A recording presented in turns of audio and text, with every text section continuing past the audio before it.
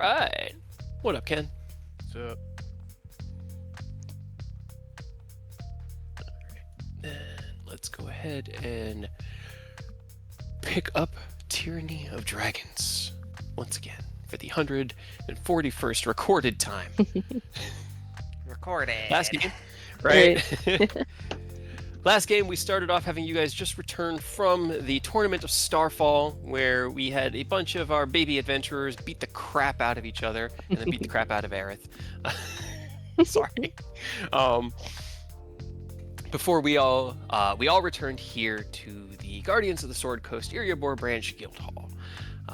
Immediately, Emmeline began to wrangle the adventuring parties to take them out on their bar crawl, following her very, very quick briefing with the head chef and like lead caretaker of the building. I don't like servants, I guess is the right word, but they're not really. They're employees, you know. They're closer to like janitors and lunch ladies. The staff. The staff. As she spoke with the staff and informed them of the necessary feast that was going to be happening, she then wrangled up everybody, let you guys know that they were going into town for a bar crawl, and the Guardians of the Sword Coast left the building, leaving just the Wanderers of Starlight. As Ken reached out to Hendir, he found that Hendir was just putting on his hat and boots to go and buy Ken's goods, which I've been weighing a bunch of different names, and I don't know whether I like Michael and Joe's or just to go with Joanne's as the store that he went to get the necessary leather, cloth, and little metal filigree bits that Ken will need for his current project. Hobby Lobby. And Hobby Lobby. Yeah. Hobby Lobby. Michael's isn't bad. Joey Fabrics is where it was at. But, Yeah, they're dead now, so if you they're want dead to go ahead and take that. That's true. So Okay. Joanne's now lives in our fantasy Suzanne's. world. Suzanne's. Heard of Suzanne's. I feel like there's like an S store that I went to. I can't remember. Sorry, continue. No, you're good. Following their departure, Aerith, Zach, Ken, and Mia stepped out into Iriabor to go do a little bit of shopping and have themselves a double date here within the city. Ken still needing some... Oh god, what was it that you needed to talk to Manon about? Oh, that's right. Aerith needed to talk to Manon about some assistance with his latest harebrained scheme. Monstrosity. Turn his It's broom of not a flying monstrosity. into a rifle. And as he brought Ken along, who always enjoys going and speaking with Manon, caught up a little bit with Edwin, and then discussed the necessary changes that would have to be made to the broom of flying. And I don't know. I really like the idea that while artificery runs in like circuitry and these carved lines, enchantment is done through these like chakrams of energy that arc. And as Manon began to explain this and kind of show Ken the basics of enchantment and use this, not necessarily blueprint, but kind of a rough interpretation of where the enchantment lay within the broom to demonstrate it, you guys set to work and designed yourself a broom rifle. I'm sure you'll come up with a better name. A broomstick. I like broomstick a lot. That one was good. Meanwhile, your significant others were out within the main shop of Manon's. And, well, we all know what happens when you leave Mia alone for too long. She gets curious about things. And as she had reached onto the counter and taken a rust-colored bag off of the shelf, Zach looked on with curiosity and bemusement because this is not his circus, not his monkey. He's not here to control Mia. He's just here to enjoy the ride. As she pulled forth 2 lions and 1 owl from the bag.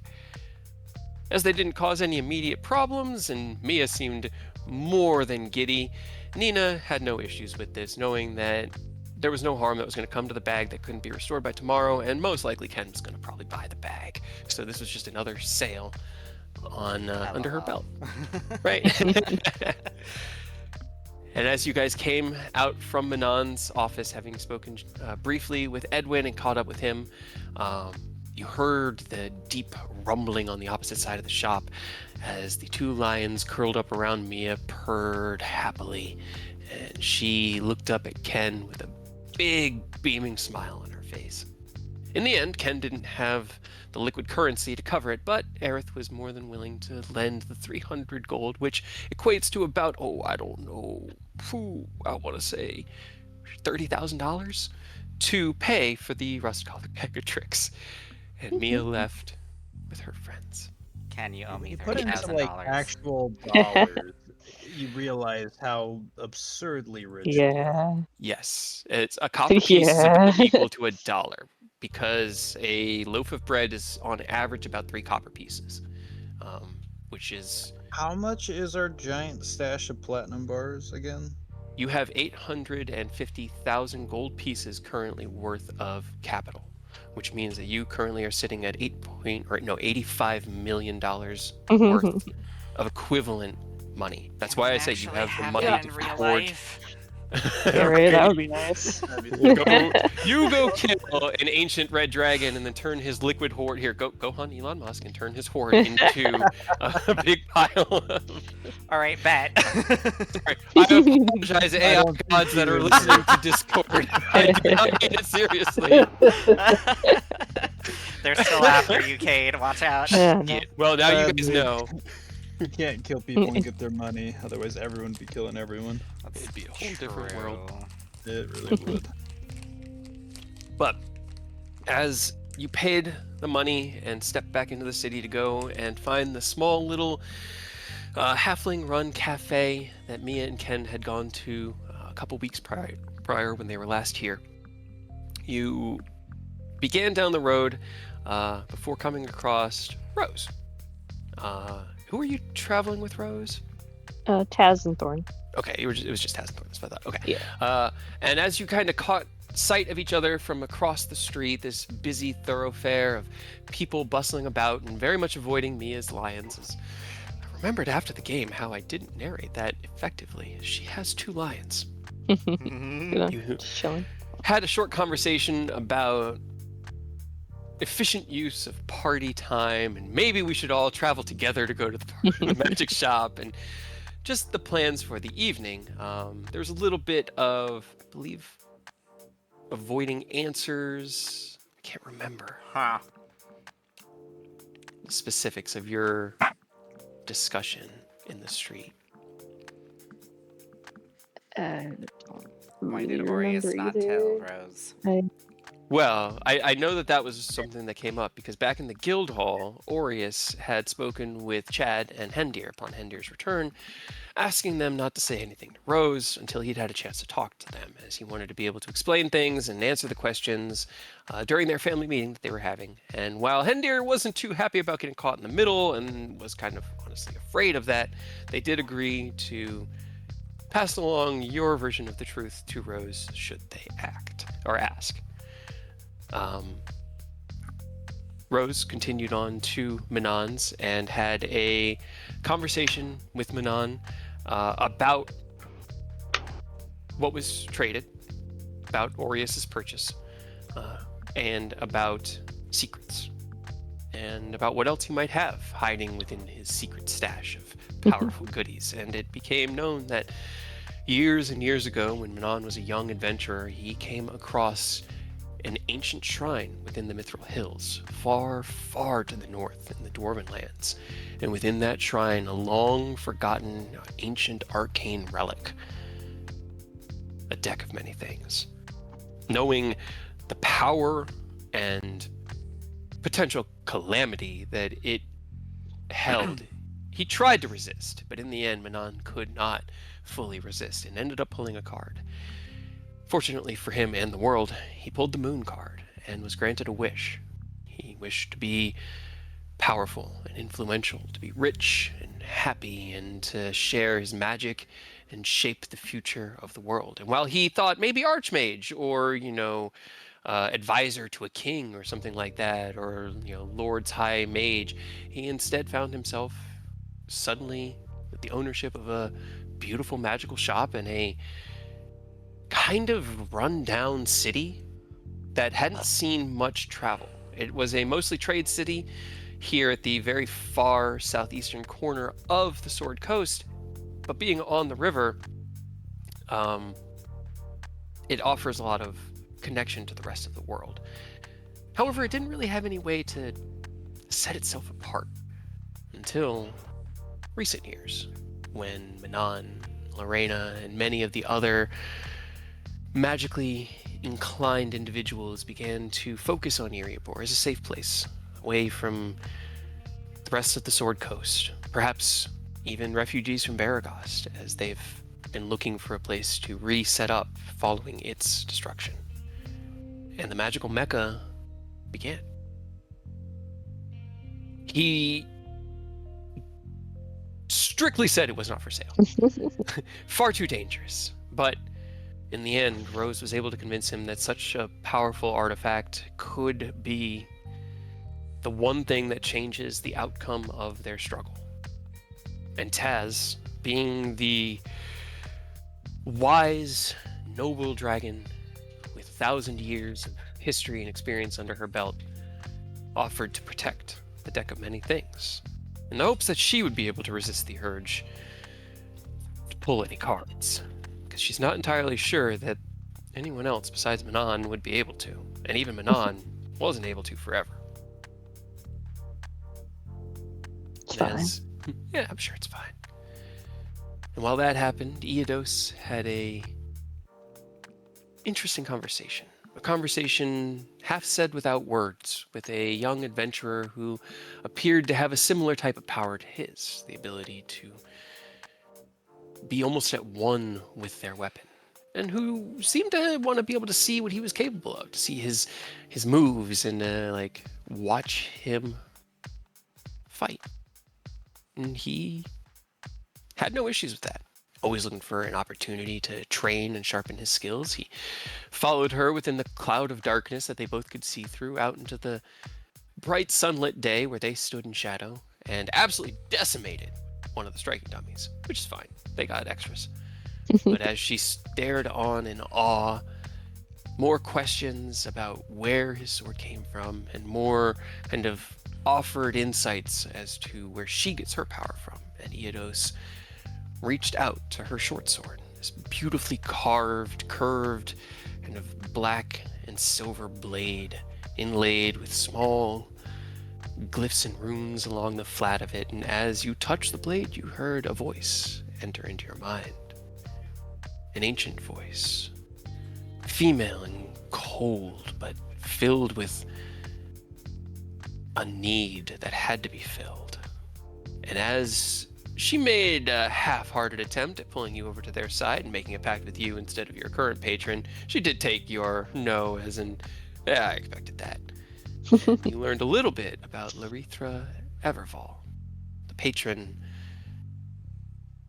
for young Phelan. You reached out to your allies and tried to find out if anyone had heard anything about it, a god or a servant of a god who had this power, but no one seemed to be familiar with it until, whose history check was it? Oni's? I know Oni had a history check. I don't think he knew I- much anything. Oh, he did religion, that's right. I did a religion. Not Aerith. I did a Someone did- religion, but I didn't know, or like Right. my roll wasn't high enough.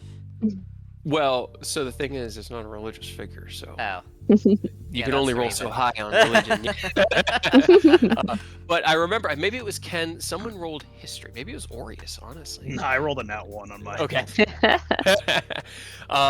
And found Yeah, the I mean, name... you have a history check in here. I don't know who that was from, or if that was in the same I do. time slot. I'm Because guessing you it- whispered, I did Oni, see. because Okay, that the- was you whispered to me from Oni, and then there was a history check from somebody. Yeah. I see It that looks like- now. Oni, because you Yeah. asked. I think You sent think ascending. that's to right. Oni. Yeah, Right, Rose that was sent after. ascending to Oni. Yeah, but the that was after I got the response back, though. the truth being that the name was familiar only in the ancient tales of the Drow, a ancient necromancer who had grown to great power and then vanished, or so it had seemed.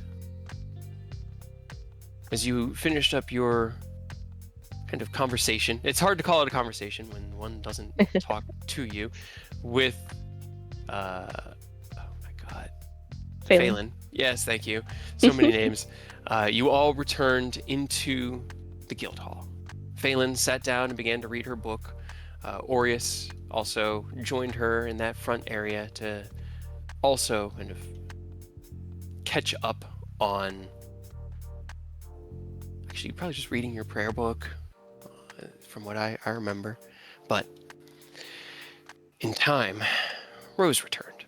And as they came in, they began to ask Chad questions. Questions about secrets, things that were being kept. And as Chad didn't want to give away the answers, thinking that Rose was asking about what Aureus had told him not to and not the other thing, Rose dived into Chad's mind. The deep dive. You found yourself in a hallway with wooden doors left and right. In the beginning, it was a joke. Recurring nightmares chained up. And as you found the memory of Emmeline asking everyone to just keep things under wraps until they had a chance to kind of work out a game plan, that things could get complicated, you understood that secrets were being kept from you. And then stepped back into the hallway. You guys had spent some time talking with Chad, trying to encourage him to continue his martial and magical training so that if worse came to worse, he would be able to defend himself and the guild hall in case you guys weren't here. And not out of a sense of everyone should be able to do this, but you wanted to know that the people you cared about, the people that were important in your life, had that capability.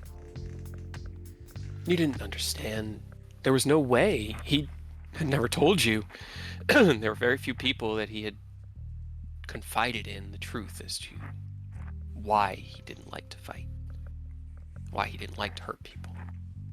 And as Rose dived through Chad's mind, they asked that question, and the recurring nightmare's door began to identify itself with a gentle glow. You stepped forward towards it, and as the chains rattled, pressed your hand against the door, and found yourself, from Chad's perspective, much, much smaller, very young, maybe 4 or 5, as an absolute behemoth of a man stomped down on you, his fist raised high, shouting obscenities, and your mother sobbing in the background. And as the fist fell, you were tossed from the memory as it became too real and returned to the real world. Chad, having unfortunately been dragged along into that memory with you, found his mental defenses crumble and collapsed into a quiet sob within himself. Rose, with a single purpose, knocked on Hendir's door, stepped in, knocked on the trapdoor, and when Hendir shouted up that, I think he was shouting to Chad or something along those lines, you just quietly asked to talk to him, and as he poked his head up, asked to be kept in the loop on all things and informed. It's fortunately not his call 100% of the time, but he understood the situation, or at least understood that you were hurting in that moment. And then he heard Chad. And as Hendir pushed past Rose into the main atrium and saw Chad balled up in his small chair behind his desk, sobbing, the rest of the group having just stepped in the door as this all went down, both lions kind of right in front of the door, Hendir looked out across the room and shouted for everyone to leave. And as the shock of the moment settled in, he shook his head and changed his mind, and instead reached out to Chad, who flinched away from him.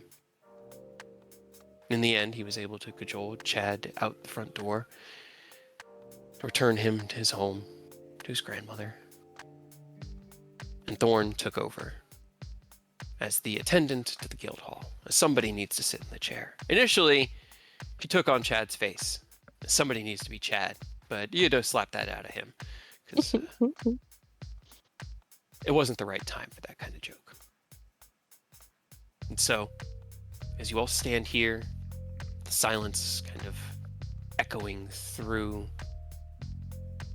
the front atrium of your guild hall. What you guys doing?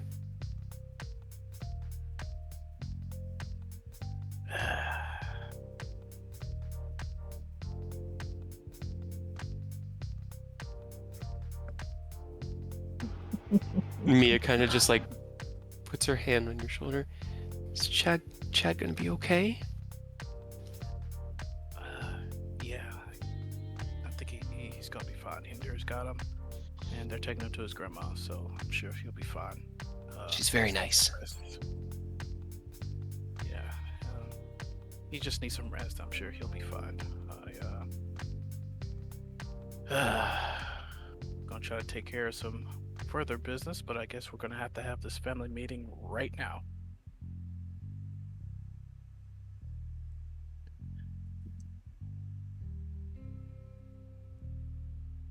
As you say that, you hear through the door behind you this raucous cacophony of noise.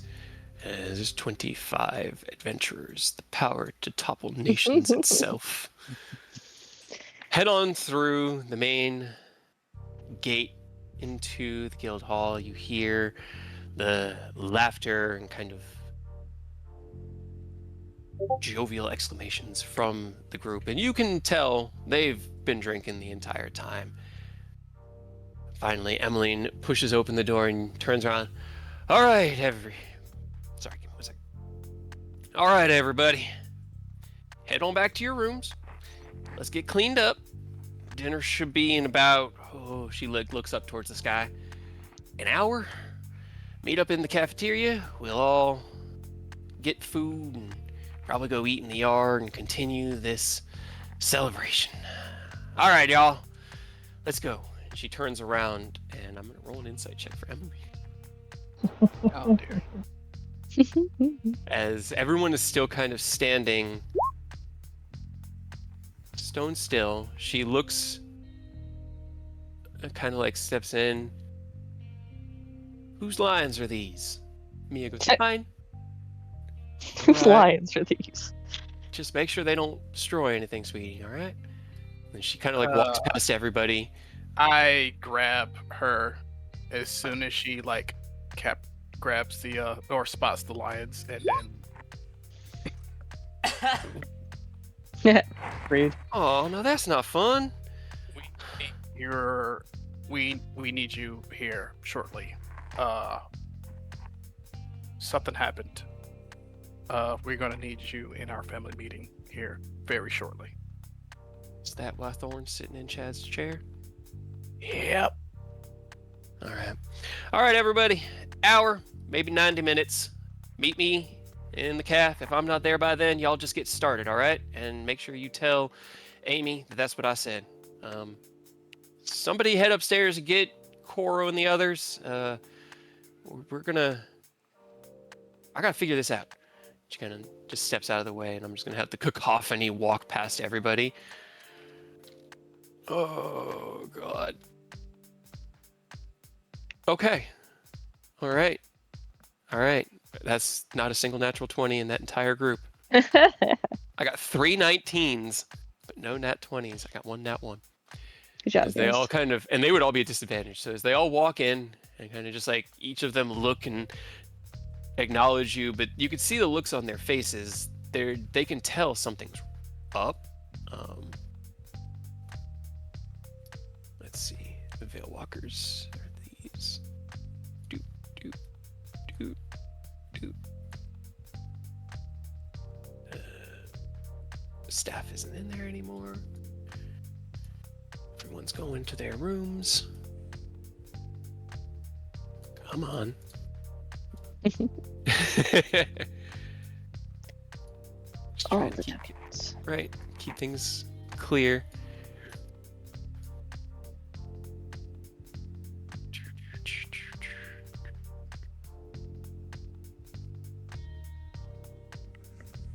Does Phelan join her crew as they walk past her? No. No? Okay. Alright, who am I? Oh. I'm like, who am I still missing? It's because I had brought in the Winds of Resplendence. Okay. She kind of looks across the group. All right, so where's Rose? I think they walked off to our barracks, I think. What happened? She, like, moves over here and, like, looks over at Phelan, who kind of, like, glances up at her. They lock eyes, and then she just sort of shrugs. Phelan was here, so she knows, so. I guess, and then I guess he goes into detail what he saw and witnessed.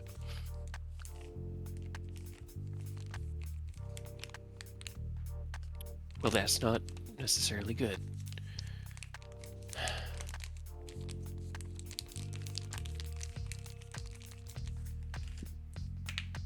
I assume no one has tried talking to them yet. Not yet. Just gonna give them. We're gonna give them some time to cool off, or not. No, not sure. I mean, it kind of just happened. You guys Yeah. came in right off of Indira taking Chad back home, so not a lot of time to go check just yet. I think we were about to as you guys came back, so perfect Alright. timing. Perfect is a word for it. Yeah, sorry for killing your buzz, but That was an effective kill of it, too. That was immediate. That was a good buzz. That's fine. That's part of the job. All right. What do you want to do? She looks at Ken. we'll still need to have our family meeting to discuss everything going on with the Armada and I guess the whole deal with the horde we brought back. And we need to discuss steps moving forward. We also need to deal with what just happened with Chad. I got a I good feel like- idea what they might have found in there, and he should be okay. It's just I feel like I bear some responsibility. I was so busy, and when Aureus asked about, getting funds, I forgot to let him know about, me and Rose's resolution, and we should have been more open. Our deal with being more open, and I should have let him know to give Rose a heads up as well before departing. So I feel partially at fault.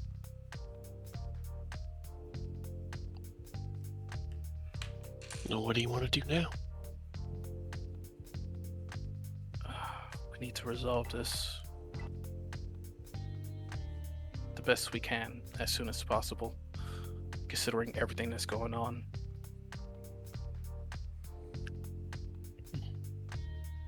She looks back towards the room. You're not wrong.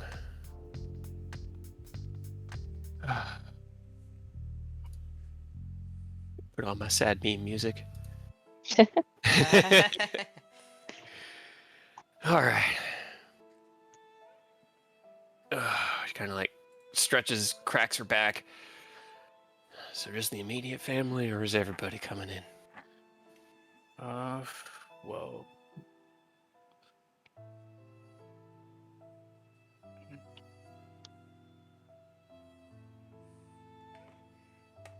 yeah, obviously the immediate family.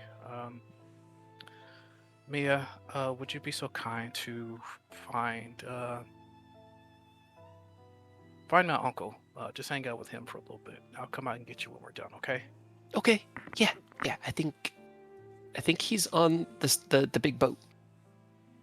Yep. Zach, Yeah, he's you on the do spot. the same. Very well. Are you sure there's nothing I can do to help? Nothing for now. Maybe later. All right. He puts his hand on like the top of your back, like right between your shoulder blades. And if there's anything, just let me know. Good luck. Thanks. Come on, Mia. Let's go find Uncle Sid. They'll head out. The lions will follow. All right. So they go there. Thorn kind of. I'm. What do you think, Taz? Would I be more help here or there? Taz. Honestly, I'm not sure.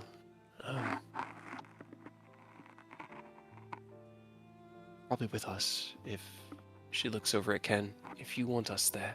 If not, we can watch the guild.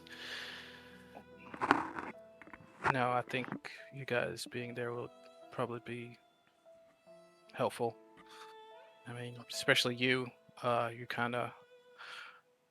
I got some ideas in mind, but that can wait until later. But yeah, please, if you guys could join us. All right. All right. Cracks her neck again. You know, I know Lesser Restoration wipes out the poison, but I'm still riding that high from all the drinking. I gotta. Whew. Walks past. She's gonna start heading towards the guild hall room.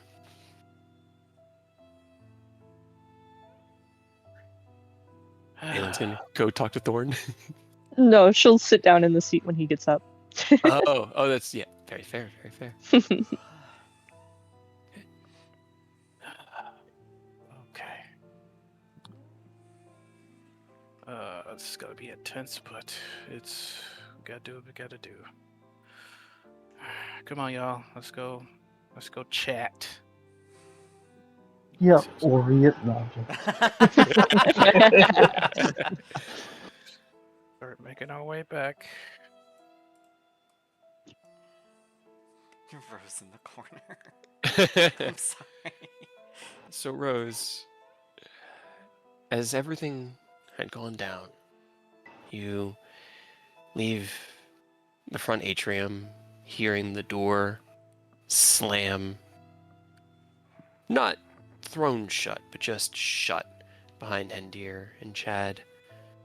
Walking down the hallway, you hear the low murmur of voices. Step into the guild room. You watch out the window as the parties arrive. This parade of raucous laughter and joy. Emmeline in front. You can hear her voice raised, but you don't necessarily catch the words that she's saying as she shouts at the front door. And then it's quiet for about 5 or 10 minutes before there's a knock on the door. Rose, are you in there? They don't answer. She tries the door. Did you lock it? Yes. Okay. All right. Hold on, y'all. She's going to walk back to her office. You hear Cheating. a rattling, a rattling at the door, and then footsteps get quieter and quieter. She's gone for a couple minutes. As Thorn looks to Taz, kind of gives that like, "Ooh boy," and she gives the "I know" look. Emmeline walks back, carrying a ring of keys. Rose, if you're in there, I'm gonna open the door. All right? We gotta talk.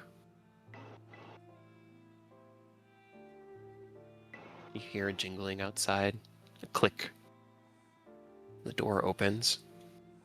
Rose? There you are. Come on, guys. Pushes the door open. You see the ring of keys in her hand as she tucks it like into a loop on her belt. She comes down and sits down on this bed here. What Taz and Thorn. time is it now? Is it like late? 5:30ish in the afternoon, maybe 6. Is it So like early dark? evening. Okay, No, never mind. because it's late spring, early summer, so it doesn't get dark until about 8 o'clock right now. Is the room dark? Ta- Did you pull the shades shut after watching the parade come through? After seeing them? No. Okay. No, it's pretty well lit. I mean, there's not any candlelight going right now, but it's just lit from the window. But it's lit well enough that you can see. I Half-light. will still use prestidigitation to just light the candles, just in case. You watch as M comes in, sits on the bed. Taz sits in the little kind of couch chair next to you, and Thorn plops down on the floor next to her. Eodos and Aureus, Aerith and Ken follow in, and as Aerith walks in, he raises his hands into the air and does like a little twirling motion, and all of the torches along the wall, filling the room with magical candlelight.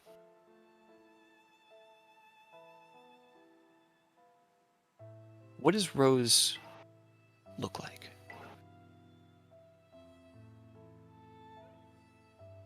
What are you doing? Yeah, they're just sitting in the corner chair, feet up on the table in front of them, arms just like crossed across their chest and like just looking out the window. You haven't turned to acknowledge anyone yet? No. Okay.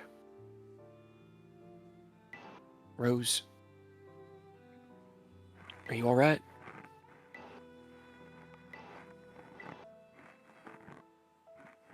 She looks Yeah. over at... Go ahead. They'll kind of frown a little bit and then turn just a little bit towards her and like arc one eyebrow. What happened?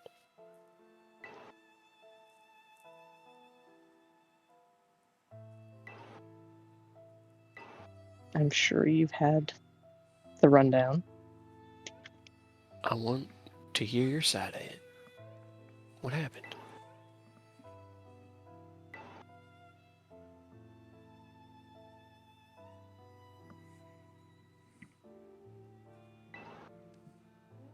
Do you want just two of us? I mean, if you want.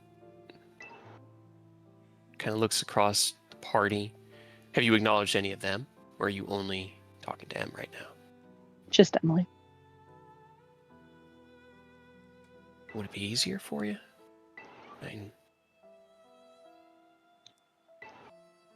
mean, I guess it would feel like less of an interrogation, but you know. Taz puts her hand on your shoulder. Nobody's interrogating you.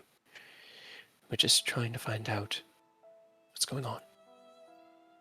We all just care, right? And she looks across the party. Yeah, we do. Of course.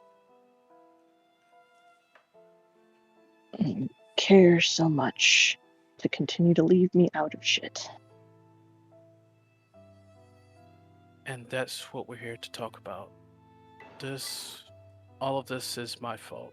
I should have gave Aureus the heads up before he made his transaction. Oh, bullshit, Ken. You think I care how much money he actually spent? Well, I mean, you are the party treasurer. We have hundreds of thousands of gold worth of funds at this point.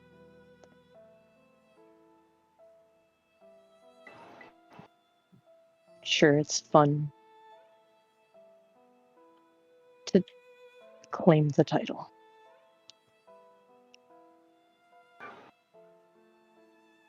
Then what's wrong? What?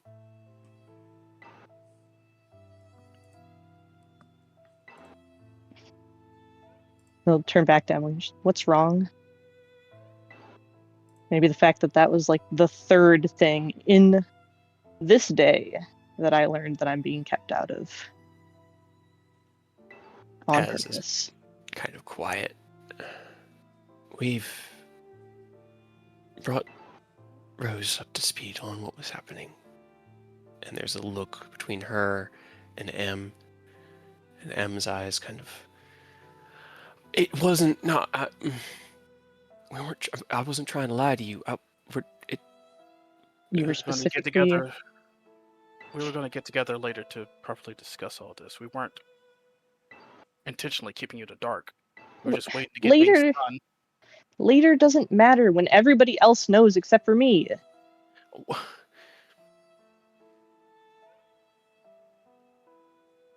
I didn't want to tell any of y'all. Orius came in. Could tell something was up one day. I confided in him. I asked him to keep it a secret. I asked him specifically to keep it a secret from you. Because it's complicated, Rose. It's Because you so... don't trust me? Because... Then what? It's complicated. Don't you think that we could help?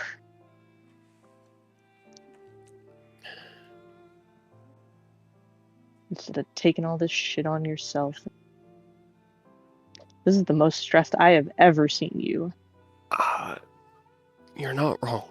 It's been a lot more than I intended to take on. But I know what you all are doing out there. I read every page, every word of his reports. I see it as clear as if I were there. Every time you fall, every time any of you dance with death. And I thought maybe if I could find a way to secure y'all's money in perpetuity without having to hand over a bunch of it, it would be one less thing for you all to have to worry about. It was more complicated than I thought. And I didn't want to bring you in on it because you guys are doing enough. This is petty politics. This is what I'm supposed to do.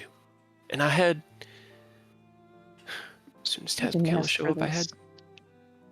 I mean, nobody asked for this. Some people do. Not the same people, I feel like. But, you know. Did you all ask for this? Did you ask to be run through a steamroller over and over again? Flattened? Did you all ask to be killed and brought back and then sent to fight over and over? To walk through fiery hellscapes and dry lands, nothing but earth and dust? Nobody asked for this, Rose. We all are just doing what we can. Kind of. It's not like we couldn't leave anytime we wanted to. Not like some of us haven't. Did y'all come back? This room has had many faces fill it, but these 5 are the 5 that forged it.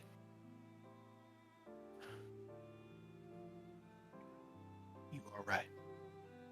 You were lied to. You were kept in the dark, and your friends kept secrets. And some of that was my request. But I'm not sorry, Rose.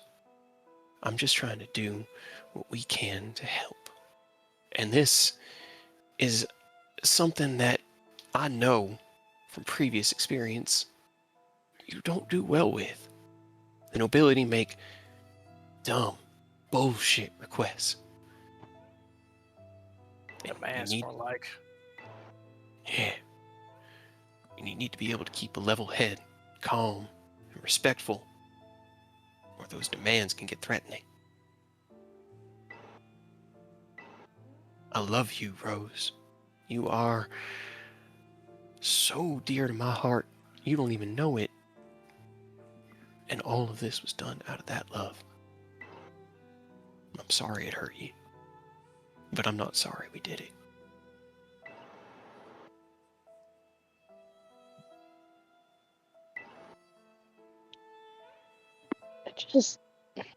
I care about you too. Why? This is what I do. I figure shit out. I talk to people. I help. I just... Sure, ability make me want to just kill everybody.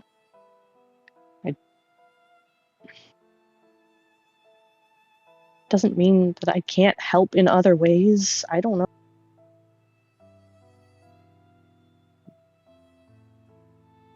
Well,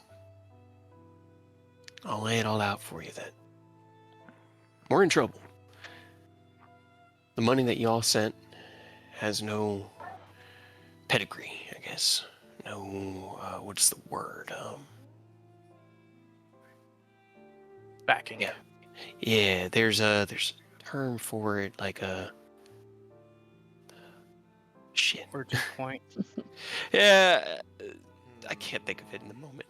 It's like that writ of sale that has the list of all like previous Like a offer. owners. Providence. Ah. Yes. It has no providence. It is brand new and stamped with an unknown logo, which means that we are now in the state of needing to forge our own bank and probably currency. Okay. It's not Well, a if it's problem. causing trouble, then we take it back. We put it back on Starfall. Easy. It still can't be spent. It can't be spent until it's recognized. It's got to be recognized as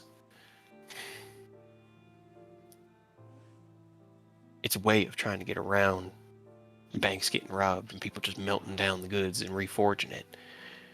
Right now, the main city-states back all currency. That's why there's only a handful of types of coins. You've seen the ones out of Baldur's Gate, Erebor especially. There's a few still floating around that originated out of Baragost and Neverwinter, Waterdeep. And we make our own city-state. We were already planning to do that anyways. That was part of our discussion, yeah. An option, a thought, but it's also complicated. She looks at Ken. You have 40, City states. right? And you have right now 4 dozen galleons surrounding you. It's not as easy as just moving the money and sending out a missive saying that this is what it is now. These people have established themselves with the status quo, and everything that we could potentially do with this money is an upset to that. Look, but that's a problem, but it's our problem. It's not your problem. We made it your problem. I made it my problem because I want to help. Y'all sent it back here, and I know you assumed we'd just be able to deposit it, and I want to be able to do that, but it ain't that easy. And on top of that, there is a bill in my office from the head branch of the Guardians of the Sword Coast, made out to Hadrian, made out to Dad, Mhm. or the interim guildmaster, whoever's in charge, for 130,000 gold pieces, due For to what? damages and loss of materials, as well as unpaid bills from one Reese Knockjager, as they have now deemed Hadrian responsible, and by that extension, our guild hall. Now, I mean, that's not that's- your problem. That's our problem. Well, that also sounds like not your problem. That sounds like his problem. It is my problem in the sense that if they don't get their money, then we do not get the backing of the Guardians of the Sword Coast. We won't be able to utilize any of their resources, any of the teleportation circles, any of the arcane supplies that they send, or the insurances that they offer. Now, we've discussed this as well, and we've discussed striking out on our own. But it's all, Okay. Perfect. Fuck him. it's What do we need to complicated. do? I'm sure we can figure it out. What do we need to do to get you on your own? You've got teams already. I'm sure they're willing to come with you. I'm sure we could. I'm sure they would. We'd need somewhere to go. We'd need clients to serve. We'd need supplies to keep us going.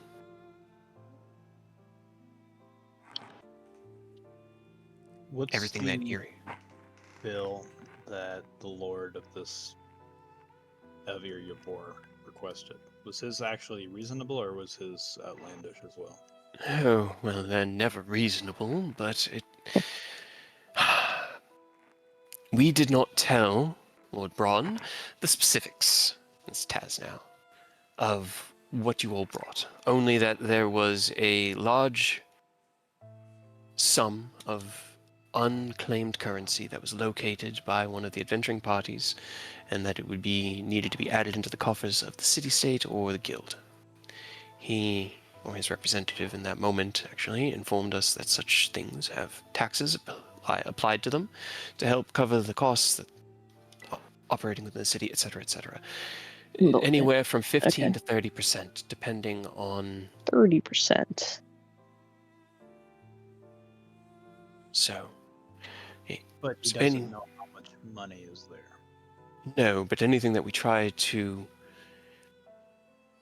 for lack of a better word, launder through the city, we'll have to pay that fine on, and then it will be part of the city's currency. Essentially, we'd be selling him the ingots at a discounted rate, only getting about 70 to 85% of their total worth.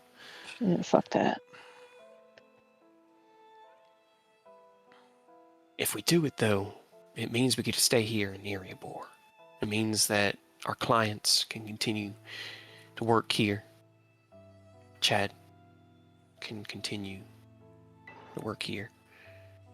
If we go somewhere else, then it'll be dependent on whatever city-state we end up in. And if we stay here and simply try to establish ourselves independent, that might alleviate our debt to the Guardians of the Sword Coast, but they'll still know where to find us. And 130,000 is not a lot, or not an insignificant amount of money. So, complicated. And we were trying to figure out the best solution. Got distracted a bit today, and didn't make progress, but we'll figure something out. And in the meantime, I've read your reports. Like I said, I know you guys have, what, 3 of those things left to find? Y'all need to go into 2 more dales. Who knows what the cult's been up to? You gotta let us help you. And we gotta be allowed to help you without needing to ask if it's alright. Otherwise, why are you part of our guild? You should just strike out on your own if you want to handle everything on your own. It's not what I want. Don't take that way, but it's what we're here for.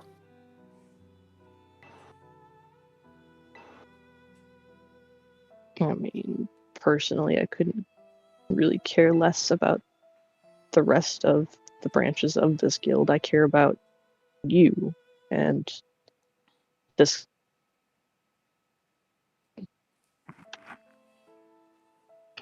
I know. I know that this is your home. I know. Well, as much as any place is on this plane of existence. It just seems like more trouble than you're getting out of this. I don't know. You can pay off those debts and still walk away with over 100,000 gold pieces. And that's just what you guys brought here. Look, the bill from the Coast Guard. Fuck that. That's, again, you're the interim guild leader, technically, but that's not under your name. I can send that to Adrian. It's his problem. That'd be pretty funny. I don't think he'd be able to pay it. That's their problem to figure out. I kind of agree with Rose, where the money that the guild wants is kind of bullshit. You're not wrong. As for Iriabor one, I bet we could make negotiations and get that to a reasonable price, and also get something out of it. And then I just feel with- like anything that he asks is going to be more than reasonable. It's a noble. I get that. It's more appeasing to their ego than actually paying them what they want, and we can get something out of it because I think we can actually use that to leverage gaining recognition for Ken's city-state. How so? So, Ken, I'm assuming you want to start your own enterprise and whatnot. Correct. Well, that means there's going to be a lot of trade, a lot of new things going out. So what if you talk with the Lord of Iriabor and you make a trade agreement that you still pay a reasonable amount, like 10% of the ingots, and in return, when you get your business up and running, you have a first priority trade agreement with Iriabor. That way, he also will back you in recognizing the city-state. You can I put mean, we pressure. don't really have a lot of a foot to stand on, considering it doesn't exist yet. Exactly. That's why we want him on our side. Sure, but why would he agree to a lower price then, and not just make us pay whatever he He's wants? saying he's getting a lower price now for an investment in better trade in the future. It's not a bad idea. Braun has been full steam ahead in his endeavor to make this city-state a magical mecca, and he has seen what Ken and his artificery can do. The Starlight Dragon is a well-known entity in these skies. That's potentially a very profitable agreement for both sides. And also, after we get that figured out, we can go figure out what's going on with the galley blockade. And Well, they're just swinging their dicks around trying to Oh, figure out yeah. what's going on. but if we get Lord Braun's backing and we go to the blockade saying, "Hey, we already have the Lord of Iriabor saying he recognizes us as a city-state," that's going to put pressure on the other lords. Does he have the power to do that? Well, it's not necessarily about having the power. It's all about looks and ego. If all the other lords saying, "Hey, Lord Braun has already put his hand in with Ken," he must see something of value. Maybe we want to get something out of value too. It's making a lot of assumptions, but It You is, know. but also that's kind of how lords are. The nice thing about the nobility is you can always expect them to act like the nobility. And I mean, not to sound petty, but King Melodrock over up at Lintier, he kind of owes us for saving the city from his son way back when. That would also go a long way I if we have a king backing us suppose. as a city-state, or Ken as a I city-state. feel like I feel like they're kind of so far removed that I'm not sure how much weight that carries, but who knows? I mean, it's still weight. Even a name can carry weight. Especially if we get teleportation circles up and running eventually. Trade between the Elven kingdoms. That's very profitable. I Yeah, don't Sid- know that they want that, or they would have Sid- done it themselves.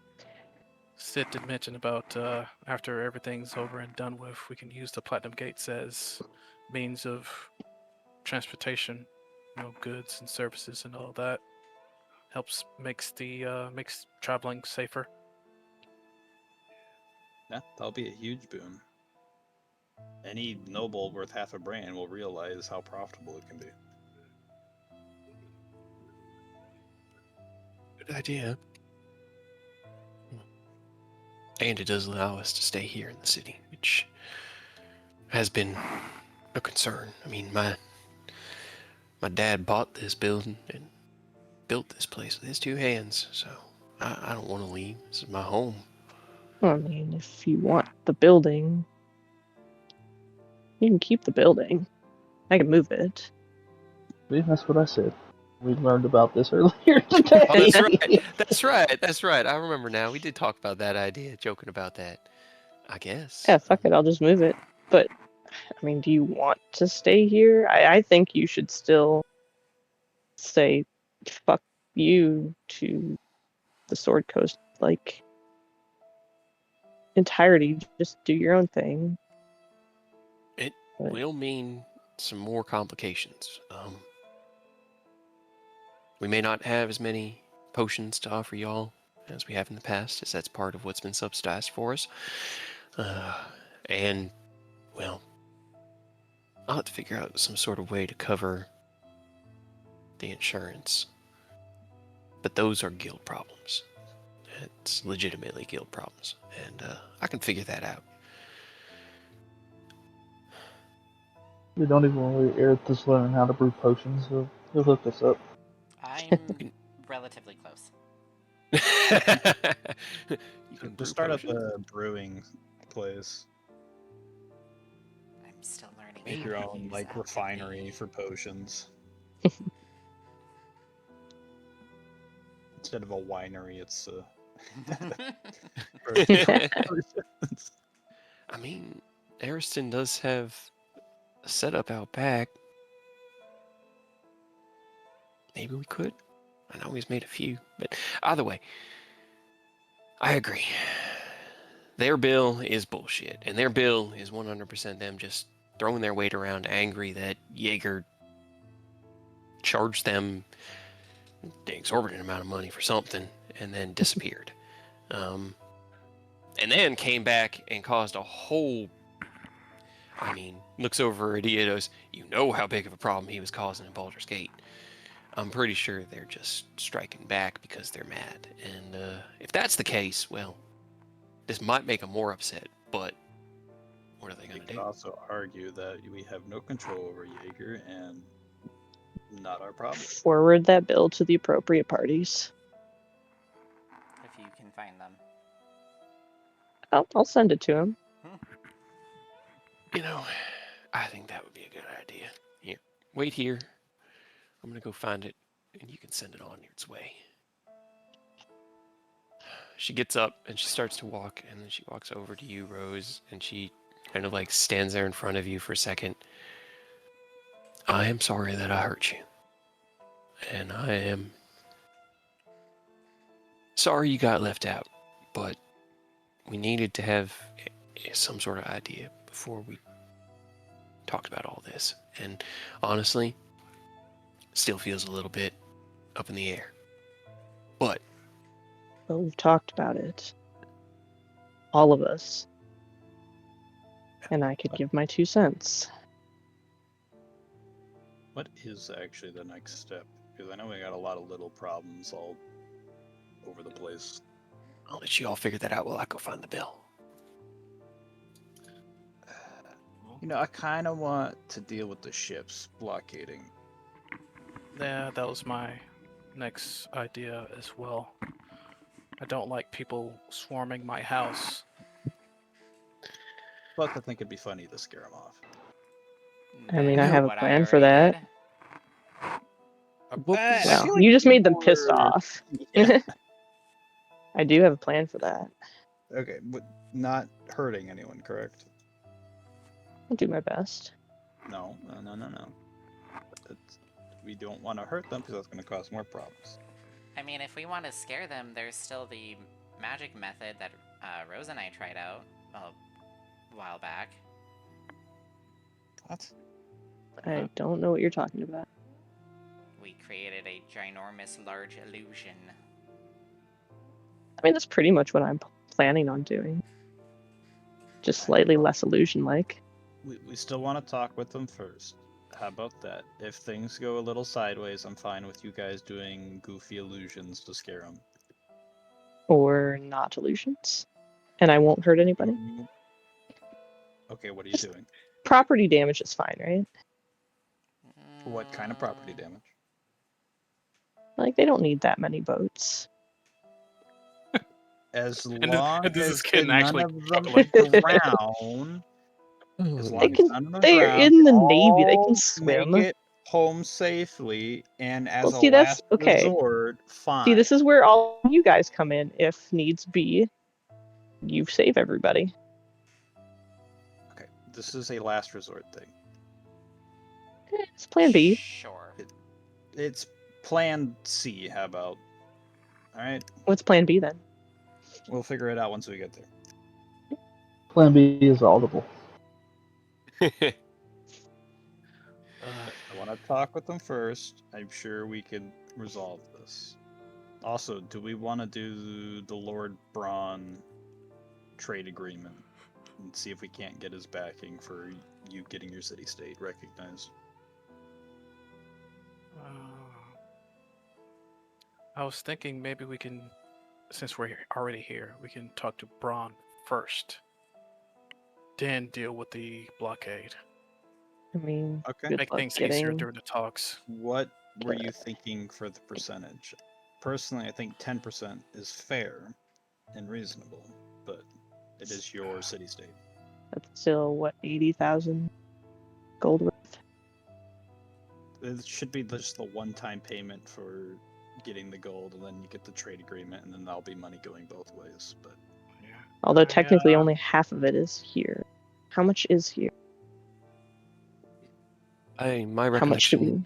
is 400,000. Well, 387 platinum ingots are still within Hendia's Hole. Okay.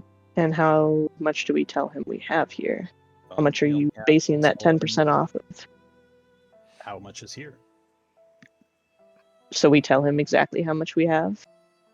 Here, I mean, at- not saying here, not at- but we say, hey, we got the resources to provide X amount of money. Yeah. And I'm saying, what is that X amount then?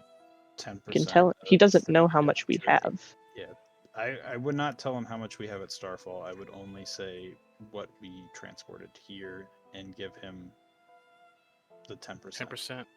Still, he Okay. doesn't know exactly how much we have I, here. Emily I didn't say tell him. we be transparent about it, because if we're transparent about it, he's more likely to trust us and then see this as an investment. It really depends on how much liquid currency you want right now and how much you wish to invest in your new city-state going forward, because the ingots that you have made are a perfect representation of your homeland. But currently your homeland is one castle with 7 half-dragons, lizard folk, surrounded by 4 dozen galleons. So it's a little Yeah, you know, What the if usual, right? untenable. show him the plan of Starfall?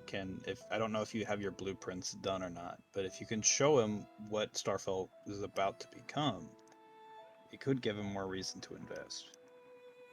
I mean, I only really thought about like the business side. Haven't really thought about like land development yet, but maybe I can, whip something up real quick. Again, Look. at this point we'd be selling the platinum ingots to him at that. Yeah, why don't we just tell him we want like 100,000 in like usable currency? We don't have to give him any more. It doesn't really matter. And then once we have our city set up, we mint our own coins out of them. And then we don't pay him for those. That's not Yeah. necessary. I mean, I would still get a trade agreement because it would just incentivize him to be more lenient. Yes, that would definitely help grease the wheels. Yeah. Is he going to want to make a trade agreement with a place that doesn't have a means to trade at the moment? We may in the future, but at the current moment we Well, don't. You're planning on making a bunch of weapons for those adventures. If he sees those weapons, he'll And I probably can want to also invest. and push him so if I can, I guess make like replicas of my personal armaments. I'm sure he'd enjoy that. We could do a weapons Okay. demo. When exactly are you planning to do this? Because at our current moment, our timetable is talking to him today. Well, If you want to talk to the Armada tomorrow and talk to Braun first, Is Era's sister still here? No. No. Right? She's No, not. they left. Mhm. Fina And and I, Lego sensed that they were no longer welcome here and went home. I was gonna say, Yeah, if she was still here, we could have used her to demonstrate the weapons, but they disappeared. I did also ask Fina to pass the word up to King Melandrock that I'll be sending out a missive to their place in the near future. So are We they could also just requesting the literally go weapons? grab her if you just want her here. We got Kidnap the Eric's teleportation sister. circle. We just go talk like, hey, sorry, actually, we need you back here for just a quick little demo. Demonstrate. We need you to show off. I'm sure she'd That's how you enjoy get that. Fina involved, yeah, right? So what Yeah. were you doing with King Meldrak? You were gonna supply him more weapons, right? Or something? No, there was going to be a missive. Basically, I was just going to send out a missive to like all the main city states, like, Oh, gotcha. hey, this is hey, new city state, come invest or recognize.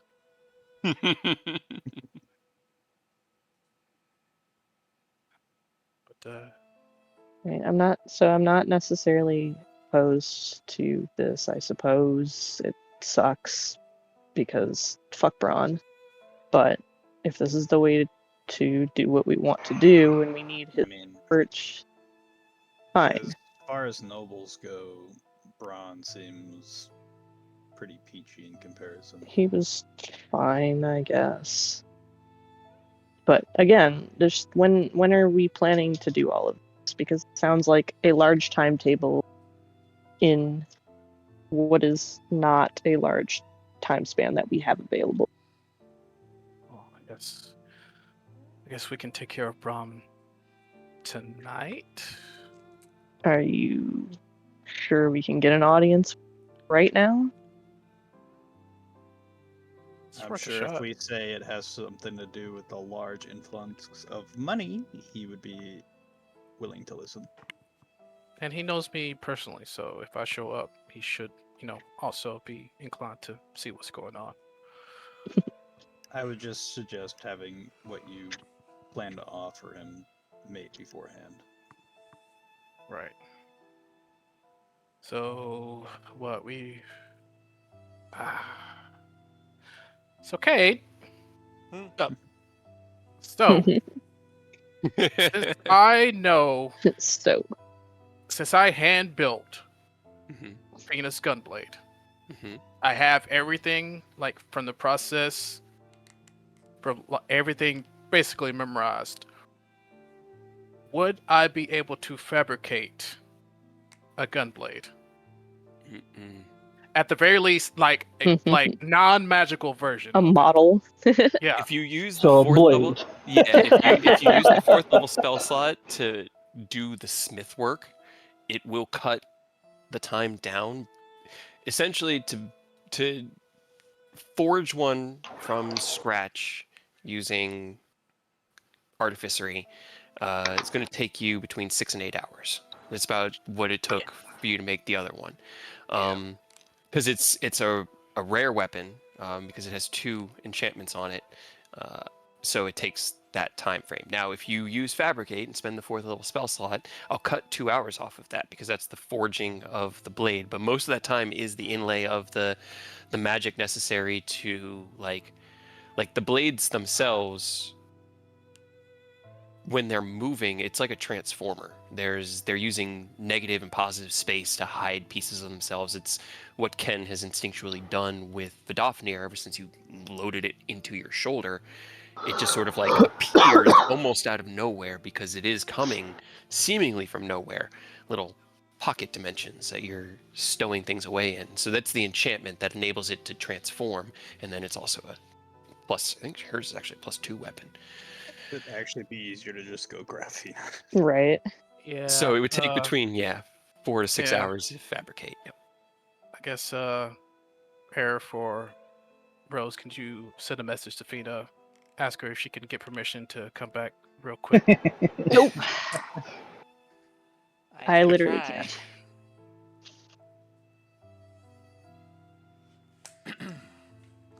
I mean, what? Just send Eidos over. Be like, hey, come with me for a minute. I'll bring you right back. Oh, that works too. Come with me if you want to live. Right.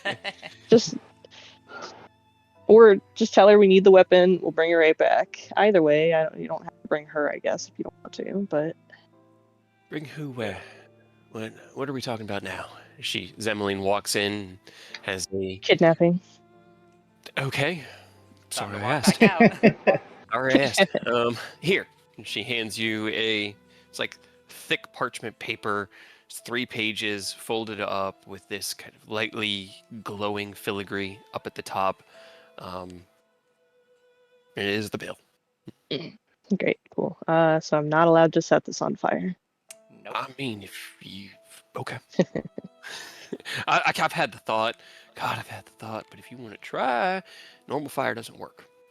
Can you magically alter the words so they're sending the bill to themselves? I think whoever sent it will probably know that's bullshit Yeah. since they wrote it. I do like the way you're thinking, though. The outside the box thinking, I like it. Or you could send it to Rosal. a random noble. Rose just kind of like flips through it real quick. Yeah, it's funny if I send it to Hadrian though, and they'll toss it on the table. We'll deal with that in a minute. I'm sure he'll frame that on the wall somewhere. Probably. I'm sure he'll get a kick out of it. And then, Sure, you he'll know, kick someone fix out of it. fix his own problem. Then how much money were you planning on converting with Lord We Braun? we don't really need that much, right? If you're still Well- looking for him to take 10% off the top, why not like 100,000? 20k, best I can do. We will need extra funds for Ken so he can actually build up Starfall. Do you need 900 or 90,000 gold? I don't know how much you need. That's a Ken I hope not. choice. I don't know how much Well, you're So building. the benefit to building up Starfall is going to be that this is not like we're doing this tomorrow. We could tell him any amount, and the money we have there can sit there just like with what's going on with Manon, right? Yeah. It's there for the future. We don't have to do it. We got more pressing matters than building up Starfall currently. Yeah. True. So I say 100,000 enough to pique his curiosity, not all of it because why bother? And That's I can either definitely- send the rest of it back to Starfall or I would say that's definitely more than 10%. well, 10% of 100,000 would be 10,000, Yeah, you'd get 10,000. which I'm less angry about, I suppose. Yeah, so let's just do 10,000. 10,000. Well, Oh, shit, we it's all want some platinum of the here. spending cash, which is why Rose suggested Oh. 100,000. Oh, So yeah. it'd be we do need- 110,000 then, because we're giving him 10,000. No, we Yeah. keep 90. I was Okay, assuming. I got you now. Like, do you Yeah. really think we need more than 90,000 right now? What are you gonna buy with that? You spent 15,000, and that Want was another pretty high stone. end. I want another stone. Well, Manon's tapped. We stole all his I will shit. find one. I'm gonna find her. I have been whining about not having pocket money, so yeah, let's go with that. It's a bit more than pocket money. That's keep at the guild levels of Well, money, it's dude. that and extra just in case shit hits the fan. Yeah. You can feasibly carry about 1,000. To be fair, I do carry. It's heavy. And it takes up quite a bit of space. What's the conversion on gold pieces to dollars? That'd be like having 100 grand on you. One gold piece is 100 grand. Oh no. No, One it's like gold $100 piece bucks. is like yeah, it's like I $100. think. Yeah. So 1,000 gold pieces is like 100 grand. Gotcha. Which is why magical items are like the price of houses. Just casually carrying 71 grand on me. It's Right. crazy. It's crazy. I also We- realized that we have nothing but platinum here, so Which is Yeah, one so- platinum piece is $1,000. That's That's the $1,000 bill. That's the one with Reagan on it. Right. So again, feasibly, Freaking- feasibly, you could maybe carry 1,000 of those on your person. The rest sits here, Just cool $1 million. You're just walking Right. around. you know, as one Uh, does. Yeah, we can do that. All right. Now I have another question for you. Mm. Do you think you're going to be able to do this? I mean, I'm sure we can all come help. Especially if we're bringing Fina for a demonstration. Do we have any other of your inventions, Ken, that we can use as a demonstration? I mean, besides what I usually have on me, not really. And I then mean, there's my weapon see- too. and then you see Ken scrunch up. He's like, actually, I've had something in mind, but I haven't had the time to put it on paper yet. Yep. Too late for that, at least for the Yeah. moment. I mean, you could still talk about your plans and then trade agreements. So if you have ideas that you can give to him, like, hey, I'm planning on doing this. You want to invest? You also have the platinum gates. I mean, you can. That's pretty groundbreaking stuff. Yeah. Yep. Yeah, we have a lot of good, like, standing ground. I want to be involved in planning processes and discussions and all of the above. If I go with you, I can't promise you he won't piss me off. If you think he is pissing you off, can you promise to? Is At Mia least riding let around the us front yard know on the lion? through our Yes. telepathic connection. Yes, and worst case scenario, just we'll go for a walk afterwards and cool off. But to answer your question, Rose, I mean, with everyone here working together, I think we have a good shot at getting this done, with a good outcome. Yeah, I think So, 3 of us have really high charisma, so I think we'll be fine. Speaking of, city states, and he looks over to Taz. Yes, brother. All the stories of people, of legends building kingdoms and empires. There's not really a lot of readings. There's not really a lot of stories about the people who helped that legend build that empire. So I want to break free from that status quo.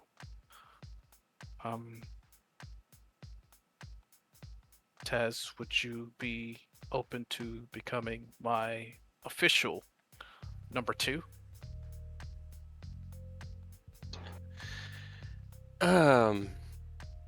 She kind of like looks at Rose.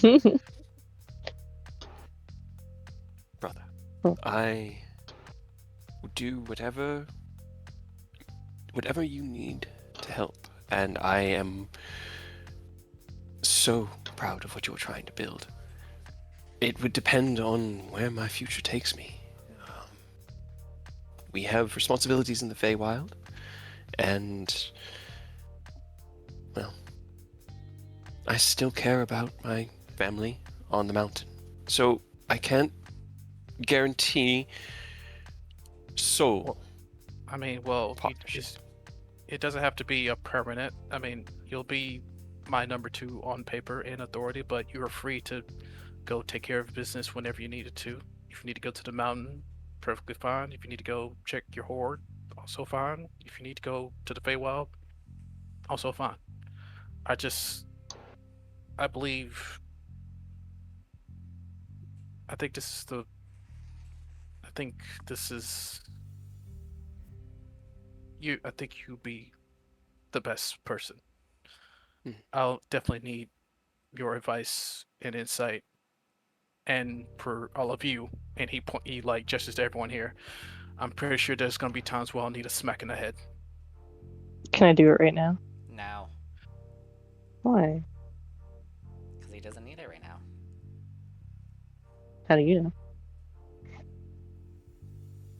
A feeling. But I understand what you're trying to say. But yeah, it's nothing like concrete yet. Just stew on it. Very well. I'm intrigued. We'll go ahead and leave it at that. And I agree. You could potentially use my help navigating these waters. The nobility of the coast can be a bit edgy. Speaking of, what was it that you specifically told the admiral? What time frame are we, or should he be expecting? Well, we didn't give him a specific time frame. We told him that we would let him know when we'll be able to come speak to them. We didn't give him like a time frame, if I remember correctly. She looks out the window, and as she does, you kind of catch her gaze and follow it, and the both of you watch Mia run by on the lion, laughing maniacally as she is riding on the back of one of the lions. Taz kind of looks out. It's nearly evening, I feel so the lion. he has been waiting for 6 hours already. If we're not doing this tonight, I highly recommend another message to inform them of a concrete timetable. They don't like to be kept waiting. Yeah. It makes them feel disrespected. Right. Okay. I guess. Shoot a message out. We'll get with them in the morning. I mean, we kind of already said we were going to talk to them in the morning anyway, so. I mean, did you say morning? Because if you did, then we should be fine.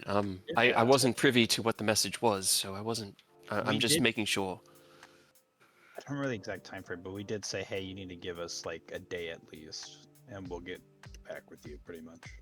I feel like we definitely didn't say that, but I don't know. We implied that we needed time. Yeah, people love implications, especially higher ups. His return message also said to stay on the island and not approach. And we Yeah. definitely are not still on the island. So you might want to send a message. Preemptively. Let me find the message for you. I'm going to copy and paste it and send it to Ken just so that, we can all have a nice, Clear. organic, clean mind. Yeah. Yeah, I mean, worst case, As just you- send something. Today has been so full, Ken. You started the day with your morning with your fiance and following your drinks last night, and then the tournament and everything that's been happening on Starfall. You find yourself in this situation, thinking back, and you take a moment to recall the moment that you wrote out the message to hand to Aerith, and that this, if it would actually, this is what you said. How about this? How about this, bitch?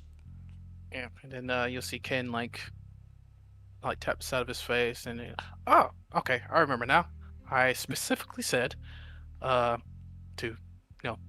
have Aerith send to the Admiral or whoever got the message. We send this to dissuade any fears. We're here in peace. We'll send a delegation to discuss the situation soon. That is extremely vague. It's very Yeah. vague. You'll want to follow up. You really are going to want to follow up.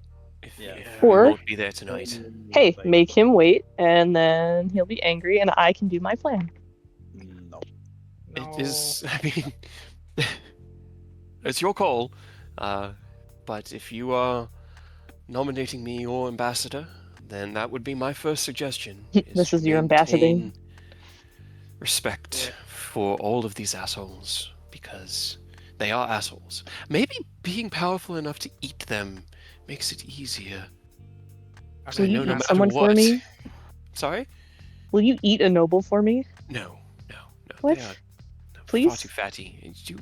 I would be in such Ha, distress if fatty. I ate a noble. My whole gallbladder would just do this thing. It's just don't. Come on. I mean, you don't have to swallow or anything. Just you can spit them out. If he Just really hold it in the deserves mouth. it, I'll chew up a noble for you, okay? Yes. But he has to really deserve it. Bog Who definitely gets to deserved it, decide? but we took care of him. Yeah, who gets to decide how much do I get to decide? Me, No. Ken, and Aureus. No, I do. What? No, if I'm the one chewing them up, I get to decide. That's fair. Arif, send a follow up. We'll set up a meeting in the morning. Could you ask him to, I guess, mark what ship we're meeting on, or are we meeting at Baldur's Gate? Write it down for me.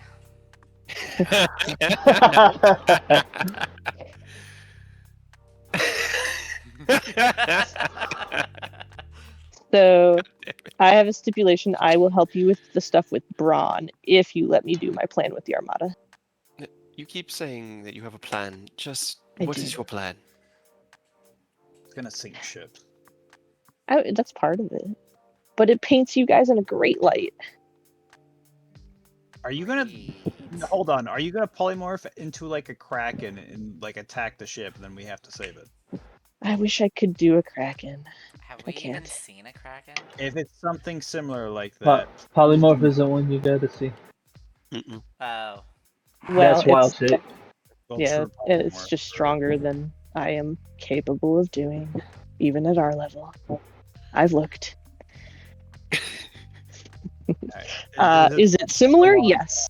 Okay, please don't. Well, the great wanderers of Starlight get to just slay and defeat a monster, plaguing the Armada, saving the fleet, Okay, painting you as one, heroes. if the monster's body just disappeared afterwards, or if anyone sees that it's you, huge issue. Two, we don't want them to. We want things to go smoothly. We don't want to throw more problems into it. Well, what if it just sinks to the bottom? I mean, I can cast water breathing on Rose. I can breathe under. I literally disappear when I hit the water. That too. I just disappear. It's fine. So, like, if she sinks deep enough as a monster and then just reverts back, she just disappears. Exactly. And just think, actually, this is perfect because you can finally do your nuke, or is you can just nuke the monster. And I'm okay You're with that. out. You're out at sea. There's no collateral. Nuke a monster. Hit Easy. me. But Problem think of all solved. the Though fish. you would need an All introduction. the poor fish. Well, I'll be in the air so the fish won't be harmed. It's Okay, fine. tell you what. Only if things do not go well, are you allowed to turn into a monster and then do all this pretend stuff and then we nuke you? Okay, so then what am I allowed to do, or what will you give me if I'm helping with Lord Braun and I don't get to do my plan because things go so well? What do you want? Just don't know, be this cool. is a pretty cool You plan. traumatize Chad. Just think of it as the recompense for that. What did you even do That's to that man? He was crying. 24. Holy shit. Perfect. Wasn't my intention. I didn't mean to.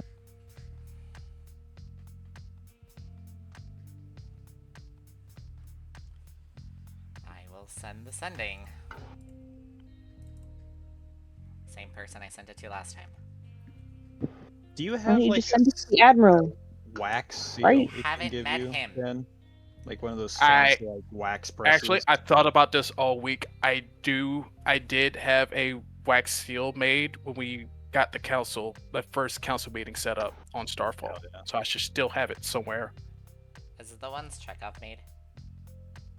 Basically. Hell yeah. We can now start making official documents for Ken. Oh boy. If you're gonna, Oh boy. if you're gonna lead a city state, you gotta act proper and all that. Are you gonna become an asshole? No. I hope not. Just the way you said that. No. Because you know what Taz does to assholes. Eats them. Yeah. Taz is gonna eat you if you become Phrasing? noble. It took everything I had not to make that joke whenever they were talking about that. I know what I said. To be fair, all other nobles love their stupid ceremonies and expensive stuff, so you kind of have to take part in it a little That's bit. why it's bullshit. That's why I think we should just kill them. You gotta play by the rules because as Why? much of an I mean, do asshole as a you? lot of We nobles found are, out there's a whole like area that's just cool with slavery, and they still exist, even though okay, like everyone don't is follow cutting them all off. the rules. We go Like, and kill follow the them. ones that make sense. Do they make sense though? Are they not all in Okay, some way hurting now, people? Glorious. Lord Braun makes decent sense. Everyone pays taxes. He fixes the roads. He manages the guards. Keeps things running nice and proper. And what about the people who can't afford to pay his taxes? What happens to them? Listen, I'm not saying anything is perfect. I'm saying I don't have an answer. Did you talk at all with that one dude at the Firedale who the king guy? did I? I was talking with the dancer. I forgot her name. That seems The one you slept with. yeah, that's fine. But Selfie. I mean, Selfie. Their system seemed pretty good. They actually gave a shit about their people, rich or poor. Well, maybe we should Kill copy some all of our nobles. Oh, don't kill them. Restart. Listen, if you we completely start our own burn deal. down a system that's in place, it causes more problems. It's better to slowly shift it out. It is much Is better it- to tend the crops into the shape we want than to burn it all down and hope that the next crop happens to grow precisely as we want. I agree. Exactly. I have a response from the guy. Is it bad? Can I kill them? Why do you want to kill so many people? I want to kill someone right now. I'm sorry. I'm pissed off. I'm almost tempted to say And I yes, can't but kill no. any of you guys. Make a familiar, kill the familiar. Like I I don't don't Ow. have a familiar. You watch, your eyes get drawn just for a moment as two lions, one carrying a young woman laughing with great joy, run by could the do it. window. I could do it from here. Right, what was the message? He That's- said, that's- understood, the Admiral has been waiting here, or aboard the Silhouette. They are flying a blue flag beneath their banners to identify, send word before arriving. Okay. So we look for a flag, blue flag. And That was send also- word before we go. 25 words exactly. Hell yeah. Good, I'm a sailor. Okay. Well, takes care of that problem. Alright. You hear doors within the guild hall begin to open, and from the room next to yours, a few like sets of boots on the floor. It's time for dinner. Okay. So I Lord guess Ken Braun starts. Yeah, and then Ken starts looking down. It's like, I should probably go ahead and get started on that thing. I guess he'll, look to everyone, give a nod, start looking for Hendir, see if he's brought back his stuff. Did we Would you wanna- like to see if you're gonna have the meeting in the first place first or no? Also, did you want to grab, right. for the gunblade? Yes. Yeah. If Eodos and Aerith can take care of that. Yeah, I guess we should probably at least see if we can talk to this man first.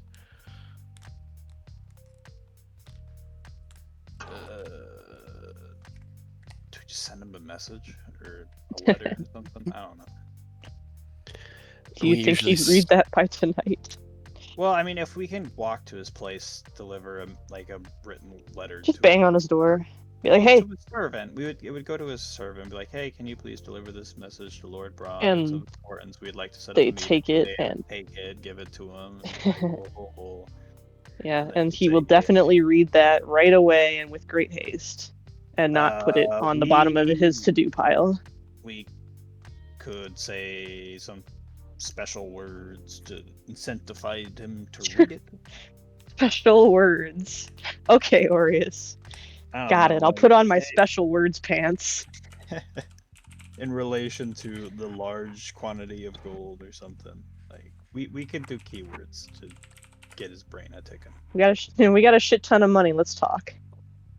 Yeah, it works.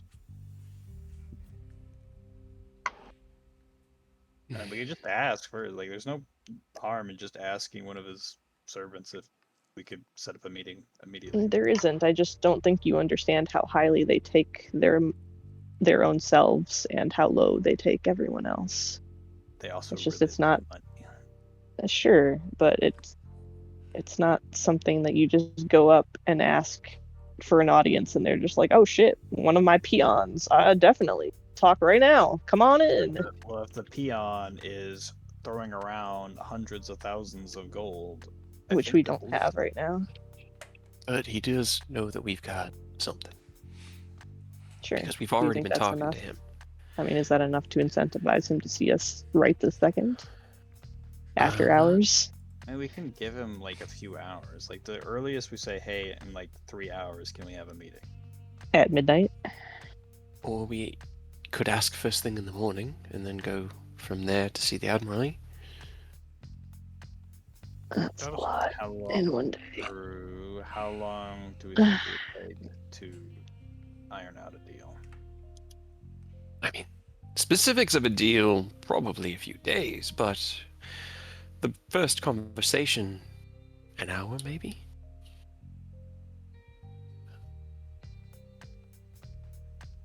This is a Ken choice. When do you want to have the meeting with Lord Braun?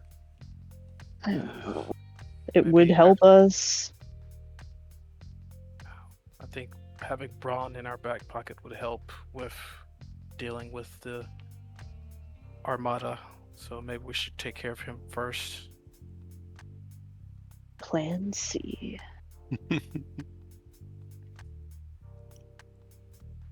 Plan C, Kraken with a C. All right, well, I am starving as you got rid of my drunkenness, so now I'm just hungry. If y'all want, I think it's about feast time. We could go feast with everybody and then take it from there.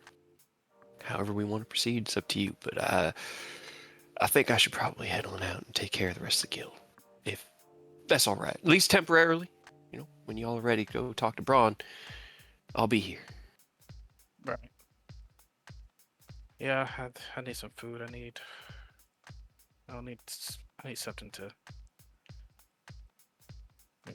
help with the thought process. Right. Let's break away from this for a moment and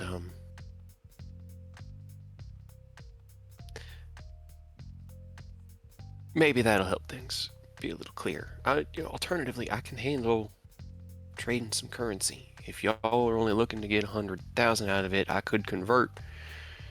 I can take Braun. I mean, I might not be able to negotiate a In a 10%. fight? Well, maybe actually. I do know how to use fireballs, so I could probably yeah. nuke myself a noble. But I'm not going to do that, Rose. I'm not going to start that kind of trouble. Not my home. But it would probably just end up costing you guys a little bit more, another 10 or 12,000. It just depends on whether that's worth your time. And the trade agreement then might not have such a quid pro quo along with it. It could be a favor. You offer him this deal as you guys have found this place to be your home, but you do have to leave. You've got a city state that you want to found, which means you can't stay in Erebor forever. And offering this trade deal goes a long way to showing the appreciation that he's put into this city. Now, I know what you're going to say, Rose. You know, he's a noble. They do serve a purpose, and he's done quite a bit to try to keep things under control in the midst of all this chaos. I can take that. I can take that aspect of this whole project over.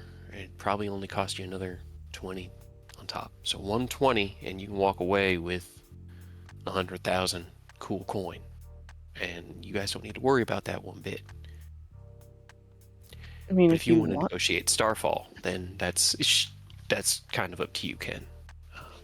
It's just a matter of time, priority, and anything you guys want to do. Again, you have the busy jobs. She looks out the window. You're the one that's going to keep this world spinning for more than another month, year? What time frame are we looking at now with the cult? What's changed? Like, where are we at? Wow. Yeah. That's I don't think you kinda- want to know, honestly. Yeah. Just I mean, we both have time and don't. Don't. Yeah. just assume we've got enough, okay? For Don't worry now. about All right. We're very good at cutting it close. We're just actively cutting off avenues they're trying to take, but they also are looking for other avenues and routes. So, I mean, Uh, the only good thing we know is apparently they need us for something. And It's Orius. It's fine, Emily. It's fine. Just leave that to us. We'll figure it out. We have as much time as we need. Okay. all right. I trust you. I do. so Or is we go just get had it. this whole conversation, but I feel like it wouldn't hurt to let Evelyn in on more of this, like face to face. You know, we literally just had a conversation about leaving her out. I feel like we don't need to leave her out. Yeah. I think it's I time. know you're trying easier on Emily, but I just don't think that she needs more stress right now. Rose, that was my entire argument for keeping you out of this brawn business, so don't be a But hypocrite.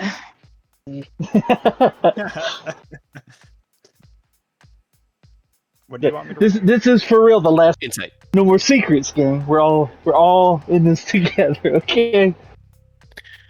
I mean, it's not that it's a secret necessarily. It's just we don't know what kind of timetable Got it. they have. My poor 5. That was a poor 5. Anybody else have at least a, I don't know, +7 to their insight? Insight? Nope. I got a 5. Is that good enough? I have a 0. Am I doing great? I know you have a 0. I checked yours. Here, let me try. I can roll the 20, Go try right? it. No. No, I only have a 3. I don't have Do you proficiency, have any way to unfortunately. boost up my 17?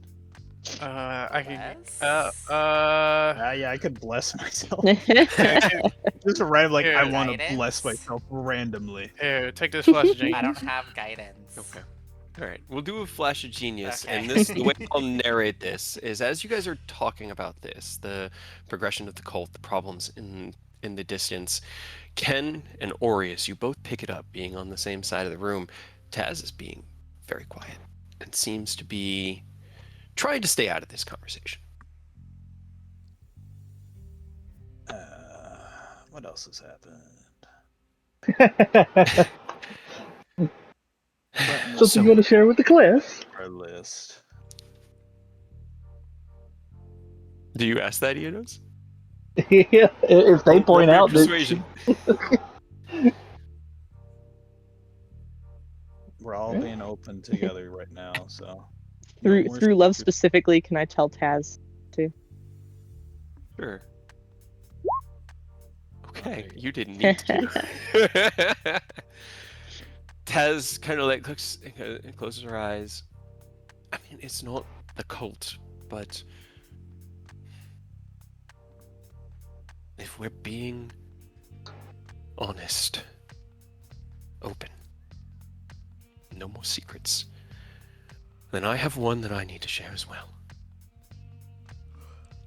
When I returned with Bastille, and left him on the mountain. I told you all that Pratantha had returned and Nimur was sick. But I did not tell you the details.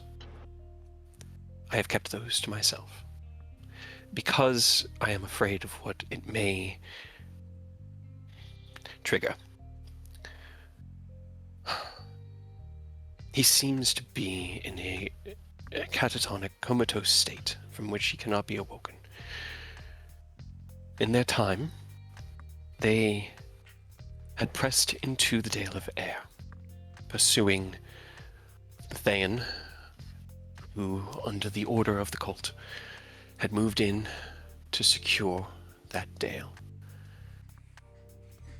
They confronted some entity, but found their minds strong enough to withstand it. Though it tore at them like the gales of a ferocious tornado, they did not buckle.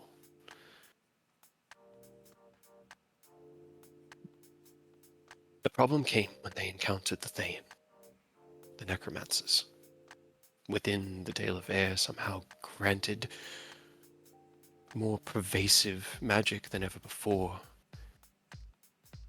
They affected Nimur with something.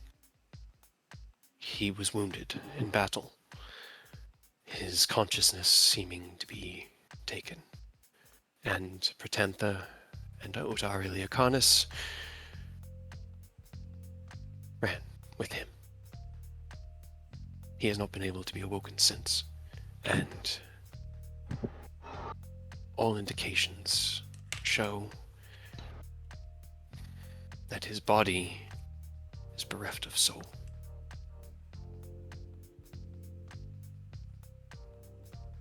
We don't know what it means, but Pratantha is scared and upset. And then I left them, which is why I have been replaced, because I made a choice. And she looks over at Rose, and I would do it again in a heartbeat. Don't even start to think that this is your fault or that you should be guilty. This was my time to leave the mountain, but this is why his reaction was so pronounced. I mean, is it they just took his soul? There are spells for that. Potentially. That's what we believe has happened, but what they are doing in that dale or with it, we can So only fear. Also need to go to the Airedale sooner rather than later to get the soul back. Yeah, I agree. Kind of also want to go deal with those fucking necromancers. Yeah. Just get Yep, Nicholas. sounds like hates we gotta necromancers. go. Yep, sounds like we get to eviscerate some necromancers. Cool. I mean, we're gonna go over there and do that stuff anyways, right? So it's just part of addendum for Airedale. And I had intended to tell you. I did. I would have told you before you stepped through into that place. I'm really glad you told me now, because that would have been a lot to drop on us right as we were going in. I fully understand why you. I'm not mad or anything, but I'm really glad you're sharing now, because man, that would have been a lot going into a Dale, knowing we had to go Yeah. save I mean, one of our brother's uncles from him, right? Or brother, I guess. What is he to you, kid? Is your brother, your uncle? What? I guess he's. I mean, we're all children of Bahamut, so yeah, he would be an older brother. Technically. Yeah, it's good to know in advance. We can kind of start thinking about how to get a soul back. You know? I mean, if it's caged, then you break whatever cage it is. You have to be a little careful with just breaking the cage. You need to make sure it can actually find its way back properly. Well, so if it's soul caged, which is the literal caging of a soul, all you need to do is destroy the cage and it ends the spell. The soul goes back. But we know So- from experience that the necromancers have far more intricate ways of manipulating souls than just that. Yeah, We know I was- Robert Yeah, is still out so- there. that was my You might exact also question. have If to fix. they have his soul, you don't think they're gonna try to rig up some sort of dragon monstrosity using it? Do you? That is my fear. And Pretentha's as well. Potentially. That they will twist it into a weapon. Well, we will probably have to hurry then. I'm sure we'll get there in time. Yep, can't have that.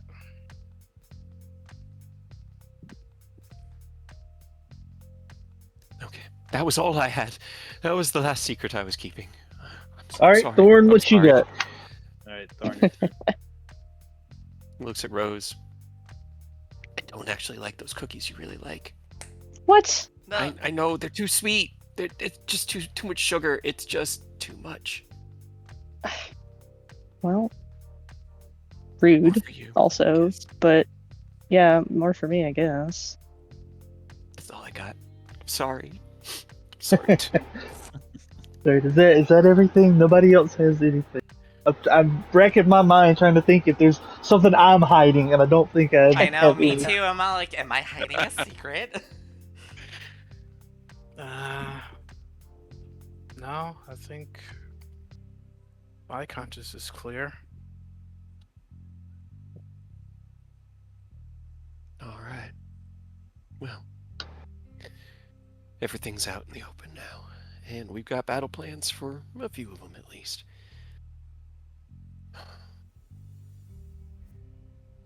Well, I guess if this is something you want to happen potentially tonight, Ken, do you want to go to Braun ourselves or have Emily? There's a knock on the door as you ask that, and you hear, Miss Emmeline, we're going to start the feast now. I know you're in a meeting. Just letting you know. Going under control. Kill shouts through the door, and she just, thank you, Kill. Appreciate you. I already said you just go ahead. Thank you, Kill. You hear his as he walks away. Well, Either way, whoever goes, I can help. I can tell you what to say, and maybe if I'm not in the room staring him in the face, I won't kill anybody. I think it would be. I think the message would get across better if the person who's offering the deal is speaking to him face to face. Shows that we're willing to get our hands dirty, as it were. So I think I should be the one to talk to him. And obviously, any support you guys can give, I would greatly appreciate it. Okay, so when? Well, if it's not too late, let's go ahead and at least get the opening salvo launched tonight. And then we could discuss details at a later date. So I can stack a bless, guidance, and embolden bond to get you 3d4. I think me and Eidos should to the castle and Dimension Door in and tell him we got shit we got to talk about right now. Can't ignore that. No, you can't. But it will definitely piss him off.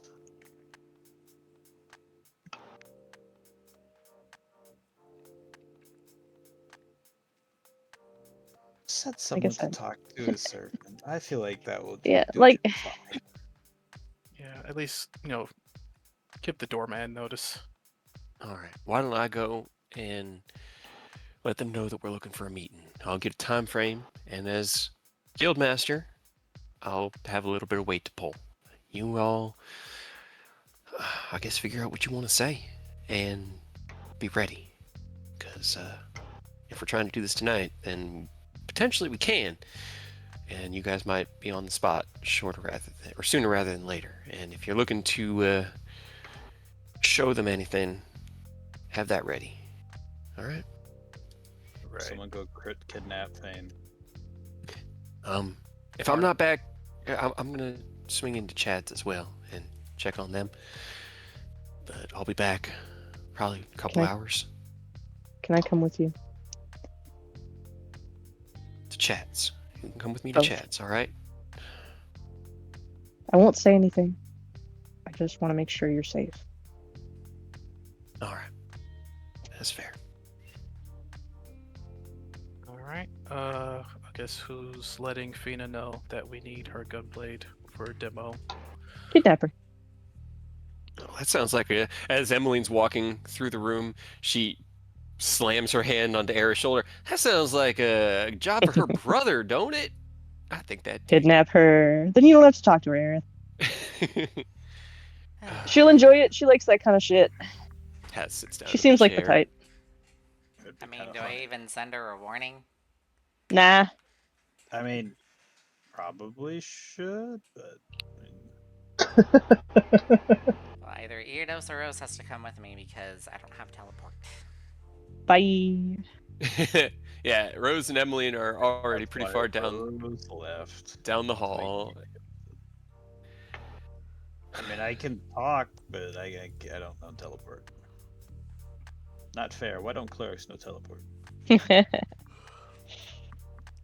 there's a Because your gods want you to walk. Yeah. To be fair, clerics already kind of busted. It's fine. It's pretty broken. Yeah.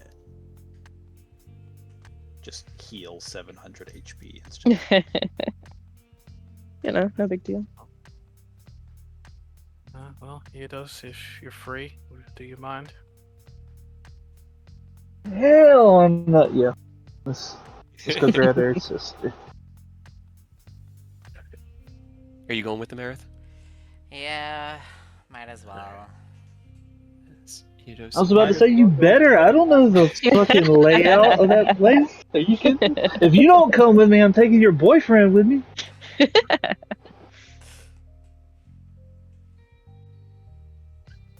Anybody else going with them? Should probably ask if he wants to go home. Yeah, probably. I guess Ken's gonna start noting out like talking points, and Alright. I guess Does anyone like need me for anything?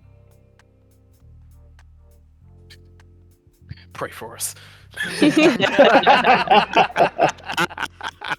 Alright, I can do that. As you take out your pen and paper and start to sit down at the desk that has become your workstation, Taz watches you, and as Aerith leaves the room, Orius, are you staying in the room, or are you going anywhere else? I will stay in the room and pray for Cat. Okay. As Orius closes his eyes and you start to hear the kind of low, gentle, rhythmic speech of his prayer, Aerith, I'll you go to probably find. help with talking points after Yeah. jokingly praying for him. Okay. Do you tell Thorn that? In the mental link? Yeah. Through love. Just throw and go back to your bit. Uh, To your new desk job. I do have a job. Sorry. Sorry, guys. Got a job to do. Somebody's got to keep watch over everybody. Someone has to be Chad. But not Chad. He stops and he's like, I don't know. Eidos, if you hear me, I'm not going to turn into Chad again. Don't smack me again. What's Chad backwards? You can be Dak. I'm Doc. Perfect. Aerith, you head outside to see Mia curled up with the lions underneath the tree, kind of in this gentle early evening twilight. Zach and Sid are kind of like standing shoulder to shoulder, just sharing that moment. And let's see, what would they? They're honestly just talking about their lives. So as you walk up, Zach looks over and says, yes, I was born actually inland here, but my travels have taken me to many of the city-states, primarily Baldur's Gate. I know the city pretty well, but there's no place quite like home for me.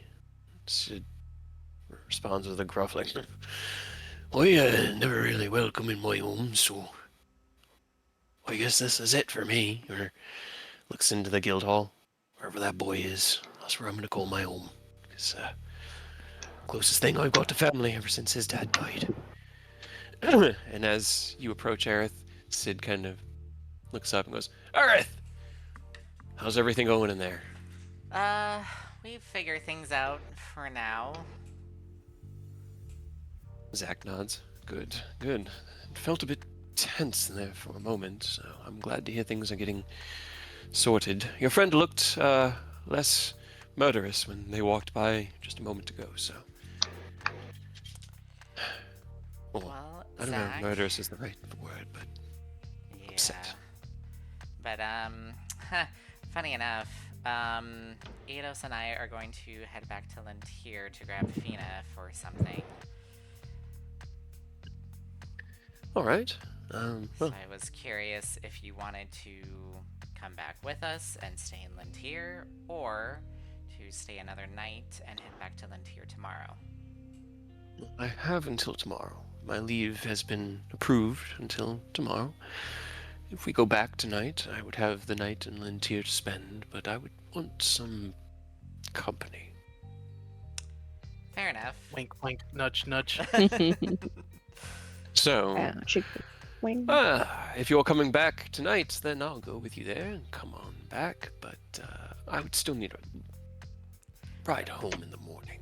I think it's best that you wait here because Eidos and I are just grabbing Fina and coming back. All right, very well. I will continue to get to know Master Sid here. Been quite interesting, and you have a wonderful, wonderful life. So, being able to experience and live so differently, this is nothing like Soldier. This is quite beautiful. I mean, that is kind of the point. I may have chosen incorrectly when I went mercenary instead of adventurer. If that is the point of an adventurer, to find beauty and to just make it good. All right, well, I won't hold you up any longer. Go do what you need to do. I'll be waiting. Alright then. And I'll just make my way to where Eidos is. Eidos, as you stepped into the teleportation circle, Nesdin looks up. Eidos, heading out again, are you? Yeah, we're back on that grind. We gotta go grab Eric's sister for something. Didn't you just send her home a few hours ago? Right? I feel like this is the same kind of conversation we had about the magic shop, and we should have just waited. But hindsight's 2020. That it is. That it is. Well, safe travels, and I'll be expecting you, so no need to send a message this time. And he gives you just sort of a wink, like. As he does that, you hear Aerith's kind of recognizably, it's like dancer steps. They're light and airy and leave this like, not like a tick tick in the ground, but almost like a more from his robes whooshing through the air. And you turn and see him approaching. Prepare the teleportation circle for Lintier and cast it. Yep. Off we go.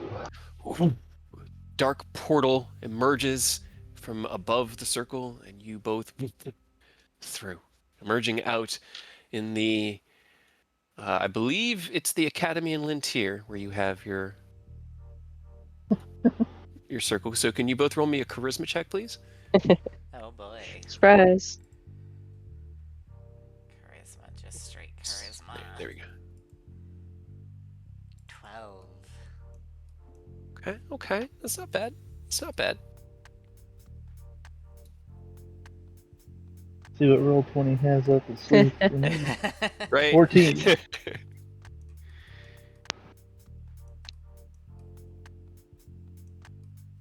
hasn't. Okay. 14. Okay. All right. As you arrive, there is an attendant. They, Master Aerith, Master Eidos, welcome back. I believe your family just arrived not long ago. Master Earth. We have sent them, well, to wherever they needed to go. Is there anything you need from the Academy today? No, but did my siblings just go back home? Do you know? Let me roll a d20 and see how much I was paying attention. Unfortunately, she said something about something she had to do. That she had a mission, but I was not paying any more attention than that. This is kind of why I was hoping Zach was going to come along with us, because he would know, like, military side of things to help us here. Roll me intelligence, Aerith. Or history, I guess you could. I You will guys do... could Because send he had us also an explained what she was going to do to talk to the guys about the weapon and also teaching Fred. So he knows it. He just doesn't know where that stuff is. If that was her purpose, then most likely she headed for the... Oh god, what would it be called here?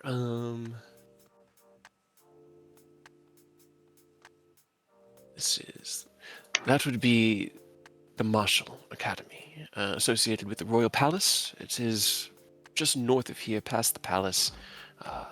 You should be able to recognize it. I think you've been there, Aerith, correct? And with a 29 history, you absolutely have been there. It's a kind of like fenced-in training yard with outbuildings that they use for practicing the martial and magical skills of the Eldritch Knights within the city without really putting the city at risk. Not. That would be the first place that I would check. So, good luck. Come on, I feel like I know where she is. You guys head on out of the academy and turn north, following the well-kept roads through the beautiful elven city of Lintier. This perfect amalgamation of nature and humanity in all of its senses. As humanity is kind of a catch-all term for all of the sapient species of Faerun. You approach the front gate to the training yard, and the guards stand at attention. Identify yourself. Aerith Zatara. My companion, your purpose? Eidos. What is your Here purpose to here meet with my sister, Fina. They look at each other. Roll me a persuasion check.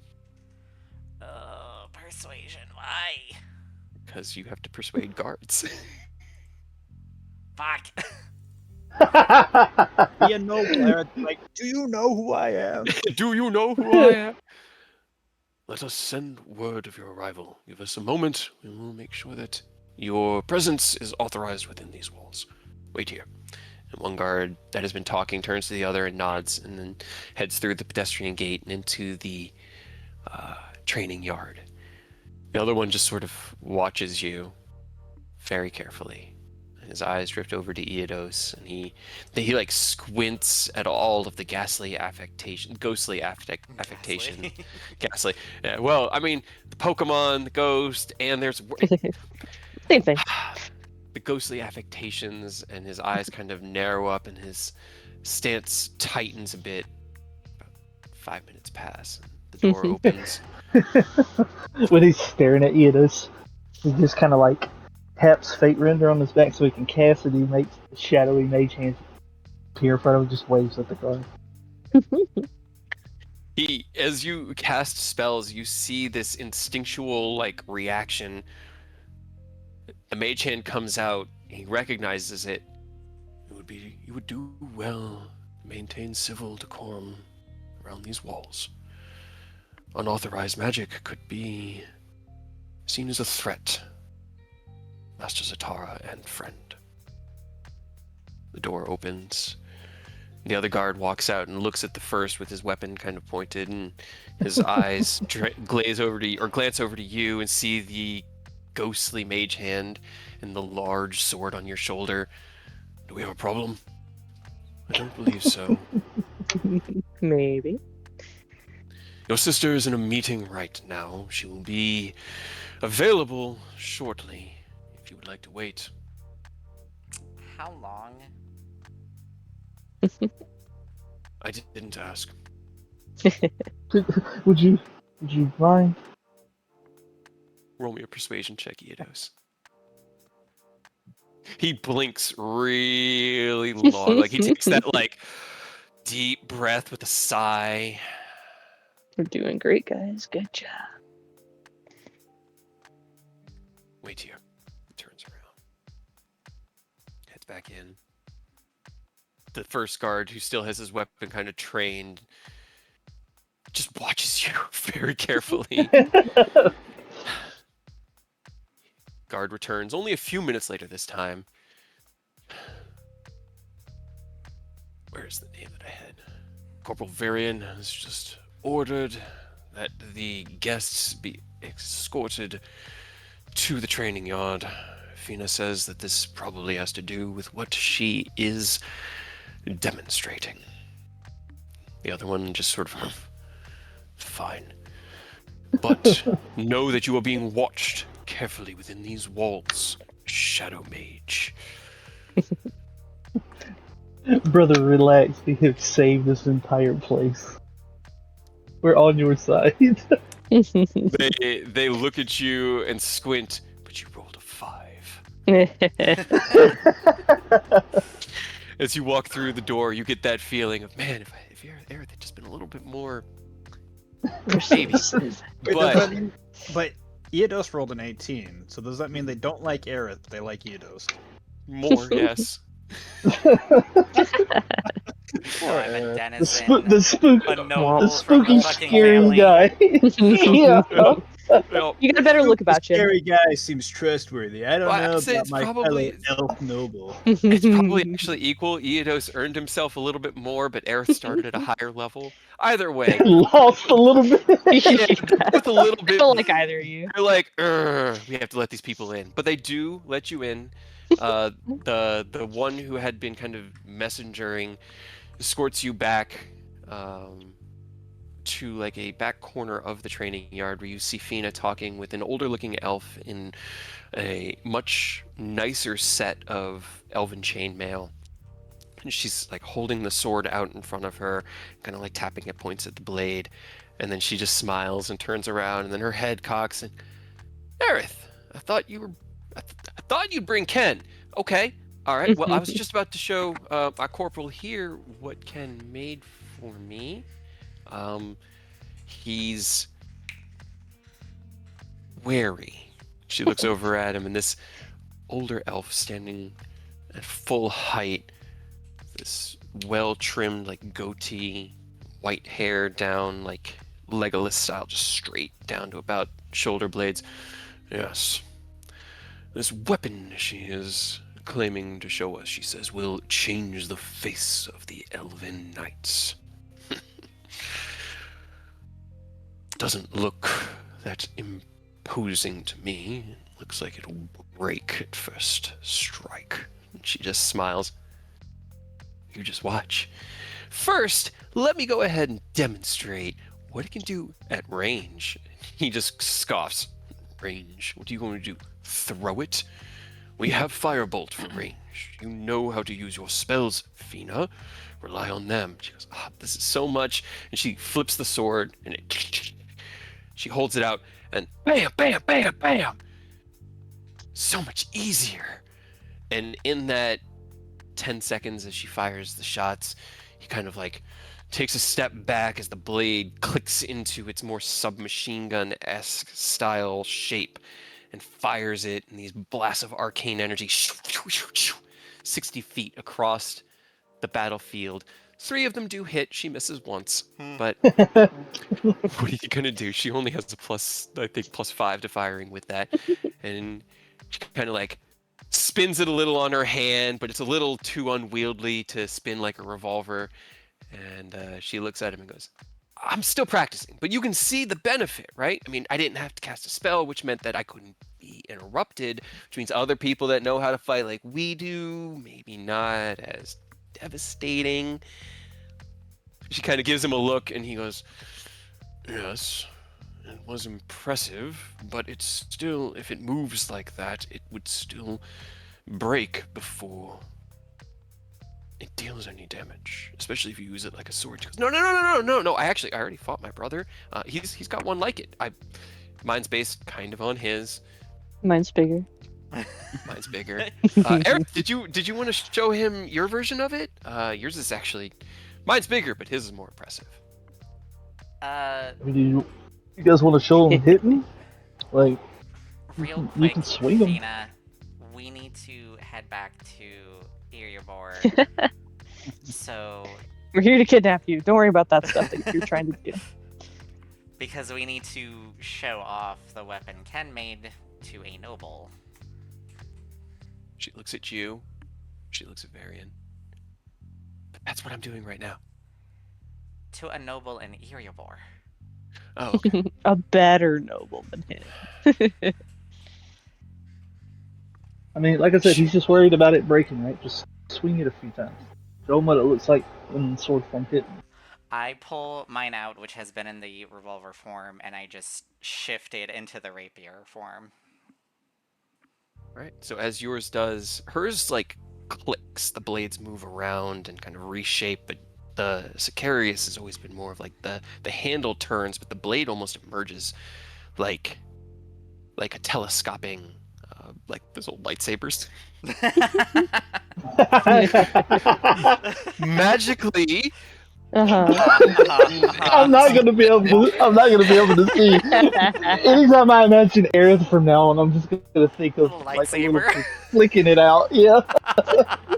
'cause it's like a bayonet under a revolver. It just kind of like clicks out, and he kind of like raises an eyebrow. I can see where the inspiration came from. Fina looks at Varian. All right, well, you're just worried that it's going to break, right? Like Eidos is saying. Okay, Aerith, I'm going to swing my sword at you. Block it? Yes, Or don't. I will block it. Okay. So she kind of like walks up to you and goes into her dueling stance, taking her like left hand close into her abdomen, facing you with just her right shoulder and her blade in her right hand. And as she lunges forward and does this like sideward sweeping strike, let me pull up her character sheet and find out what her mod was, because that is a 20 to hit. Without Blade Song? Oh, that actually meets. That meets. Okay. Well, then you still block it, but it does damage. It just damages your fighting spirit instead of actually like hitting you. It's like those I take moments where psychic damage instead of legendary slashing. so Take let me emotional damage. roll the damage. Okay. So you It's take 6 points of emotional damage. As she steps forward and swings hard from the side, you twist your guard and raise the rapier to parry it, but as the blade collides, the impact of it kind of drives back, and she hit you a lot harder than you were expecting. I wince. Yeah, you wince just a little bit, and your feet dig into the ground before you deflect away the attack, and you take the 6 slashing damage. And then she like spins the blade a little bit around her, and then like holds it out in front of her corporal. Not a mark. Show him yours. Show him how it didn't hurt either blade. I just show the intricate details. Stab her back. You could technically. And then If just you like want to. slide my hand and just poke her. Okay. With the weapon? Yeah, just very Okay, roll me a attack roll. non-lethally. Yeah. she's got hit points right now. Oh, You should be hold this out one. the rapier, and Don't. as there you go. As Varian kind of like takes it in hand and looks at it, he's like, "This is very beautiful. Intricate craftsmanship, and not a mark. It's impressive. It's solid craftsmanship." You kind of go through that same motion. You take a step back, and you, without even looking at her, you just go, "Ka," and you poke her in the side. Ow! Ow! Aerith! Ow! I just Touche. have like a small little smile on my face.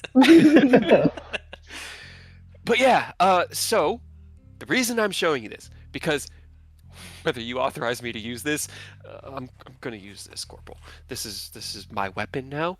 And he kind of like scoffs. This is No, mine now. this is my weapon now. If you want my old blade back, I've got it back at the house. But yeah, this is mine. And I He just just lean shakes his head. towards I lean towards him, and I'm just like, I've also slain a few dragons with this. I have heard some of the escapades of your family, at least of you from your family. What is your proposition, Fina? What is it that you want from me? If my approval to use this weapon is not your goal, what is it that you want? I want to buy a bunch of them. I want. Sorry, spoke wrong. I want you to buy a bunch of them. What She you gives to him like invest? the double points, the finger guns. He Aerith's companion, leader. I don't know where does he fall in that for you guys. Either way, he was the one who built this for me. It took him about a day, and he did offer to potentially sell these Our team heroes. if are- we wanted as commissions. And I mean, you've seen what I can do with it. Imagine if we had an entire battalion of our elven knights wielding things like this against. I mean, we all know there's battle coming. He nods. We've been preparing. He looks over at you, Aerith. What do you expect your companion would charge for such services? I know that you can't give me a quote now. I understand that he is the craftsman, but as you We are can part of ask that him. group, We have. what do you the- think he would want? Does the You could. telepathy? Mhm. It's just plane of existence. Oh, okay. Yes, Yeah. it is extremely distance. powerful. Kim, what's your going rate? Yeah, Ken, what's your going rate for Fina's gun? Wait, what? How much do you charge per gun? How much We do got you here when charge she was for upselling Gunblade? it to her commander guy. Yeah. Oh. I guess Rare weapon, right? I guess custom materials. What's the usual thing? Mechanics. Labor charge or cost for labor. At least 10 to 20% I like. upcharge. I would like. I feel like I would have my hand on my left ear and like just like a finger going like, hold on, I'm on the phone. I guess Rare whatever- weapons go from 500 to 5,000 gold pieces, so somewhere in that range. I guess how That's much a would a wide swing. Holy shit. Right. well, Kate said it's a rare weapon, so however much a rare weapon would typically cost. Rare plus items 5%. in our world are normally between. The going rate for a rare item is 1,200, and then negotiations and charisma and situation affect the price from there. I feel like we should go with that and not tell him, I don't know, 500 to 5,000.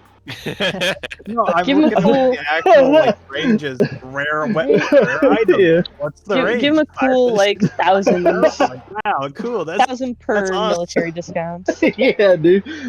You know, You know that it costs about 75 to 100 gold per blade. Just depends on how well it'd probably be 100 gold per blade that it would cost you for the steel, the platinum, and the arcane.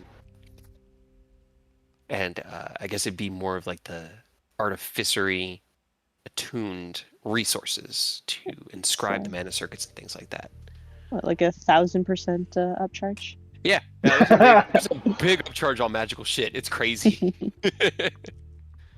you said what, 1,200? That's Is it- that's like Manon's going rate for rare items. Yeah. You could give him a discount for Yeah, military use, 1,000 per. Yeah. Okay. Yeah. Let's say 1,000. I repeat the Nice number, and even. 1,000 per blade. Per weapon. Fina kind of looks at you with eyes wide. 1,000? Really?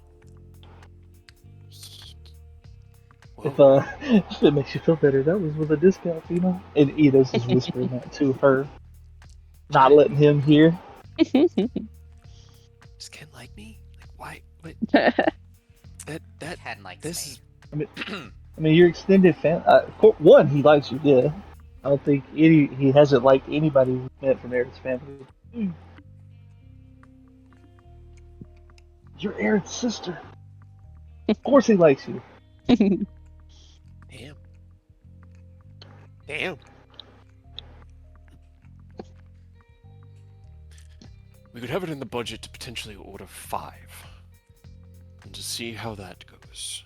A small detachment of these enhanced Elven Knights. Would you be able to pass that message along and see if that would be a possibility and what time frame he'd be looking at? I essentially reply back to Ken. Hold again. Well, I mean, we still got Broad and the Armada to deal with, but As well as everything else that we have to do, which is yeah.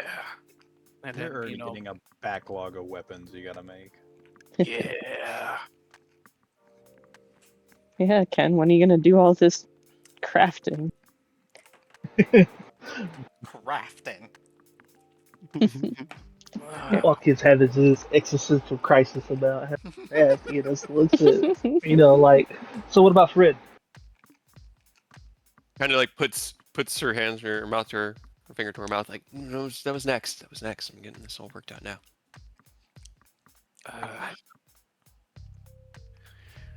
Honestly, Actually, not if we're sure. going back.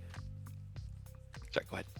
I was like, honestly, I'm like me as the player, not sure. Like, yeah, concrete timetables aren't really good because one wrong step and it could just throw everything off. So I don't want to give like a hard concrete timetable. I guess just we Tell him can, like a month or two. and then I feel just like that's surprise them like fair. 2 weeks later. Yeah, okay, let's just, yeah, I'll just reserve the slot now, and then I'll reach out again when I'm getting ready to, when I have the time and resources to craft them. So I will say within a month or 2 is our current timetable, Yeah. because we have very unpredictable and a lot of things to deal with. Understood. All right. I believe we could work with that. Fina, you can at least introduce your weapon to the candidates we choose, and we could start training. Does he require any sort of deposit or upfront cost to cover costs of resources or anything along those lines, or would it be pay on delivery? Ken. Hell yeah, half up front. I love this. I forgot about love, so I was just like, I'm gonna make Aerith do this, but now you have to be the middleman, which is even funnier. I'm the owl. Yeah. Half up front, Eris. That's always fair. Yeah, I'm in agreement. Let's Half just up do front. half up front. Very good. I believe the Academy can accommodate that. If you wait here for one moment, I will go and request the funds for a new set of arcane. It's not arcane, though. I watched it quite carefully. There is magic at play, but it is not arcane. What is it? Mine's more so than hers. Yes, yours has more of the arcane, but there's still much to it that is different. It's a secret. Not really. It's artificery. Yes, I've heard Way that to word ruin spoken within the city a few times. It's a new science, correct? A new understanding.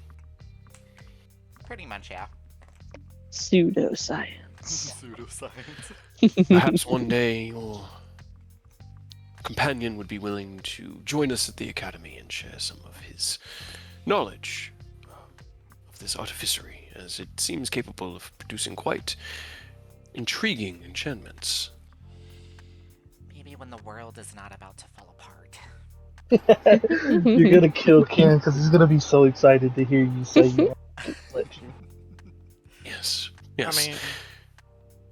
I mean, he's saying that, but I will need to eventually get up there to talk to King Melindrak. So Priorities. I know. Just saying.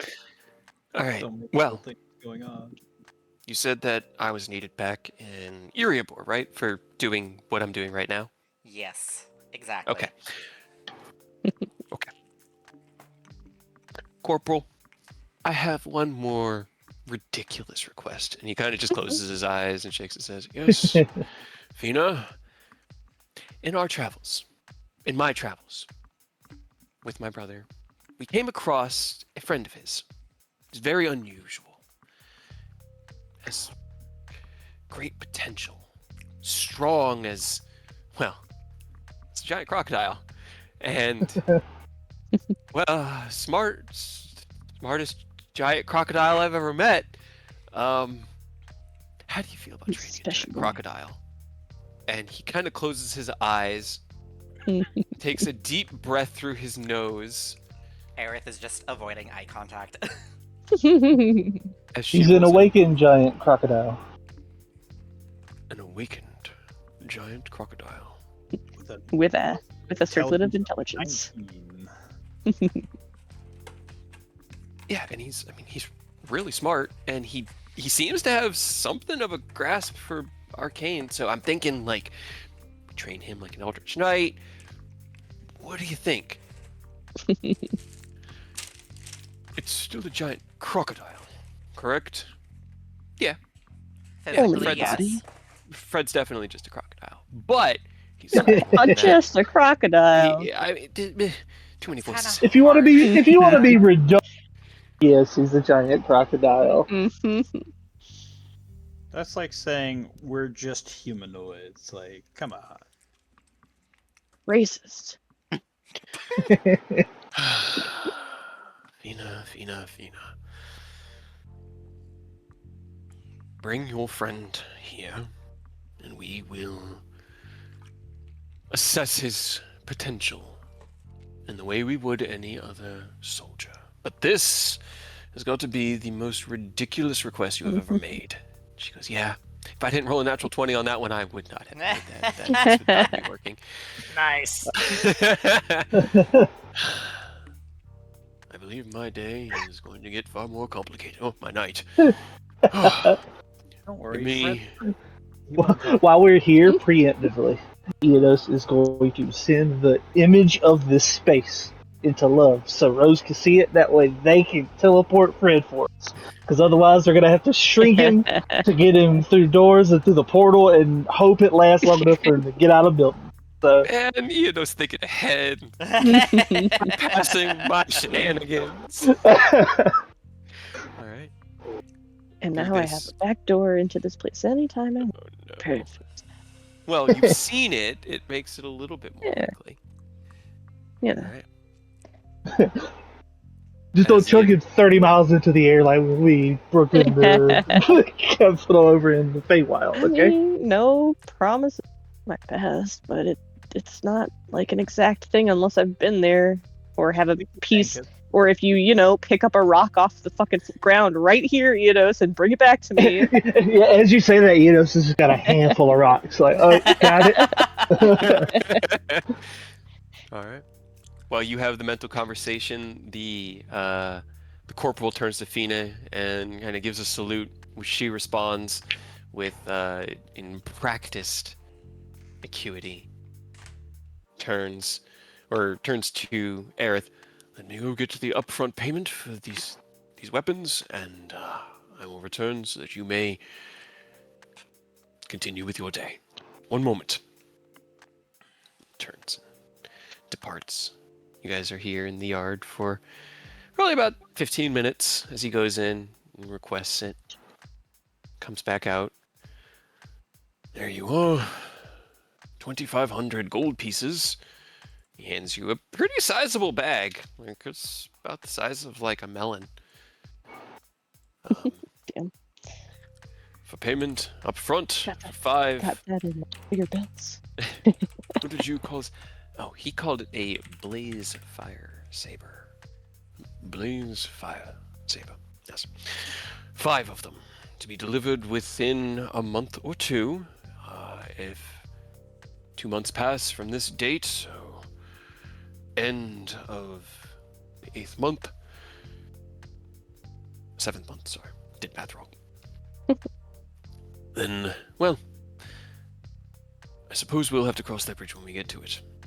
And he kind of looks at you and raises his eyebrows with a, "Don't test me, I'm trusting you."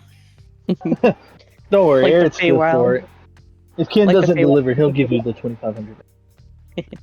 Or I will just talk to your mother. We're old friends, you know. Even better. I don't doubt it. Let's go, Fina. Corporal, she gives him a salute. She responds, "I will return tomorrow. It may be late tonight, but I will not be back at the academy tonight. I'll see you in the morning." He nods. "With your friend, I expect." She smiles. "Yeah." With Fred. Yee. All right. Are you guys going back to the academy to use its teleportation circle? It is. Yes, Okay. because I would like to. We did buy some more chocolate, but I would like to save that for when we're somewhere without a, dedicated circle. Yeah, Fair enough. that's totally fair. And as you all cross back through the city to the academy, you pass through the front doors and are greeted by the attendants who have become familiar that you utilize this space, and seeing as you did save the city, they don't stop you. Doesn't mean that you get free run of the city always, but the academy, they know what purpose they serve. And approaching the circle, you arrange the glyphs in such a way that it reads for the teleportation circle within your guild hall. And the 3 of you leap back through that dark, shimmering portal. For the 40 minutes or so that they're gone, what are the rest of you doing? Playing with the lions. I'm probably helping Ken that's spitball right. ideas and talking points. Ken, roll me an intelligence check with advantage. Oh yeah. As you work with Taz and Aureus to write out your list of talking points of potential. Did you give him any D4s, Aries? I can. Do you want a D4? Do you want 2 D4s? You know What what? about 3 D4s? What about 3? I'm gonna use Note Flash. How about a baker's a D4? Do you want to take use of Aureus's magic as well? Yep. Let's keep this. Yep. High as you can And get whatever it. resources he's willing to spend, you can go ahead and just drive it up. Actually, I gotta double check if guidance does stack less. I think so. Okay, no, Well, if these you they're wanna- they're They're both both concentration. concentrations, so I can do one or the other. Got it. So, but I can do Emboldened Bond on you, so I can give you 2 D4. That'll So work. Go ahead, roll 2d4 and add in a +5 from your flash of genius. Okay, that's Hey, there you go. it's 29. Okay. Much better. All right. You cover the gambit of potential talking points. And with Taz McKella's assistance, you know that the biggest problem is the threat that Starfall poses. You are the closest city-state to them. They watched your island cruise over their city and then splash down into the ocean, causing not tidal waves, but a tidal surge that did damage the docks and upset a lot of the trade. On top of that, its location is directly in line with the mouth of the Shantar River, meaning that any trade vessels have to come dangerously close to your island. And that poses another threat to trade. It means that if for whatever reason you ever decide that Baldur's Gate is your enemy, you are in a significant place of power over them. Now, what they have is an established navy, army, police force and protectorate, essentially. And that's what they're trying to use to maintain control of the situation around their city. Just like you don't like having the fleet surrounding the island, they don't really like having the island there. And it's always going to be tense. Now, you have negotiated with them in the past. You have assured them that you are not a threat, and you have talked to the Council of Four.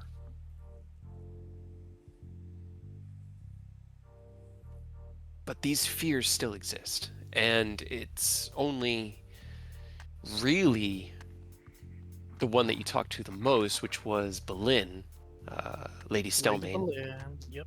that you did most of the negotiations with, who has the most trust for you. Additionally, with a 29 intelligence to prep, the flag being flown by the Navy is owned by Lord Silvershield, who is a follower of Gond, god of crafting. His wealth is deeply tied into the ability for Baldur's Gate to create, produce, and export goods. He is deeply entrenched with the shipping guilds, and his feelings on the matter are far different than Boleyn's or the old adventurer, who saw you guys more of the powerful, not threat, but like force of peace that you try to be. I mean, it also works as another good. You could have Starfall be a good like docking point for like large bulk trade goods. The problem with that being that Starfall has no dock. Starfall has no way of reaching the land from the sea, which is a problem for trade, but not a problem for attacking ships. Could make one. It would take time to carve a stairway. I can't remember above table. How many was the tournament? Was the first time Aureus was on Starfall, right? I believe so. Yes. Yes. Yeah, Yes. you've been gone for a while. I forget Yes. how much you missed. The island itself is a sheer cliff on all sides. Climbing it alone with rope and piton is difficult. If we were to build a dock at the base of it, we would need some sort of lift or stairway for people to make it up to the land from there. And that is quite an endeavor. It's about 1,000 feet. Like how they made the Venice docks is they have big ships, they start dumping earth and they slowly build up platforms. Take a while, be expensive as hell. Do it. It's like a years long project. For each ship that docks? No. They would rather, I believe, Baldur's Gates end goal. God, that's a mouthful. Is to take Starfall and to use it as a defensive fortification, a forward base to help protect the docks of Baldur's Gate from piracy, and to offer a much more safe safe place to post their soldiers. Now, obviously, that's not going to happen. You could make that your job though, where you're the one who protects against pirates. They better have a Also, much no. bigger army than whatever they're trying to bring if they're trying to take Starfall from us. I believe they understand the situation they're up against, which is why they haven't made any aggressive moves, save for what your Vanguard claimed, the 2 attempts at sieging the land. But if we can predict and understand where they're coming from, we can better alleviate their fears before we get there. So I Right. would include in there something that could help assure them of this protection, that these goods will continue to flow, or I hate to say it, trust me, I hate the way that they work. Looks over at Aureus, looks back at Ken, takes a deep breath and sighs. A bribe is always a good way to alleviate or unruffle feathers. And right now, there isn't much trade going on. Regardless, the cities are all kind of broken up.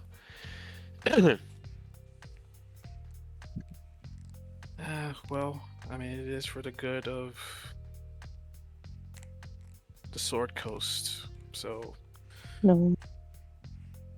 And you can also explain how you've already started making trade deals with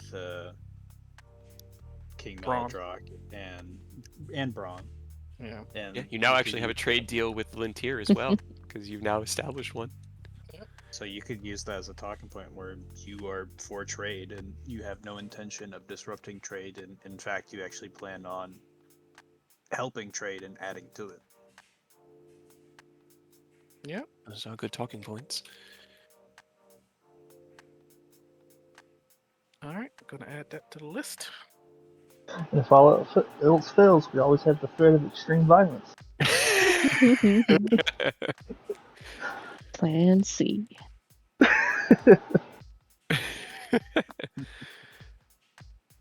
Plan C, Kraken.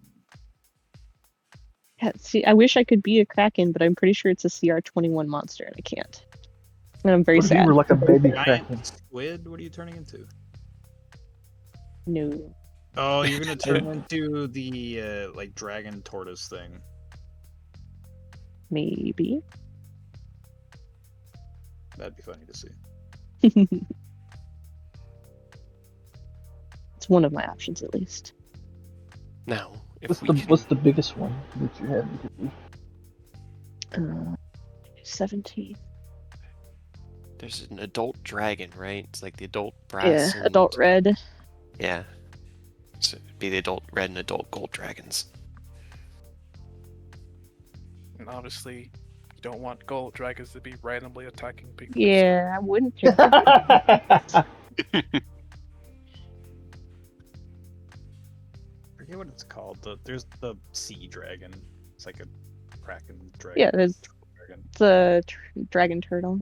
Yeah. Dragon turtle's, I think, the only one. There's also the, like, Leviathan are sea dragons, but I'm gonna use that name somewhere else. Serpentine.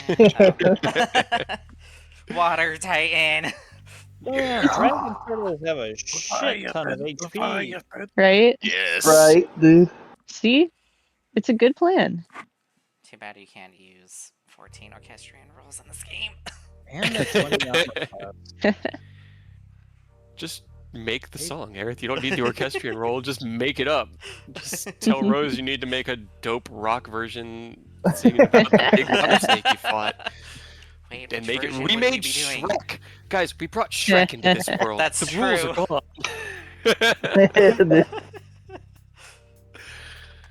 All right. I had a list before that I found it. I can't. Now, the real question is Shrek based off an actual person in this world? You mean an actual ogre? An Oh, actual no. You know what? Because of the history of the people of Acheron City, he probably is, but it's some like influence from their lives before. Because before the city, it's a long history, but before the city was forged, they were spirits, and then when life was breathed into the city, people began to be alive, which in a place of death is not a good thing. That was why the city had to be away. So that corruption, that infection wouldn't spread to the whole of Acheron and destroy the infinite battlefield. From that point on, they lived and breathed and bred and reproduced like normal humans, but maybe some part of their genetic memory remembers ogres and things like that don't exist in Acheron City because it's pretty homogenous. It's mostly just humans, elves, half elves, a couple of dwarves, and then there's like a simple farm with like they grow vegetables, and there's a non-ending water supply, but there's not even a lot of meat. There's like chicken and maybe a few hundred cows, but they don't eat meat very frequently. Uh, Mostly vegetarian because it's what they can grow. So yeah, in some way or another, Shrek was influenced by real-world ogres, but it was so far removed that it's really just like that general idea of ogres scary, and that being the kind of like flip on the head that they did with the movie. Hmm. Dreg used to be their greatest champion. You never know. Um, The infinite battlefield Shrek is Oh god. us joking about the Leviathan Equestrian, it reminded me of checking the lottery. So I booted it up real quick, and I won third prize on my first. Hell yeah, Hell yeah. Oh, yeah. nice.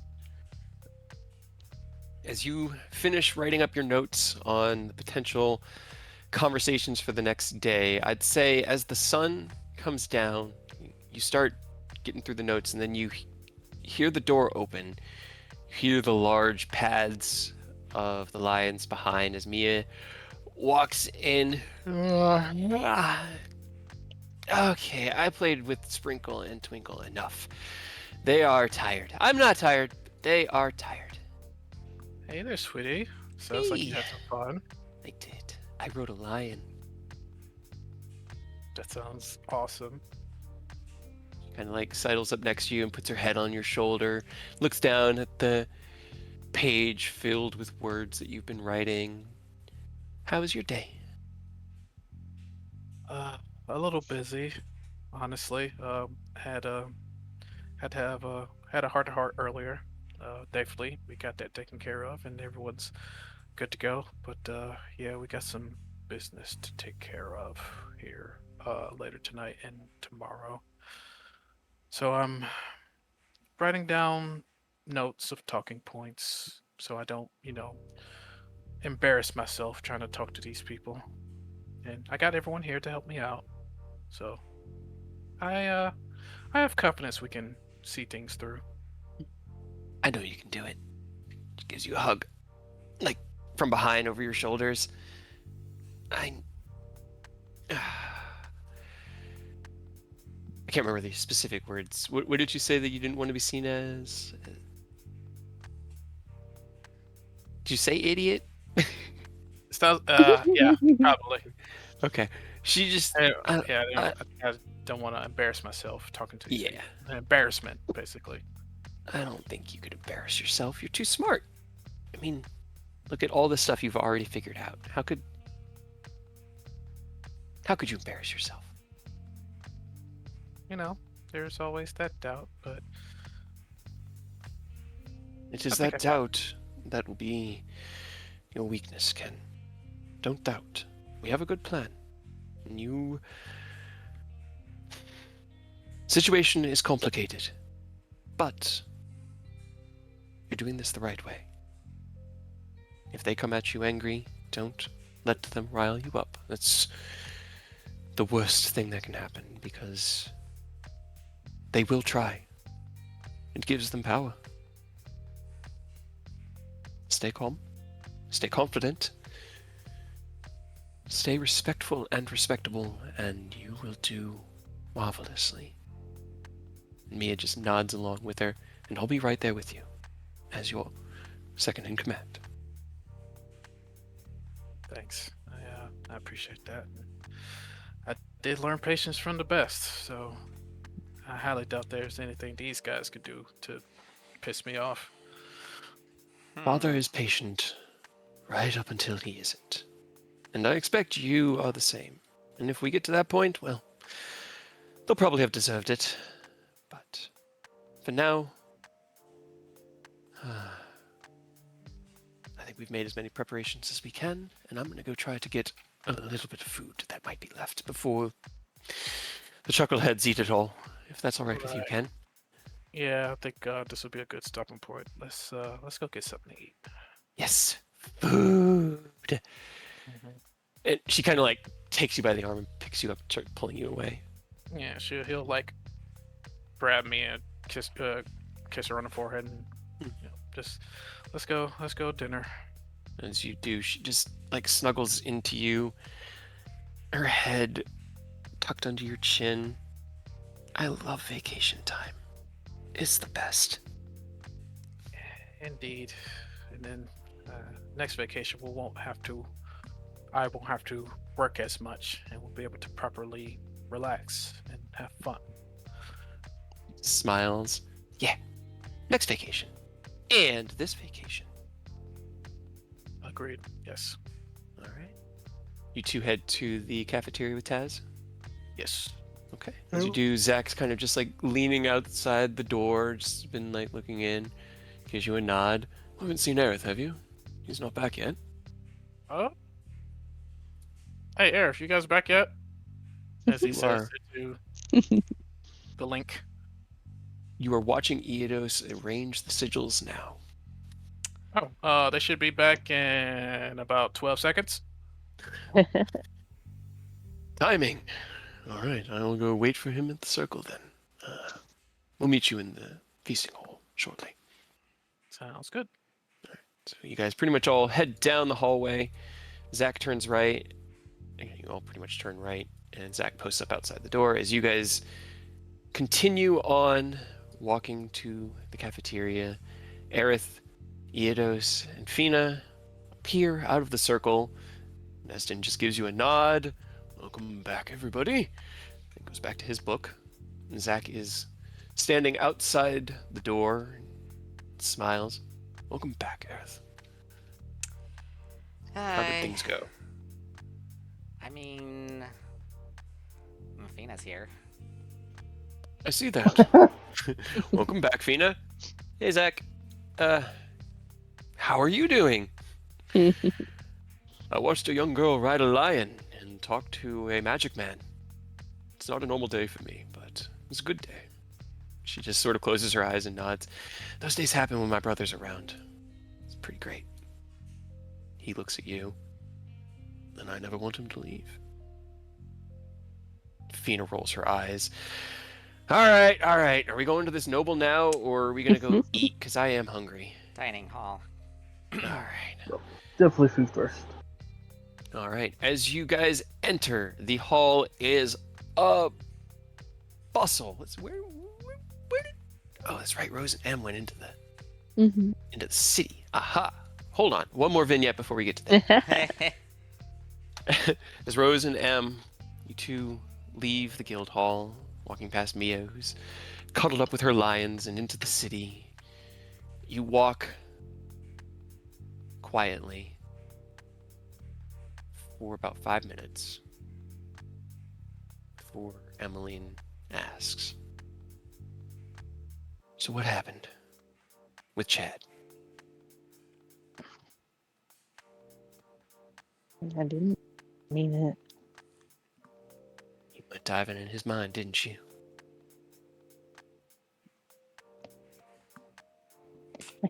You could have just, told me what I asked. You know how psychotic that sounds, right? What? It wasn't even that big of a deal. I feel like that makes it worse. I literally just wanted to know where Hendir was, but Aureus told him to lie. How did that upset him then, if that was all you were looking for? I can only imagine one thing in that boy's mind that could cause him to act like that. I have found something else too. Told you I didn't mean it. I know you didn't. You couldn't have. You didn't know. He only told me and Hendir.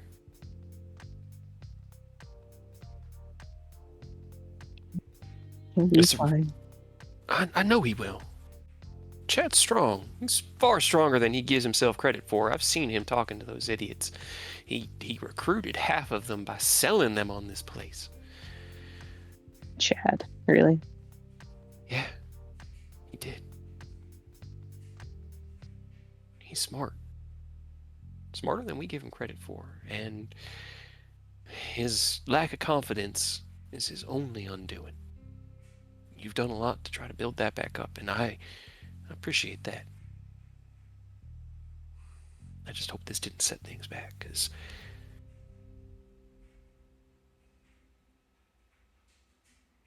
what his dad, what that man did, who he was. It'll be fine. Shit happens. Walking quiet for a little bit. It's hard for me, to sympathize. Well, not sympathize, but to understand fully.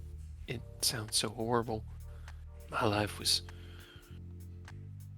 a little lonely. Mom not being there, but I had the guild. I had Dad. I had Hendir and a roadie and Ariston. Yeah, you had a lot of people there for you. None of them treated me that way. No. I'm not saying that he's weak. It sucks. But you do get over it eventually.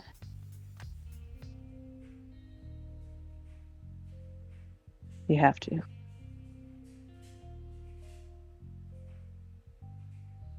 You're right.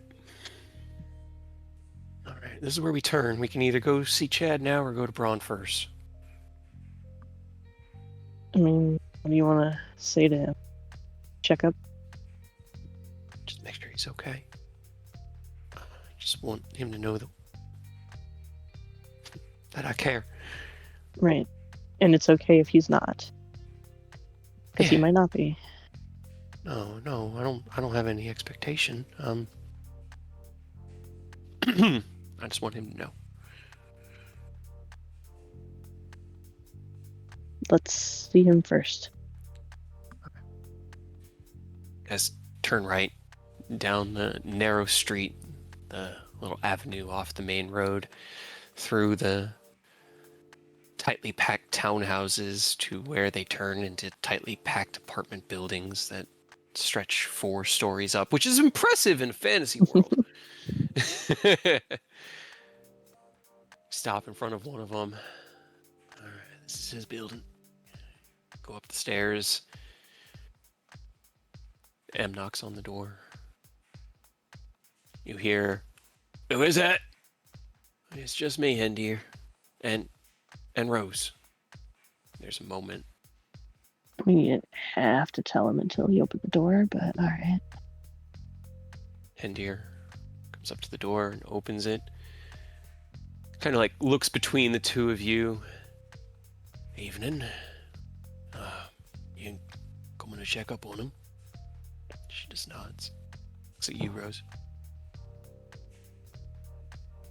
Yeah. I want to make sure he's handling it right. All right. Just no more funny business, all right?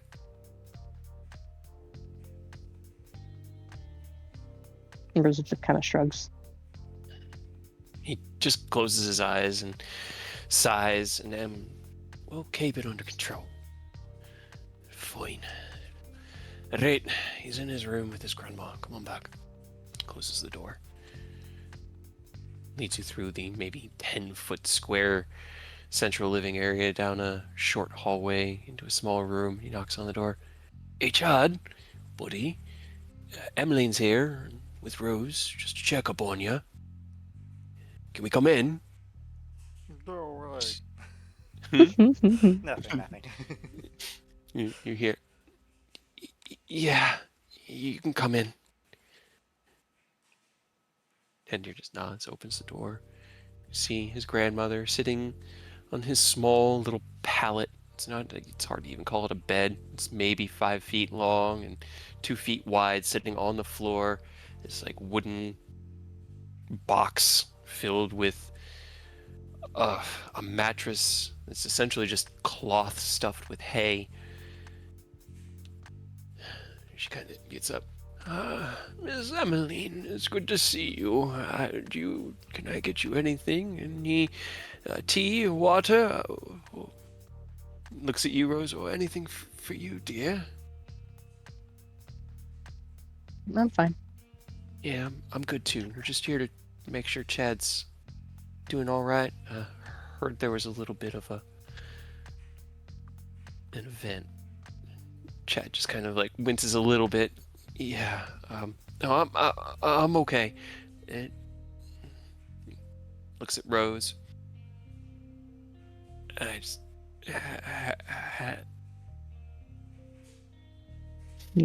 Look, you don't have to be okay.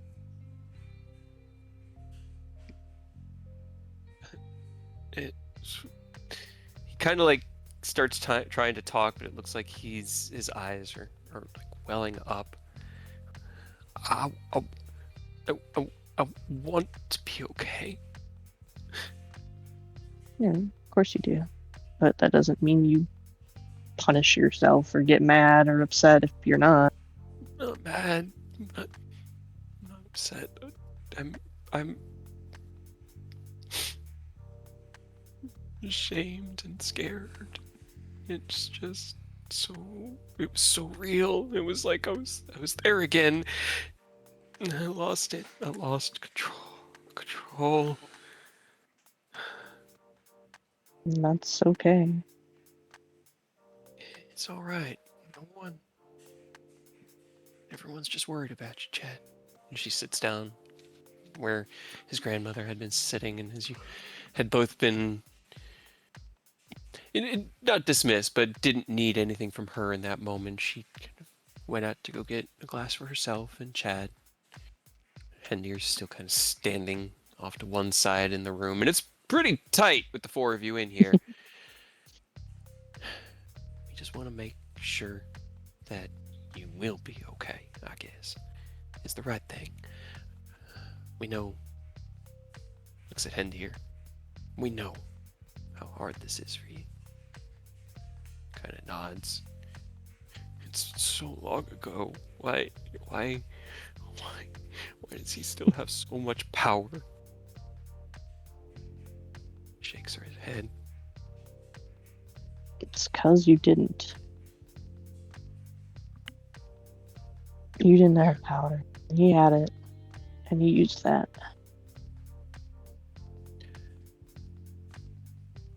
It's not your fault.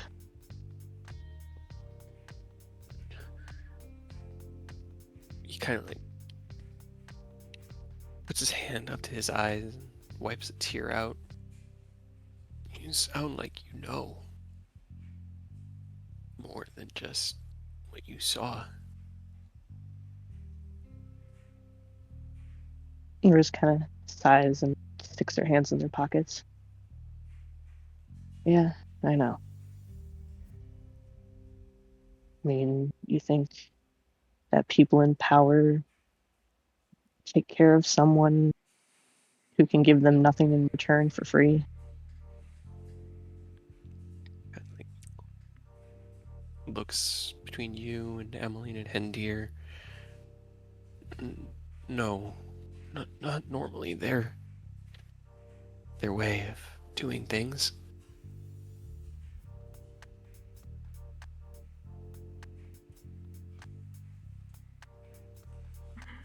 So, yeah, I get it.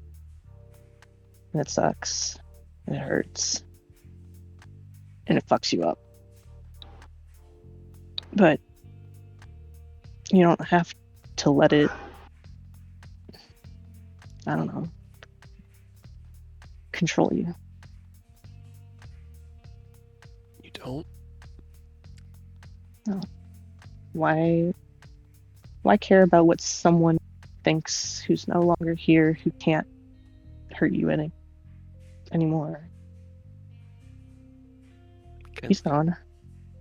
Winces. Grandma comes back in. All gone, dear. We sent him away. He can't hurt you. Plus, now you're surrounded by people would literally murder him. Hendir chuckles. Oh, if only you could see what this one here could do to a brain. You wouldn't have to worry about that man ever again.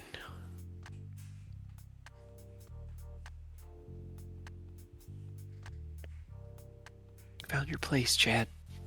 Alright. It took a while, but you found us. She puts her hand on his shoulder, still kind of sitting next to him. Looks him in the eyes. Take as much time as you need. Alright.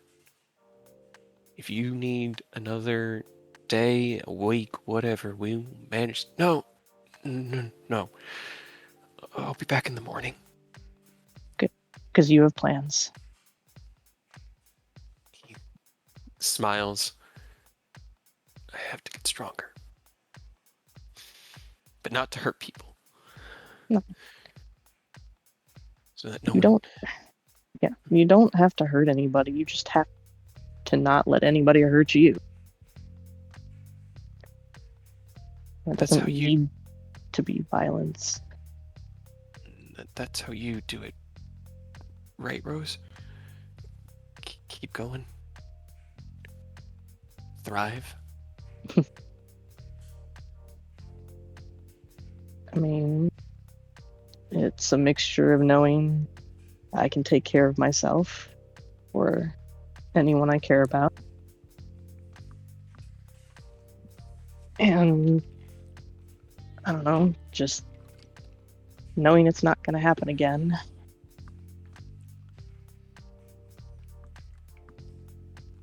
I'll be there. In the morning.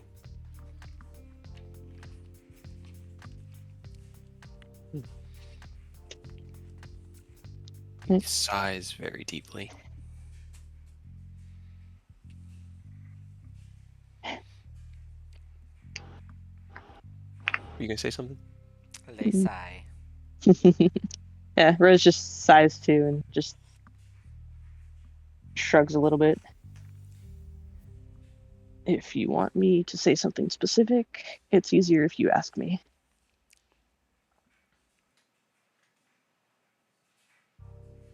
What do you mean? You know, I know you didn't mean it, Rose. I don't need to apologize. even if you don't mean it and you still hurt somebody, it still hurt. It does. But I don't need to forgive you. I know that you... We told Orias! Then you don't listen to him because he has terrible ideas. Told him we were getting caught in the middle. Emily nods and kind of rubs his back. I know, we already talked about it. Won't happen again, alright? And you're kind of good. Because if you hadn't, I was gonna as soon as I got back. Yeah, no. I mean, you could still Talked it all punch out. him. No. He deserves it. You punch him, Rose. That's the problem. We're not your messengers. We're your management. We're I mean, here same. to try to take care of the guild in your absence. You're not the owners of the guild. You're part of our family, yes. You are the most powerful party we've ever hosted, yes. But the future of the guild rests on mine and Emmeline's shoulders. Look, even if we don't own the guild, and I know that, we don't want that anyways. We can still help make things easier. We can. Alright, I'm telling you right now, putting us between your little squabbles and telling me to maybe have to punch him or pass your messages, that makes things harder. I just figured that it would be cathartic. You don't have to. I don't It's giving you want to. permission. I don't.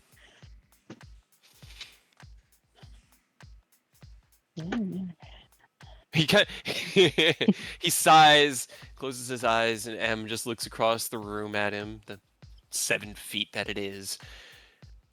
We already talked about it in here, and I agree. You guys need to keep party politics to yourselves, as we have always tried to tell you. But we are going to rely on them for more in the future. A little bit more of an open book policy going forward. Right. And especially if it's our bullshit that gets you guys into these situations and about causes problems. Good. Like,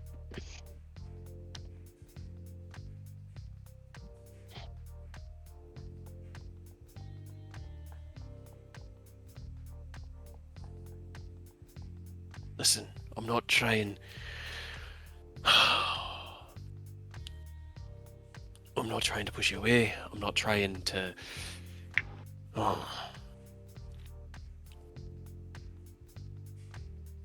just want there to be boundaries, you know? I want everyone to have.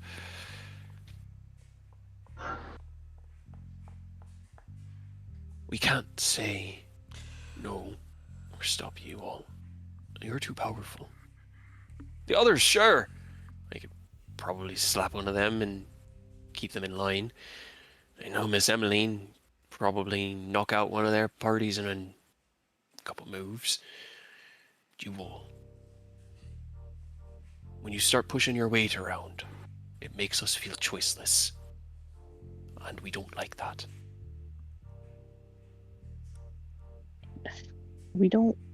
I don't think any of us want you to feel like that. I want, at least personally, I want to be seen as equals. No matter if we could use power that you trust us, that we wouldn't use it against you, hurt you on purpose. I know. And I know keeping you out of the proceedings with the money was a big insult. And I am sorry for I that. just don't want to be treated like a child. Especially if everybody else is seen. Alright, Rose, I hear you. I do. You don't want to be treated like a child. Sometimes adults are told no, and they have to take that no. The plan, the idea, the hope had always been to bring everybody in. And looks like that's been done now. But you gotta take no for an answer from time to time. And you just gotta let it lay. You can't use your power to drill into our memories because we can't stop you, Rose. And if we can't stop you and have no chance at stopping you, then it is an abuse of power. Even if it doesn't cause physical harm, even if it's not intentional. That's what I just want to avoid, right? We can work together. I'm more than happy to funnel your funds, to keep things hidden in my hole, to help Ken with his It's not like purchases. that. I know all the people in this city, and I can get anything mundane for a song. That's what I can do. I'm not good with things like this. And he kind of motions over towards Chad. And honestly, this should have been something that Orius told you about so that you didn't have to dive into his mind. Now, what you found there, points at Emmeline, was what I told you we shouldn't do. You convinced me it was the right move, but either way, no has to be an option. That's real hard for me. I know. That's why I'm upset. You I'm could punch upset. me. I want to so bad, but it would do nothing. I'm pretty sure I'd hurt my fist more than I hurt you. Oh, that's pretty easy to hit. I could even put my shield down. Not even wearing it right. I don't want want to hit you, Rose. Why want you won't to- anybody hit me? Why do you want to be hit? Because I Yeah. deserve it. Why do you think getting hit works better than an apology, Rose? I don't know, it makes people feel better. It doesn't. Only psychopaths. Only people that take pleasure from the pain in others that they cause feel better. No. I don't want to hit you, Rose. I want you to understand what happened so that it doesn't happen again. What if I'm realizing I might be a little bit of those? Might be a little bit of what? You know, You're not a monster. You're not evil. You make dumb decisions because you want to be included in everything. You want to have everything you've asked for, and you want no one to be able to stand in your way. And I understand and I respect that. That's probably what's made you as powerful as you are, and I'm sure that's what got you to this point in your life. But you have to take no for an answer from time to time, and if it's me and Emmeline saying no, just trust that we're not saying no to hurt you. When you don't trust us, it hurts us just as much as it hurts you. You need to understand that we're all looking out for each other, and if something is kept, it must have good reason. And if you can't, if someone doesn't want to say something, you don't dive into their noggin and rip it out.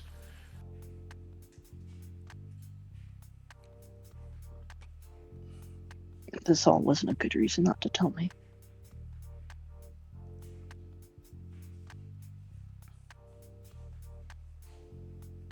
Well, we made that decision already. And I know you disagree. But I already said I'm not sorry for that. I'm sorry you got hurt. I'm sorry. I'm so sorry you got hurt, Chad. But some decisions have to be made without you. And if you can't handle that, then this guild is not for you all. If you guys need full autonomy, then management is not what you want. You want to be truly free.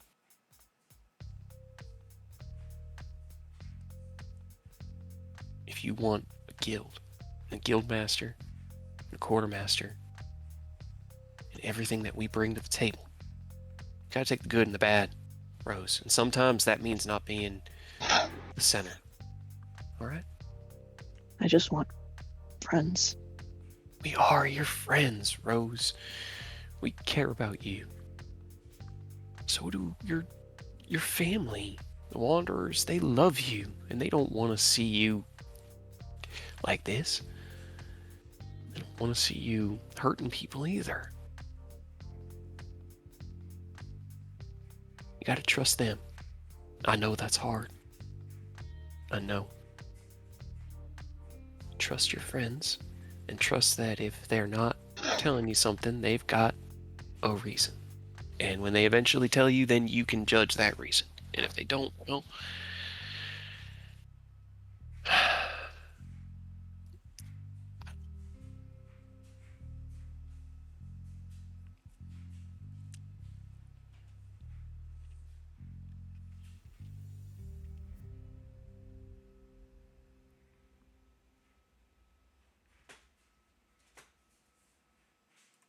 I do forgive you, Rose, if you need it.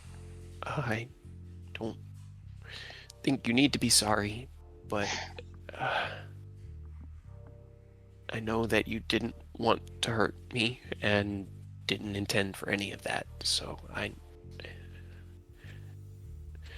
we're okay.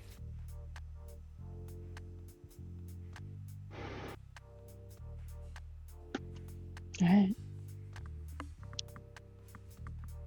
Do you believe me?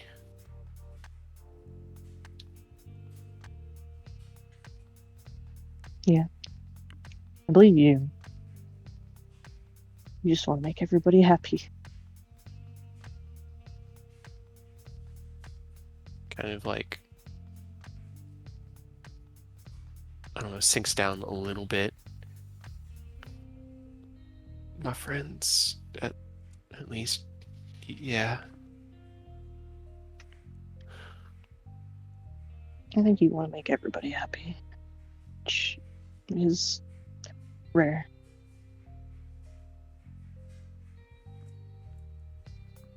All right. Well, we checked on you, Chad. It's good to see that you're doing better. Like I said, all the time you need, but I respect you coming back tomorrow. It shows real strength.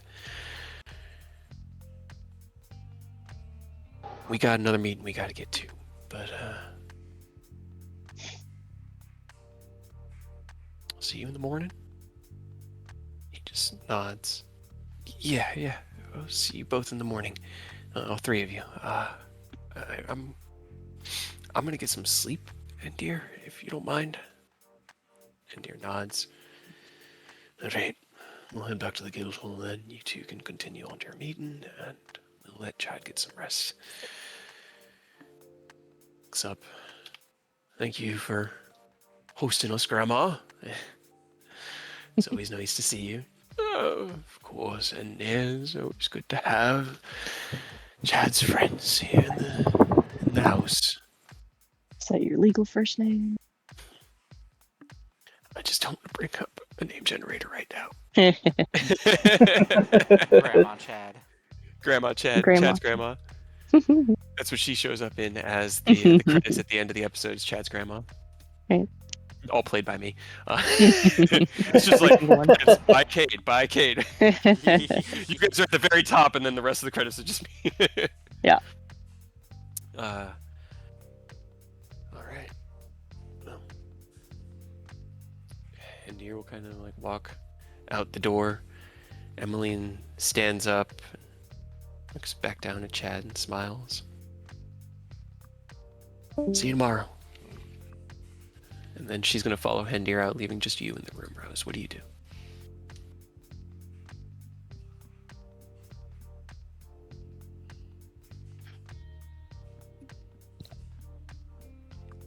Where- Wait, what happened? Sorry. Everyone's leaving Chad's room, and I'm wondering what Rose is doing as Hendir and Emmeline have headed out. They'll stand for a second and watch him. He's just sitting on his bed, watching you. He's like half hunched over. He's got tears in his eyes, but that same smile that he always carries.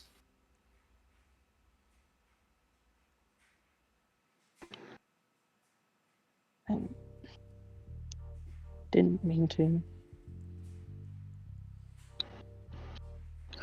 I know. You couldn't. You couldn't have known. You couldn't have known. But now you know, and the more people that know, the easier it feels. It is. If you ever want to talk about what happened with you, I always here to listen. Mm. I can't dive into your mind to do that thing that you did, so I gotta do it old school. Okay, learn enough and maybe you can, right? Maybe, I guess.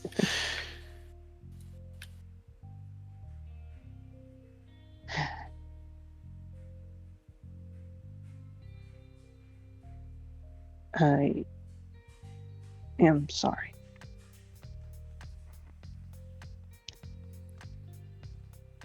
I accept your apology.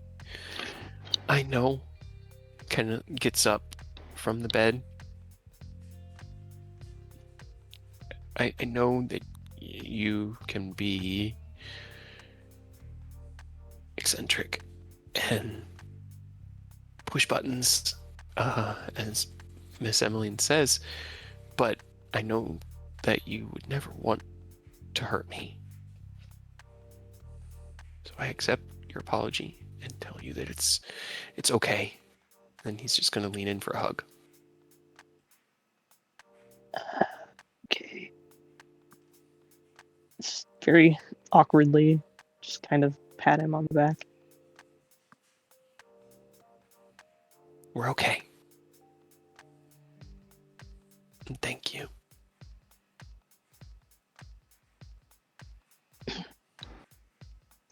I won't take it easy on you tomorrow. You'll learn shit. How am I supposed to get stronger if you do? Right? Exactly.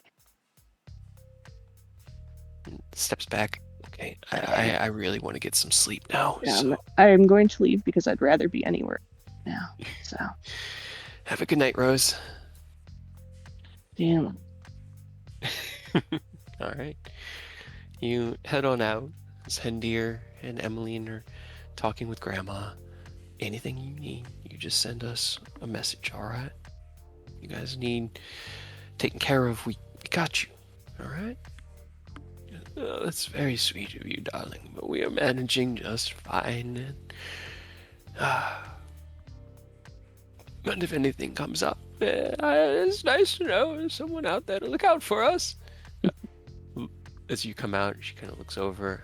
All right, well, I'll let you all get on with your evening. Have a good night. Kind of nods to both Emmeline and Hendir and looks over at you and gives you a slightly more curt nod. Mm-hmm. Come on, Emily, we have another awful meeting to go to. Don't have to be awful unless we want to make it awful. We could make it fun, but I don't think you'd agree. No, your fun's not fun. Alright, were we trying to meet with Braun tonight, or are we gonna set up for the morning? I can't remember. I mean, if Ken wants the backing of Iriabor, it kind of has to be tonight. Because he's meeting Admiral guy in the morning. Like I said, I don't know how we're supposed to get a meeting with the head of the city-state right now. You got any gold on you? I mean, yes, but It's the easiest way. how much are we talking? I'd really hate to give him, God, honestly, anything. What is the most that you would be willing to part with? And let's see if that's enough. I don't know. I got this purse with 40 gold in it. Alright, that's not bad. That's not a bad start. At least helps Oh grease my the god, you wheels. still have Venus' purse. She left. She didn't come get it. Actually, Aurora, can you roll me 2 d20s, please? Oh boy. 2 It might come back, Rude. Okay. Okay, that's not terrible. Alright. Okay. Continuity established. Alright. Alright, well, I guess that works. Is that... I've seen the mark on the front of that bag before. I Is haven't. that Aerith's? No. That's definitely... I think I recognized his family's crest. Yeah, I've... No. No. Oh. You lying His to me? is more like swirly and it's not Aerith's.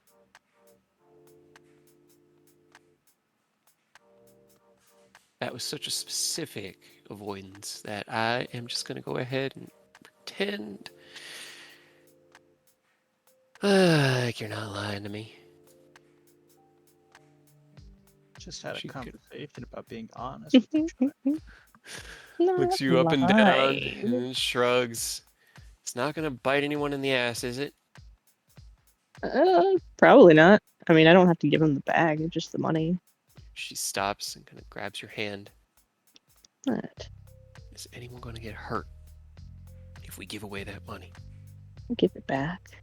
I have money. I just don't want to give him my money. It feels better that way. All right. She lets go of your hand. I'm cool with that. Two of you continue turning back onto the main avenue and then back up to the... Oh, God, what is the one in this city called? Let's just call it Bronze House. Bronze House. The royal estate of the lord of the city here within the central district. You walk down the hill, approach, guards out front, stand at attention. Who goes there? It's Emmeline. Emmeline Stonesworn of the Guardians of the Sword Coast, Iriabor branch, here to request an audience with Lord Braun. We have a matter of much urgency that we need to discuss with him, and are willing to... She kind of like looks over at you and gives you a little like hand motion. Are willing to compensate him for his time. And the guard looks at her and then looks at you, and I'm gonna roll a d20. If I'm gonna roll, actually, I have a stat block for him. That with a d12. Mm-hmm. Do you want me to roll that one? Yeah, go for it. How much does it? Oh no, I'm still on. I'm gonna give her advantage as well because you're there. That's not better. That's Oh, boy. that's 1 point better. Okay, hold on. I was just trying to. One charge. That how many charges? I didn't write down. It's like. Oh boy.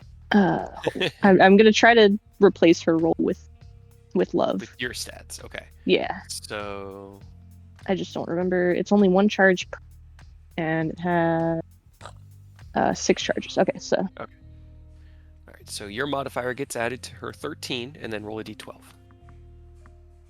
or to her 3, making it a what 21. Does she still have the one that she can't roll under a 10 if it's mine? No, she does not have No, that. okay. She just adds your modifier to it. Got it. But still a 21. That's still a 30. As she steps forward and like covertly shakes the guard's hand, gives him like a look. He nods deeply. I believe the Lord had retired for the evening, but I will see if he's available for one last meeting. Wait here. And he's going to head into the keep. Emily kind of turns to you. That went better than I thought it was. What was that? What was that feeling? It was like It was I was a different love. person for a second. You know, support. All right. I liked it. I felt, I don't know, like the world itself would bend to my words. That's insane. I only ever feel that way when I'm casting magic. That's how I always feel, Emily. Why do you think it's so hard to not be an asshole? Yeah, I was going to say that explains a lot. You must try really hard. I The guard comes back only a moment or two later. Lord Braun is available. Would you like to meet with him now in the study, or shall we plan things for later? Emily looks, well, I guess a That would little be good. both. Yeah. We'll go and talk to him now. Nods. Very well. Leads you through the front garden and into the building, through the front halls, past the guard posts, into a comfortable living room, the fireplace burning off to one side, and large, comfortable couches. And Lord Braun, slightly portly. It's more like just like a middle-aged guy who's lived well in his last 20 years or so. Not as thick around the waist as Manon, but not running any marathons anytime soon.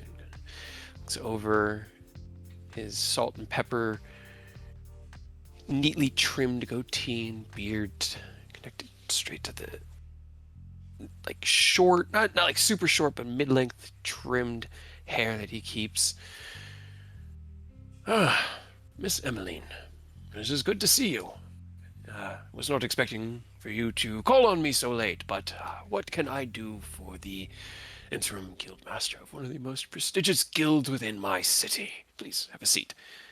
She kind of comes in. Well, it's actually following up on what we had talked about the other day. It has to do with the Wanderers of Starlight. You've met them. This is Rose. I guess you can call them the party's mouth. Do most of the talking. And Gross. Yeah. That's a title. it's a title. Treasurer, I guess, is probably the more respectable one in this situation. Face of the party. I'd take No. that. All right, face of the party. And he just kind of smiles and nods. Yes, I'm familiar with Rose. We have met before. Welcome to my home, Rose. What may we do for you this evening? It has to do with the, unmarked currency that I had told you about. Yes. Funny to mention, it wouldn't happen to have a symbol like this on it, and he reaches over onto a side table and has a small scroll. It's only about maybe 2 inches long, side to side, and then as he unrolls it, it was tightly rolled up, and as he unrolls it, it's probably about like a foot long, and at the bottom of it is an insignia. And as you look over it, roll me an intelligence check. Although you probably already know what this is. Probably.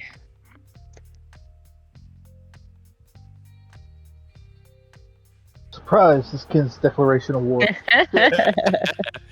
Whoops. It's a lot of legalese and a lot of numbers and like fancy words. The gist of it that you get is that it is a request for authenticity on a new ingot that was deposited at the Lintier banks with an unknown crest on it, and that the corporation, the company, the entity associated with it, known as First Brood Industries, was located here out of Erebor. As soon as I saw the dragon, I had a feeling. I got a feeling. So, It's this puts us- complicated. yes, a complicated situation. Emmeline. Ken. Yeah. All right. Okay, yes. They've come into a bit of raw currency.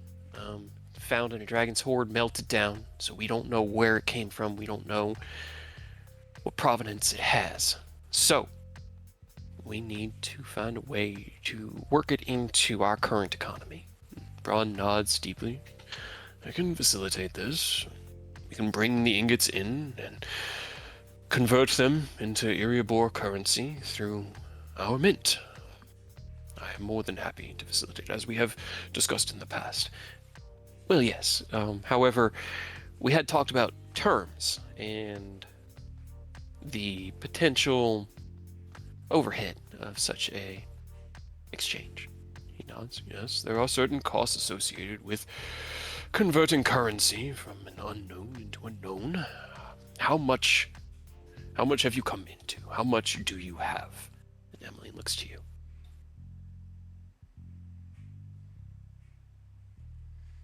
Quickly through love is just like, I mean, are we going with 100,000? Does that make things worse? You could say you have more and that you want to get 100,000 converted currently. So this is a Ken choice, I feel like. The head of the First Brood Industries, The face of the Yeah. party. the CEO. Look, we're interested in exchanging a portion of it, not all of it, in the hopes that in the future we have our own,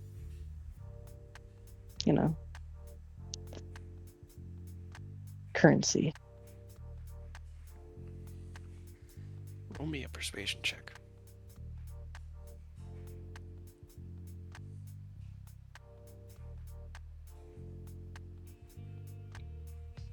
He takes a deep breath, kind of like his eyes flick between yours a couple times. I understand. You are planning ahead. And that's also what we're here to discuss with you, isn't it, Emily?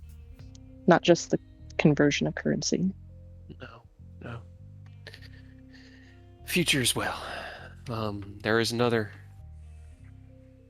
need that should be brought up with you all, with you, sir.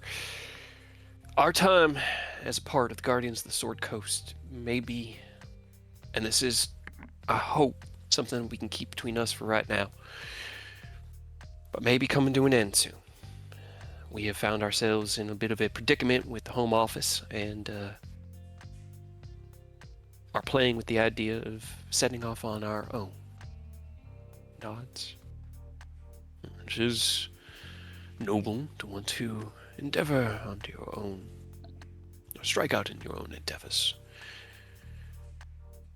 Establishing a new guild here within the city can definitely be something we can help with. I have some associates who would be able to fill you in on the duties to be paid to the city in exchange for the services it offers, which are currently being paid by your home office, as well as what we would be able to offer and how that deal can work itself out. But that is a longer conversation, I believe, and one not for 8 o'clock at night. No, it's just something we're looking to establish currently to see if we can have your support. You have my support. I would love to see a homegrown adventuring guild here. Right. You And all we have the are... means to support. Go ahead. We have the means to support them.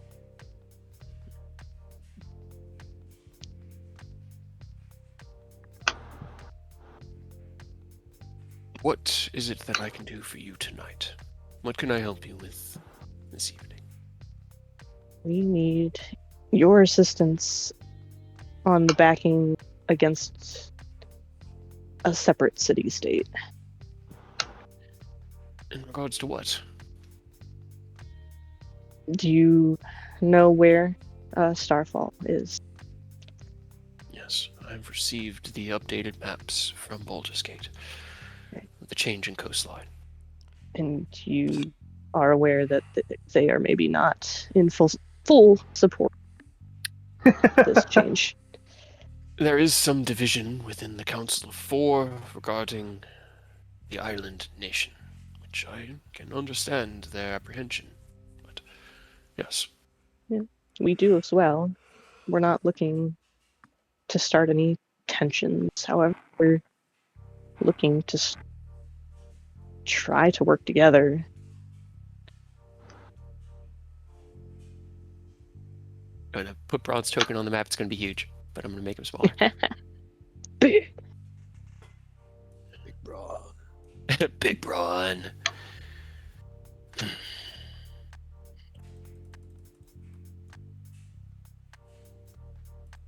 There is some influence I have within the Council of Four, but it is the influence borne by another city-state's lord.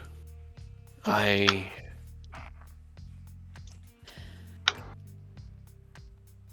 mean, What kind of backing are you looking for? Would it increase your influence if we were to consider trade partners with Eriabor? What kind of trade? I assume it's what would be forged in this First Brood Industries, correct? Exactly. And you are familiar, at least in passing, with what Mr. Silverlight can do. I am. God damn it, Ken, you're supposed to give me the sword. You kind of just went. Yeah. You're all in the psychic link together. Yeah, I mean, you could talk about possible trade discounts or like the gate. Just direct trade is pretty Yeah, influential. I mean, sure, but what can we bring to the table? Trade discounts. For what? So like taxes. So any incoming goods would usually have like a tax on it. I know, but he's asking about our incoming. Have necessarily anything. Rose will pause for a second and Count on all like a 5% discount compared to all other nations. that's not the problem here. Right. They'll like dig through their bag for a second. I don't have the thing we were going to present to you currently. Left on your own. Want us to just go grab her and run over? I mean, you guys are back at this point in the narrative. They spent time talking with Chad, and they've walked through the city. At some point in this conversation, you just got a random image of that, Right. that training field over in What? Yeah. Came out of nowhere. Mia's gonna scooch in with I Ken. mean, so look here. It's not exactly what we were planning to show you. My compatriot has the item, but Master Silverlight, he designs and works in the business of weaponry, mostly, or any mechanical buildings. I don't remember if this is yours, but it'll do. But Rose will into their bag and pull out Asdaja. Similar to this. Showing I have him seen- another artificer's work. Yeah. Nice. What is he gonna know?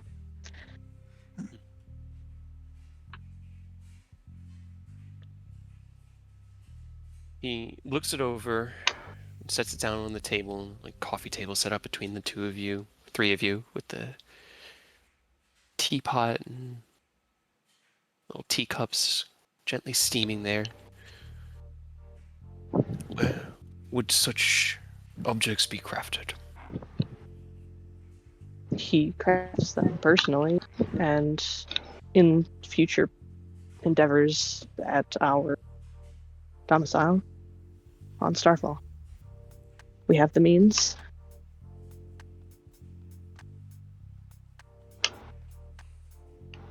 What kind of partnership could I expect in exchange for my support?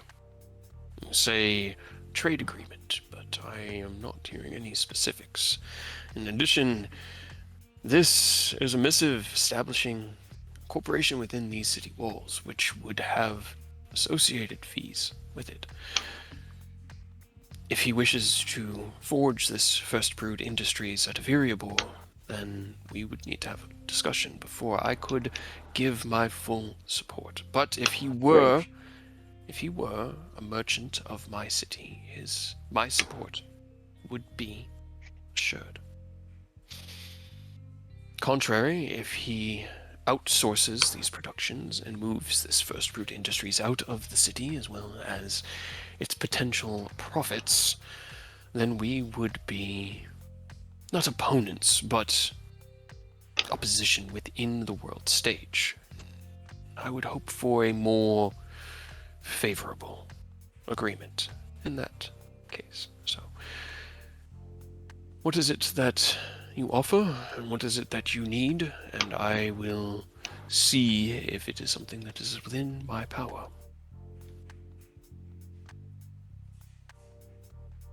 Rose kind of looks over at Emily. Oh, this is a Can question. She kind of closes her eyes. Can, you hearing all this? Yeah, sorry. I'm in the middle of eating. All right, we're doing your meeting. Yeah, why did you go ahead and go? I thought we were... Because you told Emmeline to do it. Yeah, sorry. What did we... he He goes through his mental library, pulls out try to remember the notes he just wrote out. Well, you were writing out notes for the admiral in the future, Oh, in the morning. So this one was caught a little bit off guard. You weren't actually expecting it to be this immediate, but a bribe Yeah. gets you through the door pretty quick. Do like a 10% discount on all trade going to Yep. Erebor. Yep. Permanent 10% cut from all trade from Starfall to Erebor. Give him some concrete, actual items, because he's gonna. Right. Yeah. He needs to know what it is exactly you're trying to give him the Uh, profits of. Yeah. If he wants if he wants, I could craft him a item for free to show my expertise in said craftsmanship, so he can determine if the trade agreement would be worth it. You could also offer to build him a gate for trade. Oh yeah. Yeah. Platinum Once Gate. we're done with them. Yeah.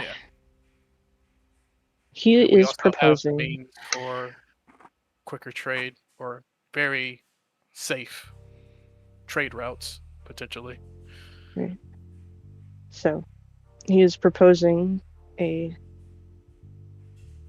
sampling of his work for you to show to prospective buyers as well as a 10% of any first brood industry sales, as well as he is developing technology that could make travel between our two cities instantaneous. I've seen your airship, and It's not the that airship. fast.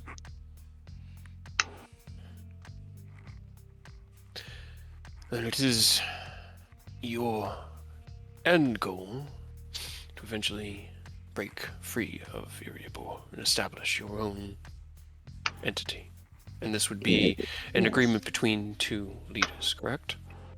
Yes. We are planning to develop Starfall into its city-state as planned. And the problem, as you know, is proximity to Baldur's Gate, which we have a meeting with them tomorrow to discuss that we mean no harm. We didn't have a, I suppose, on where exactly the island landed. But your support for that meeting tomorrow, I feel like, would go a decent ways, which is why, the late meeting. Yes. Because this is all happening very quickly. Even a simple letter of recommendation would go a long ways. I understand your situation. I have found myself in it more often than I care to admit. The Lord's Alliance is cutthroat.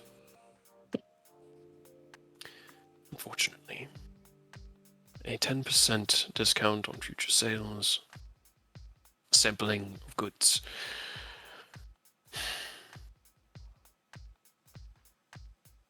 It does not offset the potential losses that Erebor City could have, and I would have to respectfully decline such an offer. The instantaneous travel between city-states does, however. And we can show you technology. It's just not complete. Can you show me this instantaneous travel? Because what you say is only capable through teleport. Or teleportation circles, both of which are complicated magics to weave. And in doing so, even teleportation circle requiring wizards to cast, it does still impose cost.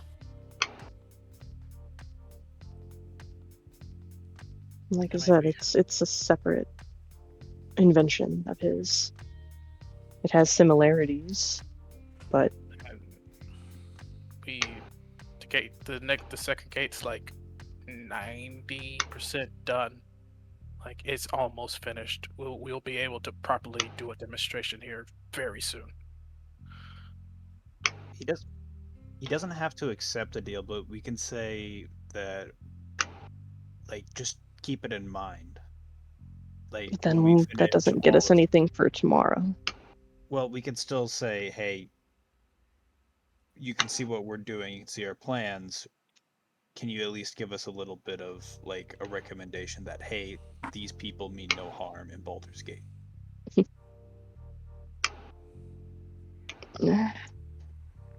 It's more like a word of support. rather Yeah, than I just don't know actually why he would at this juncture. in the hopes he gets something more out of it. It's more like we'll scratch our back in the hope that we'll scratch his back a little bit harder next time. If what you Is are, that how the saying goes? Uh-huh. No, it's not how it goes, but it's it's how it does in noble circles. Look, I mean, you know what kind of power we possess as well. If there are any other assurements we can make, we can discuss. We can't show you the finished product of what I think would be the most helpful to your ends until it's finished. Fortunately, could also put in a defensive pack in case there is other problems that occur.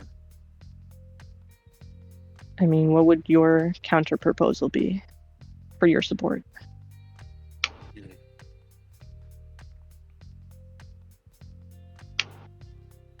Understanding that the end goal is for you all to establish yourselves within your own nation. Right. My And proposal. we'd like majority support to be towards you. We have a history here.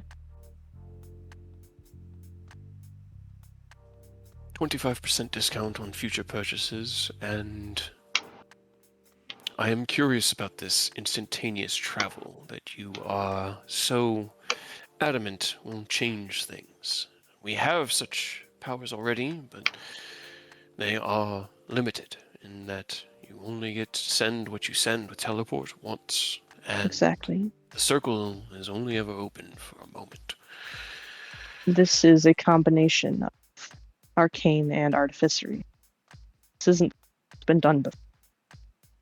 Then I am curious, and if it works the way you propose, then I would ask for one to be installed here within the city as well, for my use and the use of the citizenry here.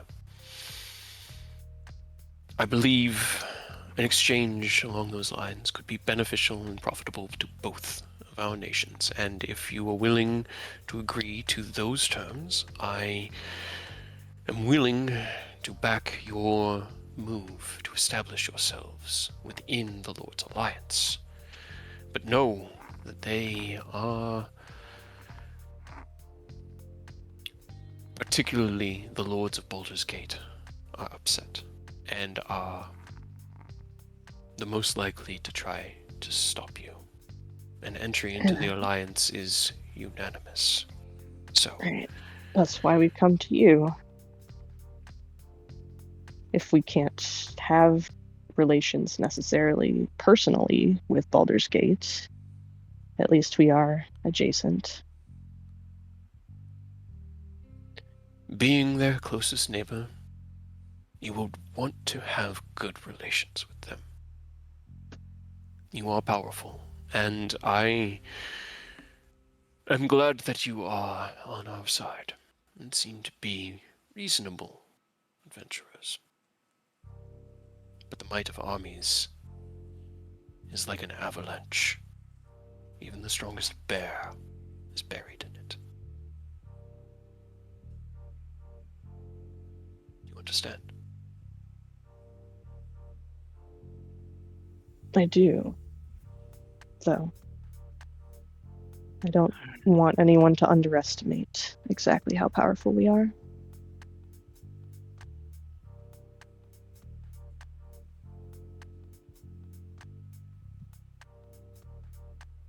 Also, isn't Baldur's Gate main army mostly composed of mercenaries? It's a lot of mercenaries. We could probably buy out a good chunk of them. You could either throw 200,000 at Braun to solve all your problems now, or 500,000 later to grab a bunch of mercenaries to not kill you. No. We could just, at that point, just take over the Baldur's Gate. It's like, all right, all your soldiers are ours now. You just get rid of the nobles.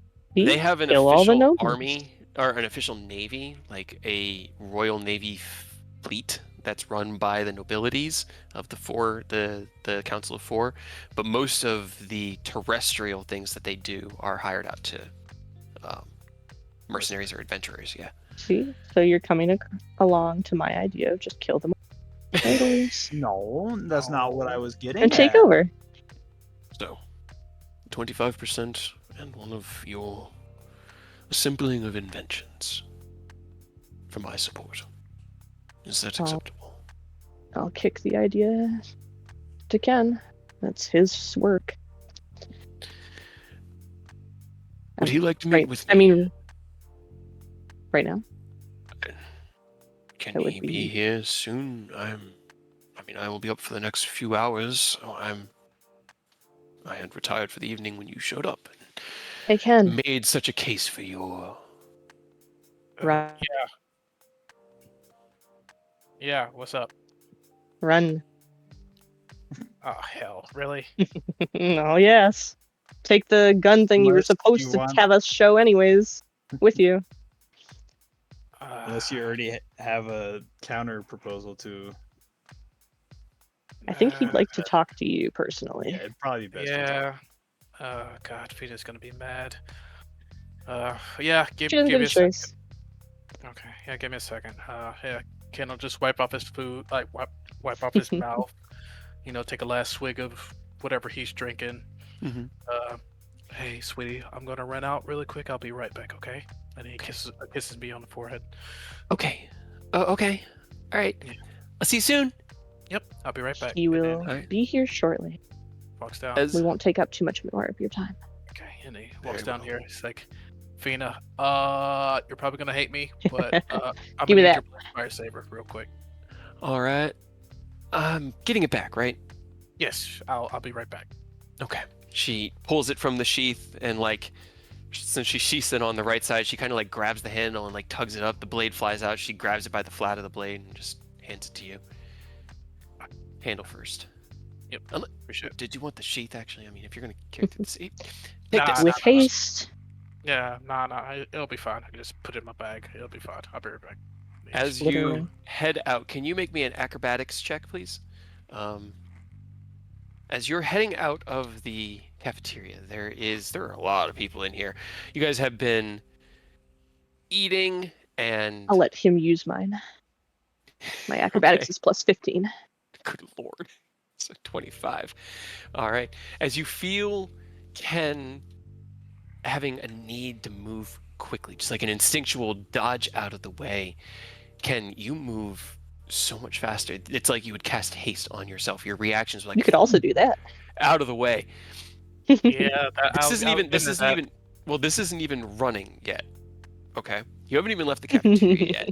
As you're heading out, you're walking past Mia and her two lions, and she looks at you and her eyes go wide and her hand starts flailing through the air and she's trying to grab your armor and grab at you and she's pointing. How I took it all. I bought it all. I had more shiny rocks. They could have. Do you keep going or do you let her stop you in this moment? Wait, what happened? You don't know yet. You're kind of back facing where she's pointing. She just seems to be freaking out about something. Wait, what? What's wrong? What happened? They had. What? How did they make it do that? You follow where she's pointing, and you see across the way a 3-foot tall, 3-tiered chocolate fountain being wheeled out from the back on a cart. She looks at you and she pouts. I bought all the where were they hiding it? And how did they make it do that? Ken, can we have one? Well, I'll later. Okay. Okay. Ken? Later. Okay. Later. Okay. We'll talk about it later. Okay. Okay, I'm gonna go. I'm gonna go see. Excuse me, I need to know what that is. Excuse me. How do you make it flow? She found the chocolate fountain. Oh dear. Okay. The rest of the image. Right, Chuckle. jogging, Yeah. jogging, and then as soon as I get to the front door, casting haste, fly. Okay, and flying. Yeah. Okay. You kick off from the ground, haste through the air. There's this like of wind as it compresses around you suddenly from the propulsion of the arcane magic from both your haste and your winged boots. You up, over, and down towards. Are you going to the front door, the main gate? I should probably be nice about it. Just stay. Yeah, drop at the main gate. Okay, so as Ken is flying through the city, you are talking with Braun. If he can, I'd be happy to speak with him this evening. If he can be here within He's the just next few about hours. here. Will you allow him entrance into your abode?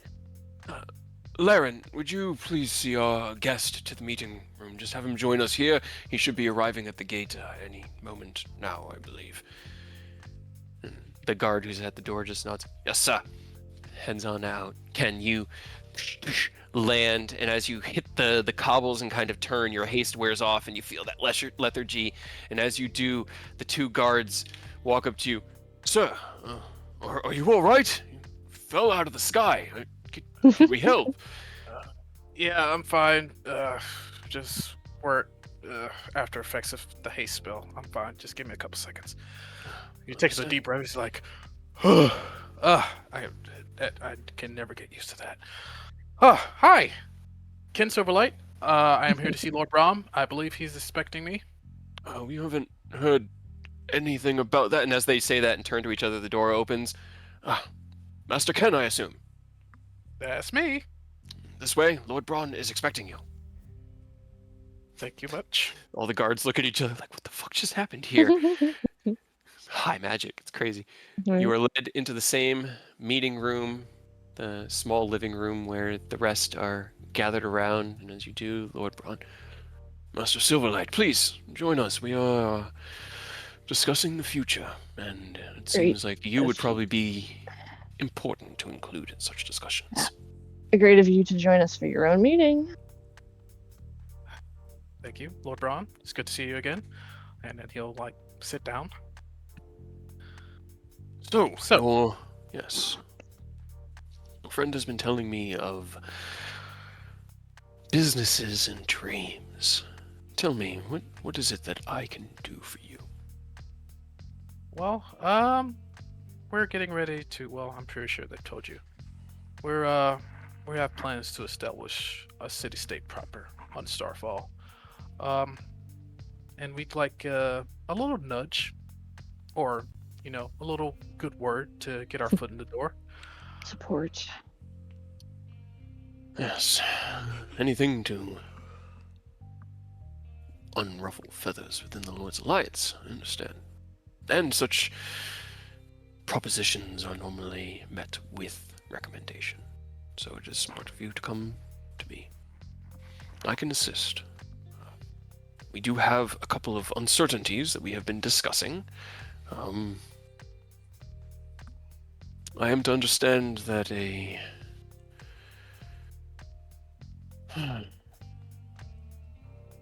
trade agreement is a potential. Correct. In addition to establishing the city-state, I am also establishing a manufacturing Yes. business. I've been made aware by associates in Lintier. Yes, I'll be personally, well, for now, I'll be personally crafting Magitech items. They can be weapons, support items, things of that nature.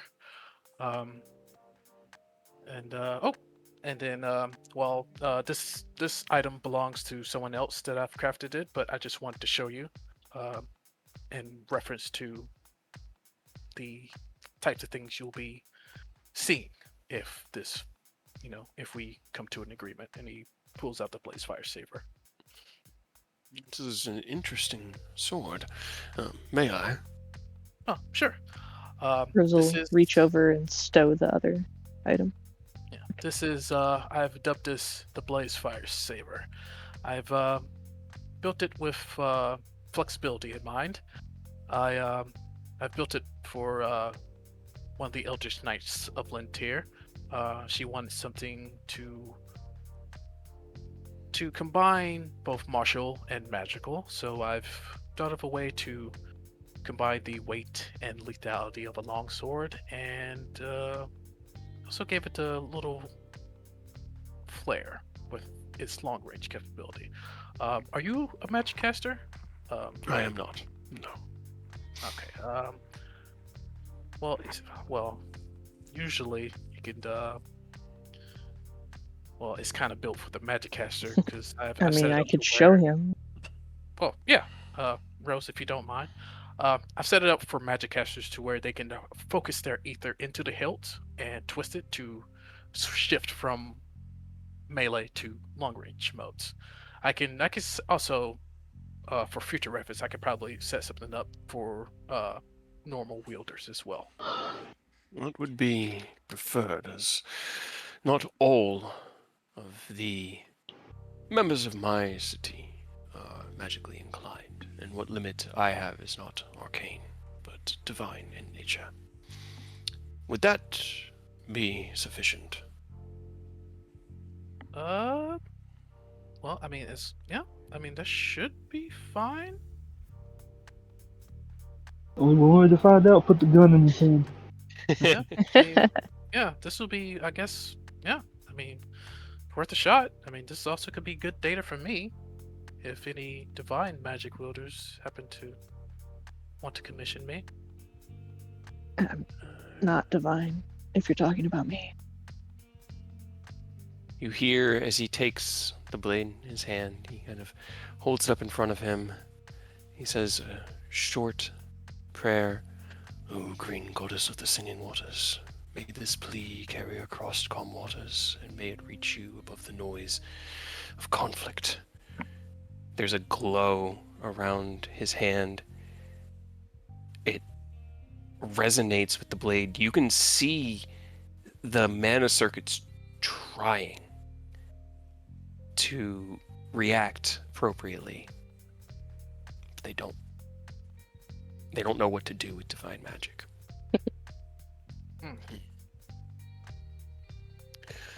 Okay. All right. My apologies. I guess. Oh, no. Yeah. Divine magic. Maybe I can set something up for divine magic wielders at a later time. But Boy. yeah. Yeah, combining divine magic with uh, artificery, you're already pushing things. I mean, it's good data. I mean, No, I Um, know. I'm just saying that might not. They don't mesh particularly well. Is this how you want Space Marines? Is this how you get Space Marines? Oh god, a chaplain would be terrifying. No. Rose, do you mind demonstrating? Make me a suit, Yeah. Ken. Rose will stand and hold one hand out towards Braun. He'll stand and kind of offer the blade to you, handle first. They'll hold it and facing like to the side, not towards him. Try to. Never used it before, but try to power it. Okay. You hold the blade in your hand. You focus that bit of willpower, that desire to have it happen, and you feel the handle kind of rotate a little bit under your hand, this spark of arcane power from within you. Not even a spell slot, like a cantrip of arcane potentiality. And this time, Ken, you see it as the mana circuits whir into action. The light up the side of the blade. The blades click apart into their three different conjoining pieces and kind of click back down into a tighter formation around the handle that snaps down about 60 degrees, so it's now at an angle, and you now hold about an SMG-sized weapon in your hand. And as Braun readjusts Rose will himself, like spin it a little bit, but keeping their finger off the trigger. I see. Hmm. And this is its long-range form, like a crossbow, correct? And you said that that other weapon that you had just showed me was also a long-range weapon? Shorter Yeah, range, but yes. yeah. This was if I can, if I get the data correct, it's more what's it, the 60 to what's the max range on it? It's a mid-range, yeah, it's a 60 to 120. This Yeah, isn't yeah, exactly the correct situation to demonstrate, yeah. unless Yeah. you want holes in your wall. No, no, do not fire the weapon, please. Impressive. Higher, faster than a crossbow, though. And I do have a item that's also for longer range. Um, I'm not. Well, should I?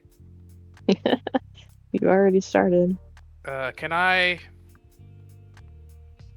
armor up to and then detach Vidofnir from my armor to show him? Okay. I feel like we're So, pushing things a little bit, but sure. well, I mean, you had to have had your armor on because you had your boots, and your boots are there. So the dragon children were with you. I don't know if maybe like you ran through the guild hall, the two dragons that become your left and right boots snapped around there, and the other five just flew along with you. Uh, but you get Yeah, here. yeah. I can say that. Yeah. The other five kind of like leap onto you. You see Ken as he stands up and without like moving at all is just surrounded by steel and metal. The helmet clicks down and there's like a whir before the helmet retracts again and you can see Ken's face. He gives a whistle to his right shoulder and the entirety of the shoulder plate and upper gauntlet detaches and turns back into a little dragonling that like scurries into or onto the table before reverting back into that Vidofnir cannon. But it's still like it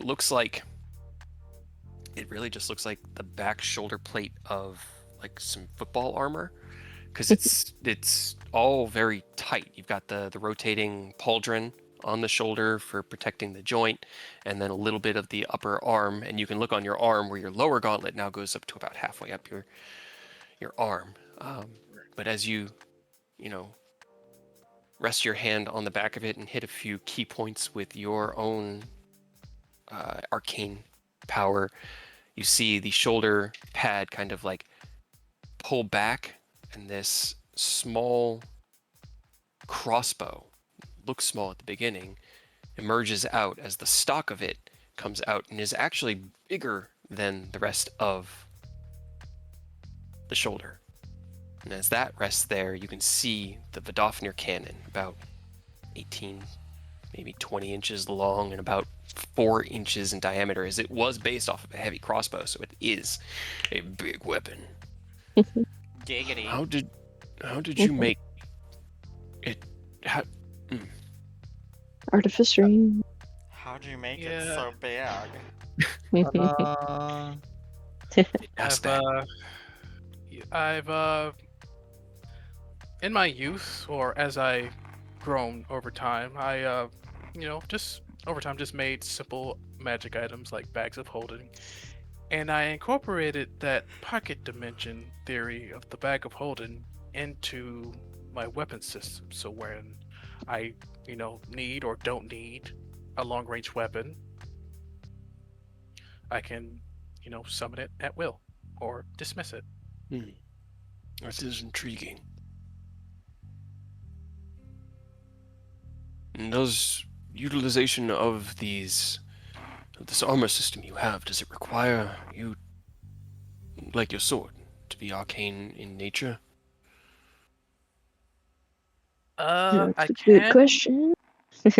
Yeah, I've kind of just built this second nature, so my armor probably does need an uh, arcane, um, ability, but I can maybe build a device or a core for normal people to activate, which in turn will activate the armor, if that makes sense. Kind of like a key.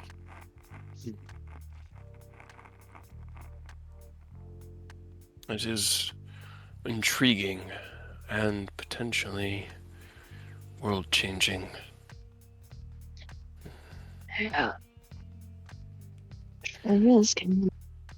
And these inventions of yours are going to be the primary exports of your industry? Well, I mean, fingers crossed.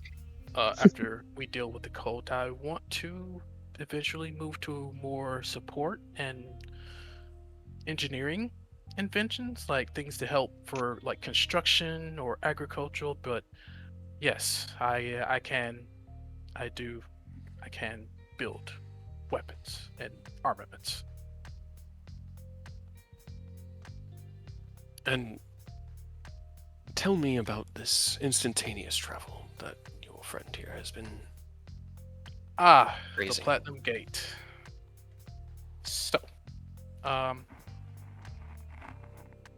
I figured with us taking the fight to the cult, we will need a way to transport personnel and goods over an extremely long distance, with also solving the 6-second rule issue of transportation circle. So, with the help of my compatriot, we have devised a way to, one, expand the size of the avenue of approach, and we've also found a way to maintain the ether used in the transportation, so the gate will stay open longer. How long have you managed? Or do you expect? I suppose it's still under construction, correct? Yes, we're in the final steps of completing the second gate. And out of character, I don't remember. When you and Sid first designed it, the quartz crystalline core is supposed to contain enough ether in order to maintain the connection for about half an hour. Yes, we've calculated, and with the materials we've used to build the gate, we've calculated the stability at maintaining the gate at 30 minutes. 30 minutes. That is impressive. That would also change everything. I would be interested to see this once you have it completed, and it definitely will go a long way in building your rapport with the Lord's Alliance. Now, as I remember from Council in Starfall, Lady Silverhand seems to have a liking to you, and the King of Lintier also appears to be on your side. I do not want to be the one left out in the rain when a new magical revolution happens and my beautiful city is supplanted. A partnership could be very beneficial to both of us. Of course, not to sound too sentimental, but this place, we have a lot of fond memories of Iriobor. This place is a second home to us. So, if we can establish an agreement that helps us both, I'm all ears, and I want to strive to, you know, for a deal to be beneficial for both of us. And with further evidence. What's that? What'd you say? Sorry, you cut out there. I know, I'm trying to figure out why it's cutting out. Really? With further evidence, where exactly did we land on the percentage? The 10%? Ken, can you roll me a persuasion check with advantage, please? And you can have my roll. With the Plus plus 18. As once again, you begin to speak. So 13 plus 18 is 31. Okay. I was about to say, I got that. I got one last flash genius for tonight. Do you want to use I it? also still have bardic inspirations if you need as well. It's up You to know what? guys. Fuck it, all in. We need this. All of it? Yeah, so Sure. plus another +5, And Then, you uh, said And a 1d12. Roll the d12. Can we break 50? Oh Good my lord. god! 13, 36, 48. Oh, Oh, so close. close. If Aureus were here, you could Damn it. have, because both of his blessings would have got you to a minimum of 50. But a 48 is the new record. Damn, so close. As you begin talking, Ken, you feel something well from within you. It initially feels like pride or arrogance, and something that you normally try to keep under control because you know that these things can come off, a little bit distasteful to others. But what it really is pure confidence. The ability to know that you are the one who has the answer. And as you have been talking with Braun, he looks over at Rose and he looks back at you. I believe the initial offer was a 10% discount on future trade agreements and one of your gates in exchange for my support in joining the Lord's Alliance. Seeing your assurances and knowing what I do of Lord Silverlight, am willing to meet these terms.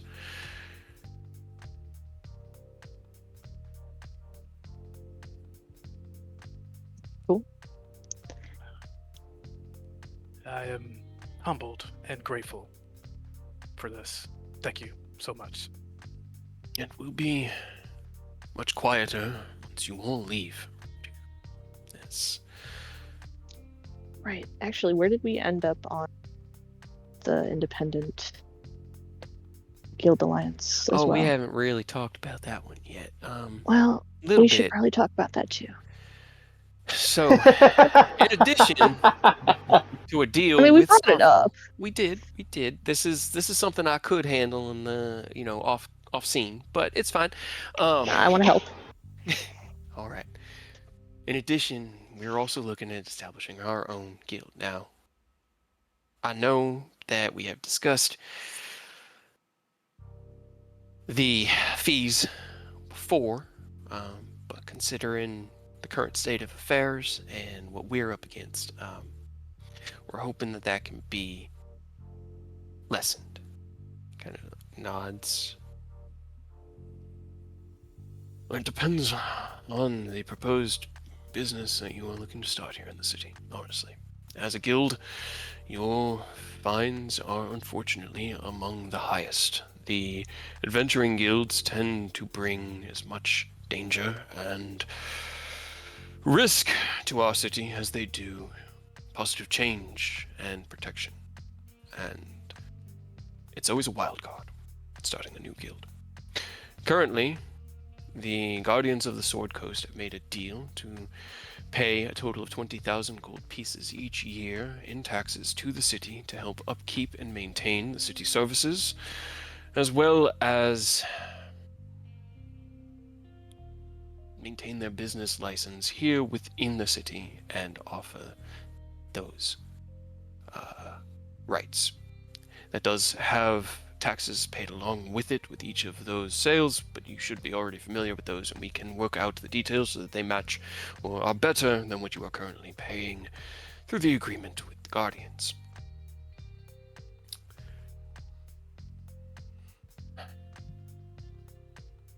I have your back, Emmeline, if you want to make any adjustments. I You need mean, to haggle? Right? currently are You're going to be partners with us, and we are now partners with the city. she kind of like leans over, and in the mental link you hear, honestly, we were paying more than that to the Guardians of the Sword Coast. They were charging us 2,000 a month for maintaining upkeeps and keeping it. Okay. Just, this is a The good worst deal. you can say is no. Just a little bit. The worst they can say is higher, actually. I believe your offer is respectful, Lord Braun. It shows your understanding of the good that our guild has done here, and I appreciate the attention to that.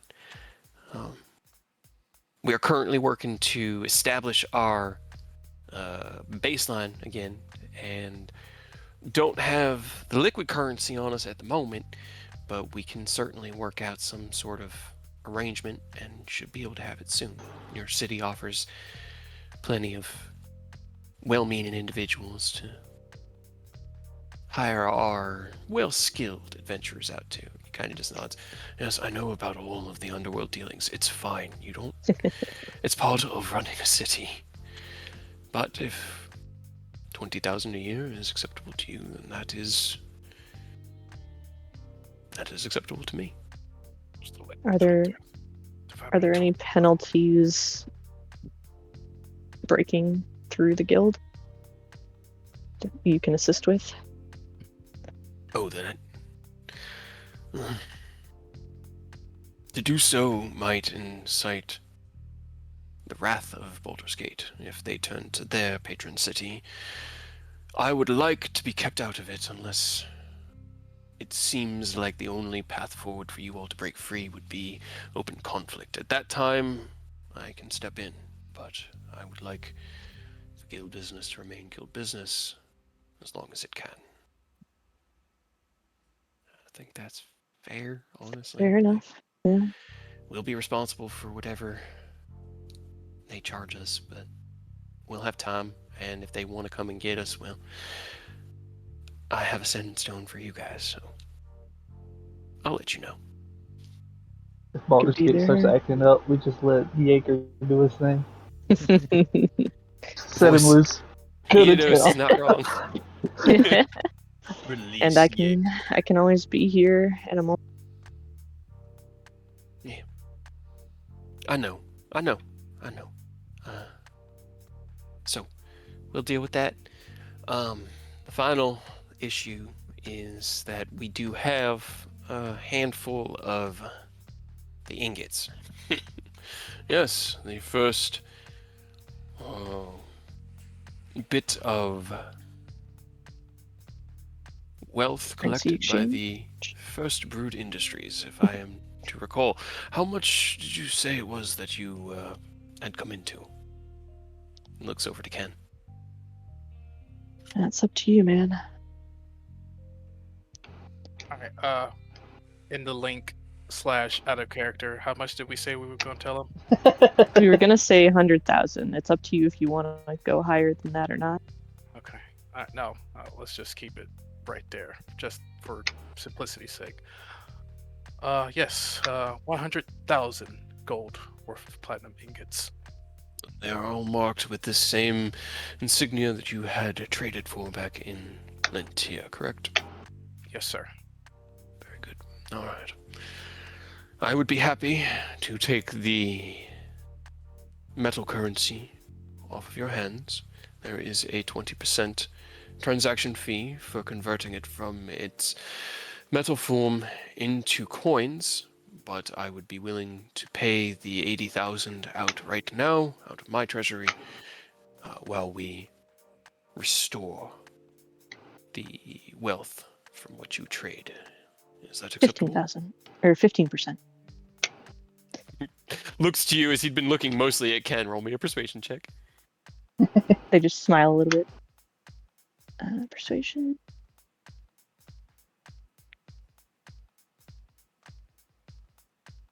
Well, I admire Augusto. I must try to make some sort of 18%. Yes. How about 18%? That's fine. Yeah. Okay. All right, but Compromise. Rose has to do the math in their head right now.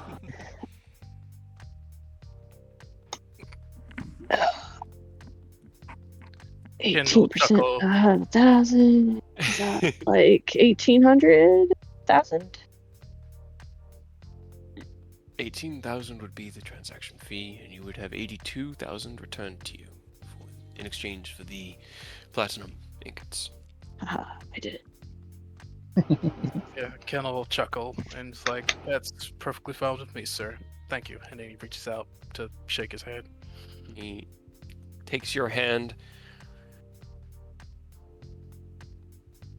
now on, you don't need the sir. You are a lord of Starfall, Master Silverlight. You need to act like it. And, in respect for that, from now on I shall be calling you Ken. Thank you. I will make sure to keep your advice close to my heart moving forward. Let's see. Can we pay 20,000 of that we're getting up front right now towards the first year of independent guild?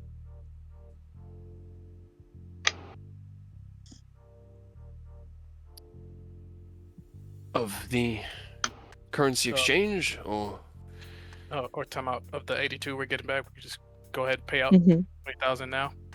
Mm-hmm. if you would like, I can do that. Yes. Why Yes. not? Are you all sure?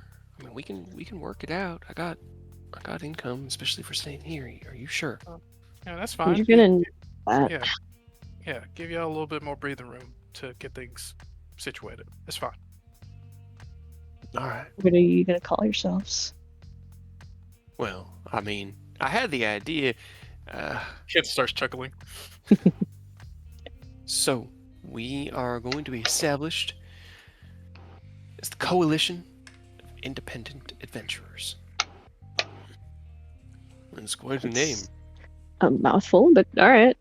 Yes, it will not fit on your sign very easily. She kind of smiles.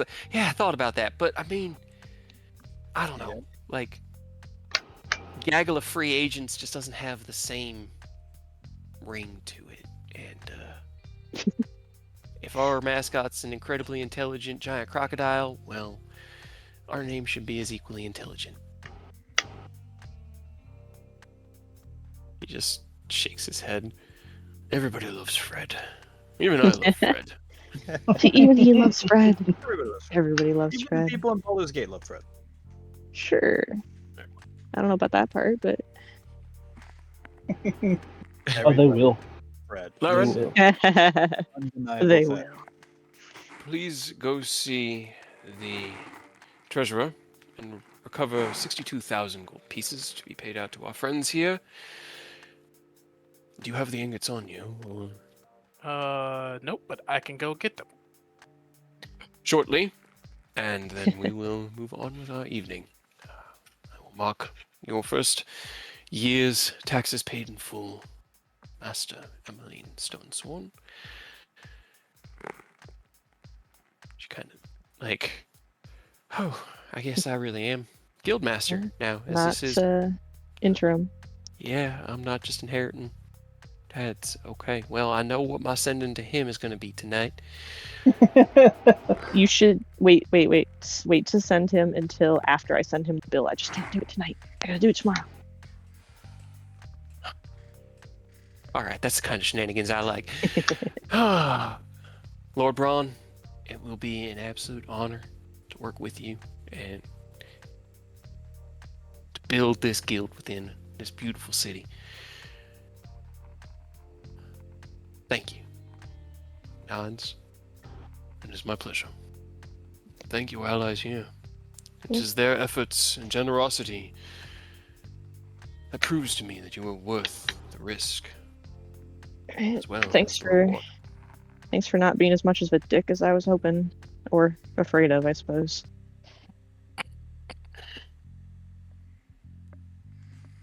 Yes, well, not all of us are the same. You better not I, become a dick now, Ken. Now that you're a noble, No, I'm not. promise. All right. We'll let you get on with it. Did you want to go get those ingots now, Ken, or do you want to come in tomorrow? I can facilitate it if you want. It's all up to you. Well, I trust you. If you could go ahead and take care of it. I actually I have to craft my thing for tomorrow's meeting, so I should probably get on that when I get back. All right. We'll be sending by Hendir in the morning. We'll just have him check in with your guards. He'll have the ingots with him. In a cart, probably. Yeah. Be able to carry all that shit. I mean, I could teleport it to your courtyard tomorrow morning if you want. Actually, I could probably make a spare bag of holding for him for safety. That's a lot. Is it big enough? Let's see, it'd be 100,000.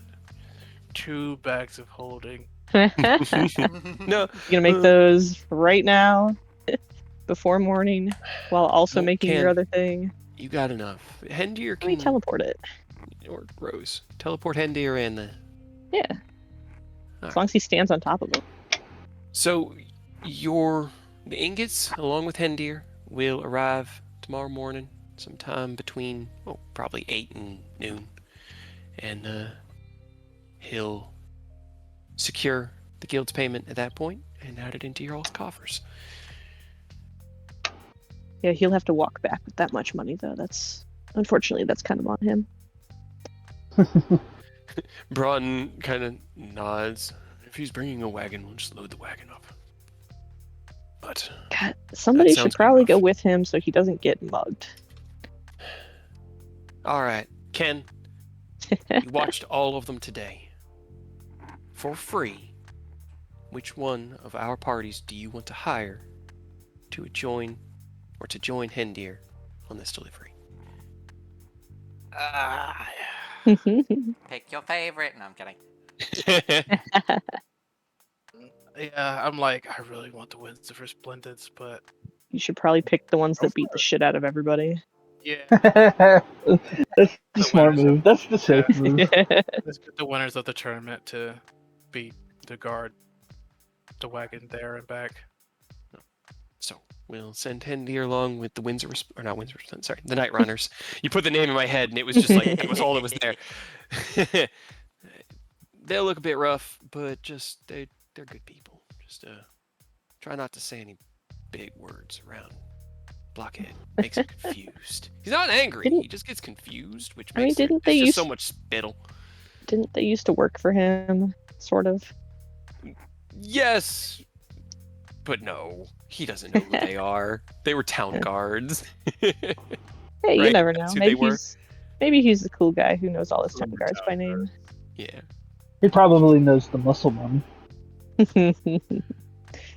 Is that what happened? I'm trying to remember her name off the top of my head. All Grace. I remember is Grace. Is that what happened to Grace? It wasn't. So Grace came from. Am. She part of the gnome. Yeah, she came from Am, and then when she got here, she worked as a town guard. And during her time as town guard, because they all worked as a town guard for at least a little bit. Yeah, That's how they and I'm became sure she friends. stood out a little bit. And Her then power Just a little was unique. We don't see many that can change size like that, and I was glad to give her a place to find home. And I'm happy to hear that she seems to be thriving within your halls now. Emmeline nods. Doing really well. They had a tournament today, and their team emerged victor. A complete shutout. I still gotta make their weapons. Yeah, That's you the got a lot of problem work for to do. not That's why right you gotta now. let us do as much as we can, Ken. So, Stop taking more things on. Quit volunteering to Right. make shit for people. Stop it. At least start charging them. Right? there's a candle in the corner that, as you're talking, flashes with a kind of bright yellow light and sparks. And as Broad looks over to it, has it been an hour already? It is getting close to bedtime for me.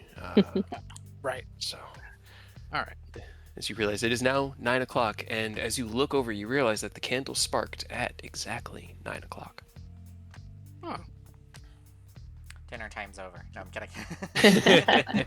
I mean, You don't gotta go probably, home, but you gotta get the fuck out of here. right? Right?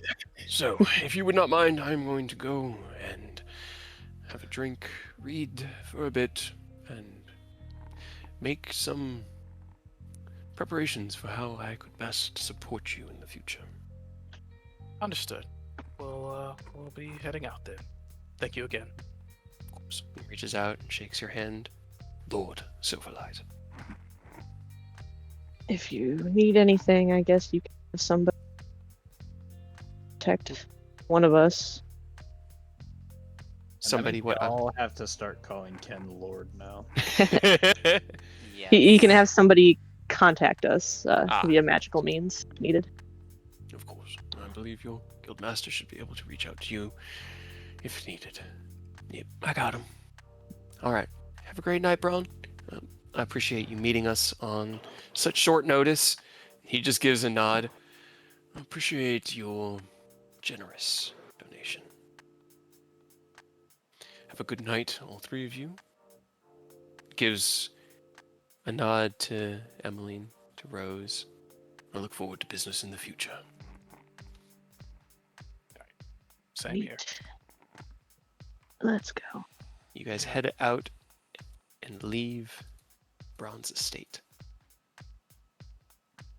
Are you heading back Oh, now? that turned out well. What? Jesus, holy shit. I mean, yeah, it went better than I thought it would, I guess. He didn't immediately laugh us out. I did have to do more talking than I was planning to, but I didn't kill him. Told you not all nobles are assholes. I mean, most of them are, so, you know. That's because they're from Baldur's Gate. Baldur's Gate is known for just being a bunch of assholes. Well, just mean, I would Baldur's say- Gate. We should have just let That's what I've been Starfall land. saying! That's exactly what I've been saying, Ida, so nobody will agree with me. At least I have you on my side. I like how we can now just argue wherever we are. Yeah. Right? Fucking crowd. All right. Well, So yeah, first there's part that, of the and plan is taken care of. Now hopefully it on to helps the- for tomorrow. Yeah. So I will help you if I can tomorrow, but I'm not going with you. that's fair.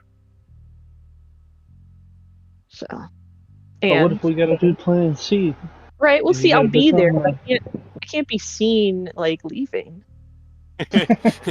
Anybody ever notice why Peter Parker's never around when Spider-Man's here? What happened to Clark when Superman turned up? Man, Yeah, Bruce he just Wayne's disappeared. where's he always going? Crazy. I thought he was supposed to be helping us. You I mean, just he go. did. You just I- excuse yourself to go to the bathroom, become your dragon turtle, and then get back Exactly. in the bathroom real quick. Right? Sorry, I had And I fucking can- 3-hour shit. I feel like Dude, I Eric hope could put they in don't a have to loop be a somewhere. 3 hours. Oh man. Yeah, I mean, if I have to do more than an hour, well, That's fair. eh. All right. But hey, I mean, God, see, it's gonna be so cool if I do that. Because also, like, I'm pretty sure. I think, will my items still work? Would I be invisible? I don't No, remember. not with polymorph. No. Okay. Your items get absorbed into your form with polymorph. You retain any class abilities, like you would Right. have bardic inspiration. Bardic What if- inspiration. Giant. What if Hell I, yeah. since it's not attunement, what if I take it off and then somebody can tie it to like one of my pinky toes?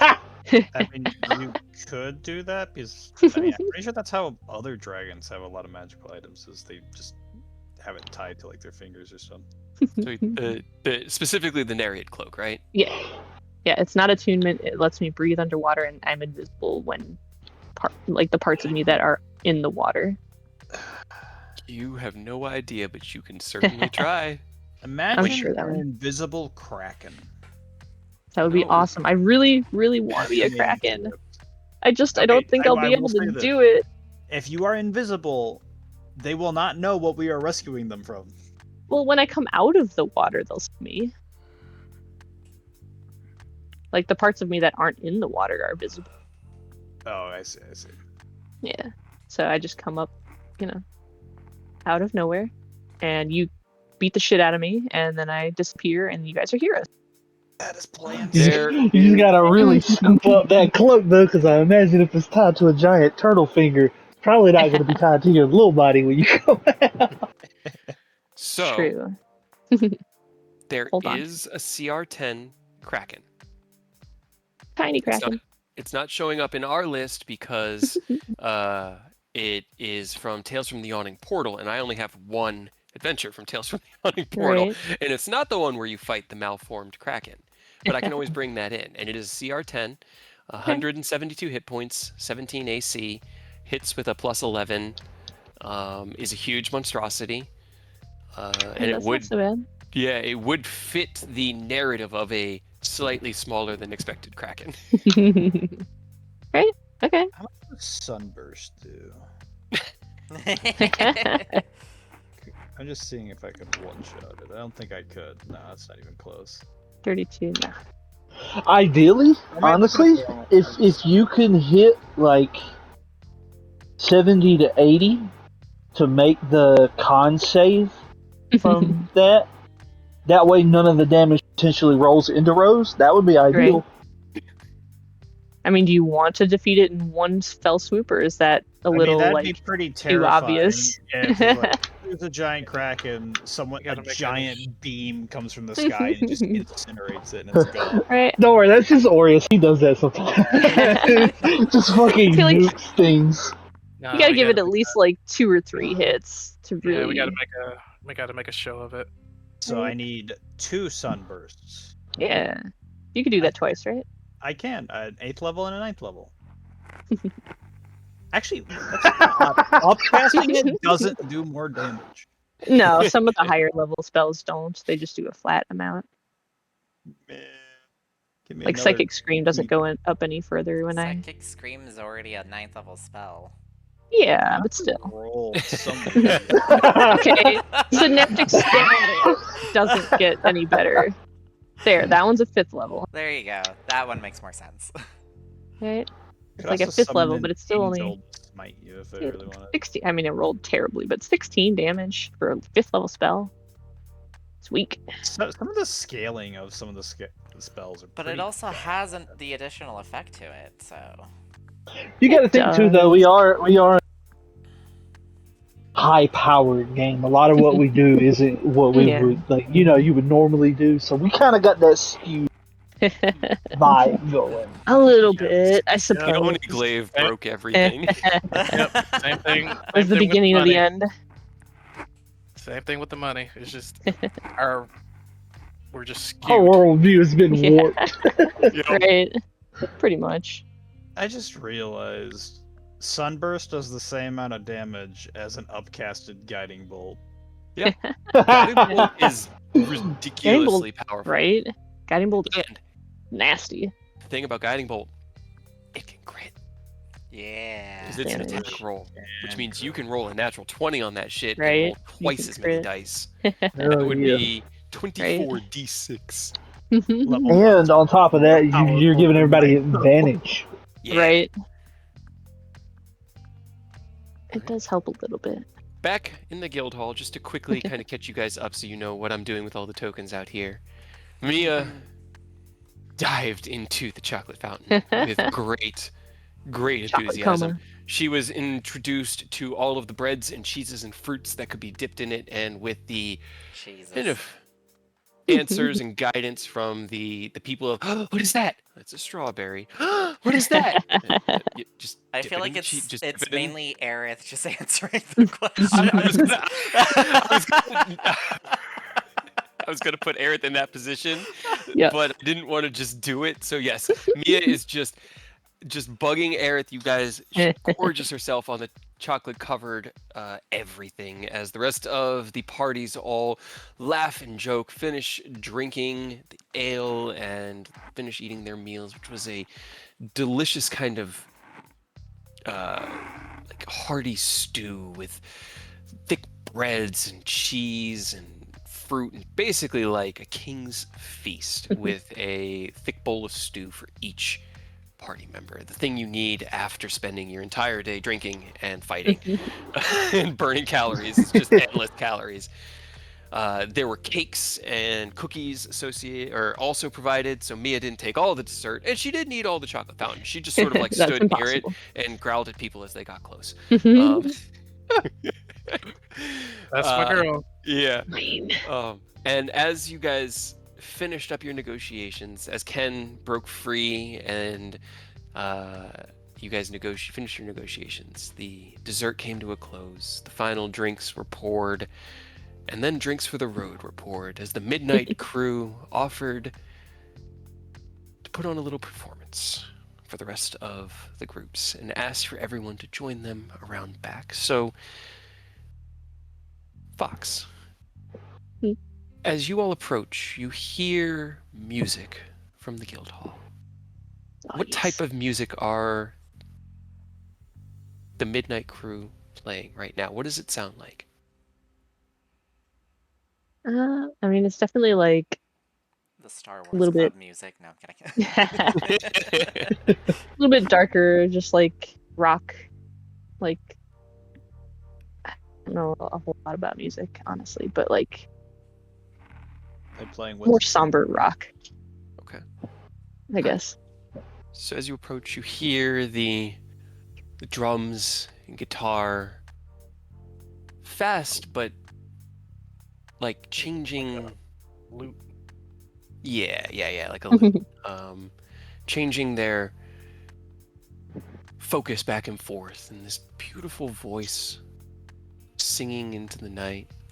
You hear as the song ends and cheers rise from behind the guild hall as I continue to put NPCs in position.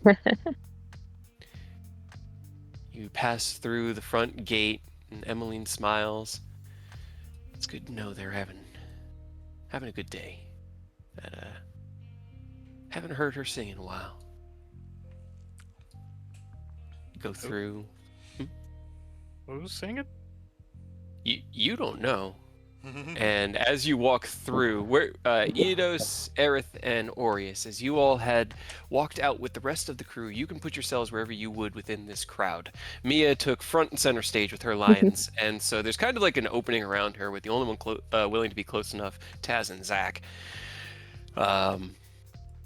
The staff is currently like bringing out trays with more drinks that are being handed out to Team Kill and the Night Runners before they move along. As you ask the question, Emmeline looks Edith back. will sit down in front of her so she can still see though. Okay, good, thank you. Okay. As you were like standing in front of her, she panicked a bit, and then you flopped down and kind of like leaned back on your hands just to make sure she could see over your shoulder. And she just smiled. Emmeline looks at you, Ken. I think I'll let it be a surprise, because you're not going to expect it. Or maybe you will. As you walk through the guild hall, you hear another song begin. This one a little bit faster, a little bit angrier, and with a different voice entirely. It has more of a growl to it. It's actually masculine instead of the feminine one that you walked up on. And Emmeline just smiles wider. You walk through. She sees Hendir sitting in the chair. Welcome back, Miss M. Rose, Ken. How'd it go? Emmeline kind of steps up. I'll fill you in soon. We're gonna go join the concert. Why aren't you out back? Hendir's. I didn't want to leave the front unattended. She looks at him. It's 9, Hendir. We're closed. Come on, let's go. Lock the door. All right. He walks over past. You can tell he's still. Honestly, it looks like it's hitting him worse than it hit Chad. He still seems a bit down. When he walks past and he turns the lock in the door as you guys head through the guild hall. As the song continues, you step into the back area and turn to see Midnight, the tiny little Kenku, just belting out these deep masculine tones. The rest of the crew around providing music and backup. I think Domrius was a backup singer. Yeah, he back up and like Lead lute. yeah. And then Mahir is like bass, whatever option that is, situation. And Phelan plays drums. Bass. It's just bass. Yeah. Phelan has like a small like snare, not kit necessarily, but something small that she can carry around with her. It has a few different sounds, and she's just. As you approach, you see that everyone is just sort of vibing along. And Mia looks out past Eidos. Ken, and waves at you. Yeah. I'm just spin around like towards he circle around like from the towards the back so he doesn't like get in the way, and then he'll scoot in behind Mia. Okay. She kind of scoots over to the side, sticking you more behind Eodos and her more able to see, but that's fine. She curls into one of the lions. The other lion looks at you. Hey, and I guess tries to pet the other one. It just purrs deeply and like rubs its head into your hands. Sprinkle likes it when you scratch him right behind the ears, or her right behind the ears. Okay, and then he follows suit. A concert is played. We'll enjoy the performance skills of the Midnight Crew. As I realize I kind of offset this a bit, and I should probably move these guys over here as the staff is going to deliver more drinks. It goes for probably about an hour. Do you watch through the whole thing, Ken? Probably not. I gotta craft this stuff so I can be ready. Gotta go As back. much as I want to, I gotta do some last minute work for before bedtime. Then a few songs play. You sit with Mia, and she leans against you, and you hear her kind of just like trying to hum the chorus along with Midnight on each song as she's trying to learn the song in the moment. And then after the, say, fourth song, it's been about 15-20 minutes. You start to stand up. Yeah. What's up? You okay? Yeah, I gotta take care of some last minute things before bedtime, but you know where to find me. Okay. All right. Are you gonna? She doesn't actually know. Bed or where are you gonna be doing your work? Probably in the barracks room. Okay. Yeah. I want to see the rest of the show. Don't you want to see the rest of the songs? I want to, but I gotta take care of some work. She gives you big puppy eyes. Damn it, you know I'm weak to that. She nods with the big puppy eyes. 2 more songs and that's it. She kind of like pouts a little bit. Okay. For now. For now. 2 more songs. Roll me a persuasion check. Oh boy. This You're on your own for that. You cuddle back in. You sit back down. She cuddles into you. She kind of like sits like right in your lap and is just like she wraps your arms around her. yeah, that tracks. Can you take the armor off? Oh, I thought the armor was. Oh, off. okay. All right. Armor's off. Cool. Never mind then. Dragon Yeah, children. if I'm sprawled not out. like in a combat zone, It's not on. it's usually off. Yeah. Okay. Unless I say otherwise. She leans back into you. One song plays. Second song finishes. She is just like you can feel her heart beating against your chest. Her breath is sweet and gentle. She's still singing and just smiling. You look around as the entirety of the guild is all sitting in the grass. Been here for about half an hour. It's half the show is done. Are you getting up? No, I've been I've been working basically all day. Let's actually have some time to chill and enjoy ourselves. All right. Another half a dozen songs play as they wrap up the song, the set list with this kind of beautiful, sad ballad that Midnight sings with not necessarily a like. It's masculine, but it has this gentleness to it, unlike the other voices she's been using. And as they kind of sway, the rest of the crowd all feels the tempo, and you sense this like union between you and the coalition of independent adventurers that is now an official entity, paid in advance for the next year.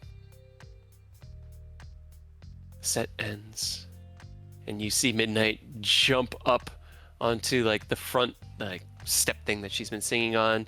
She opens her mouth. Thank you, Iriabor. We'll be here all week. Come back and see us. Don't forget to tip your waiters. And then she just like laughs with a different voice, and Damrius smiles. Thank you, everyone. It's been wonderful playing for you tonight. Crowd applauds. Mia claps happily. She leans back into you, Ken. Okay, now we can go to bed.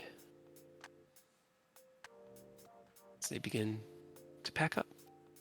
Anybody else doing anything else this night, or is everyone going to sleep except for Ken, who has work to do?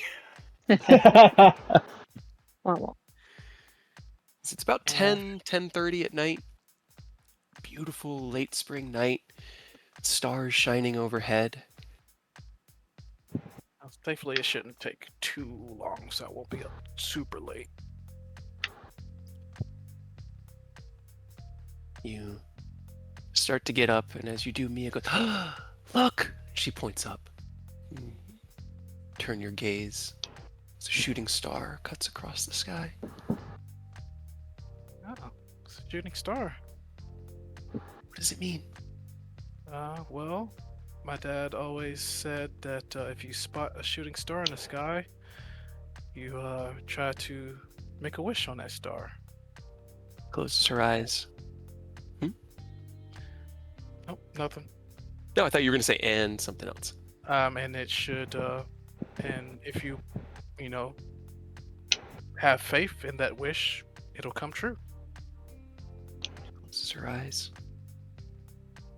Do I tell you the wish?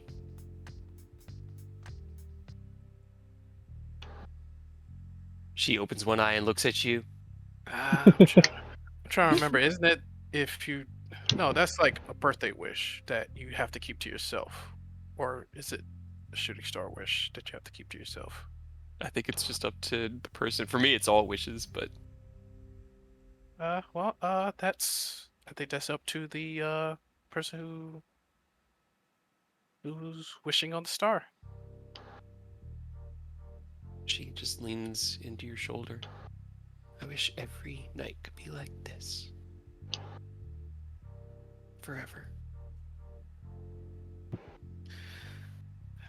That's a beautiful dream. One that I'm going to help make reality. I love you, Ken. I love you too, Mia.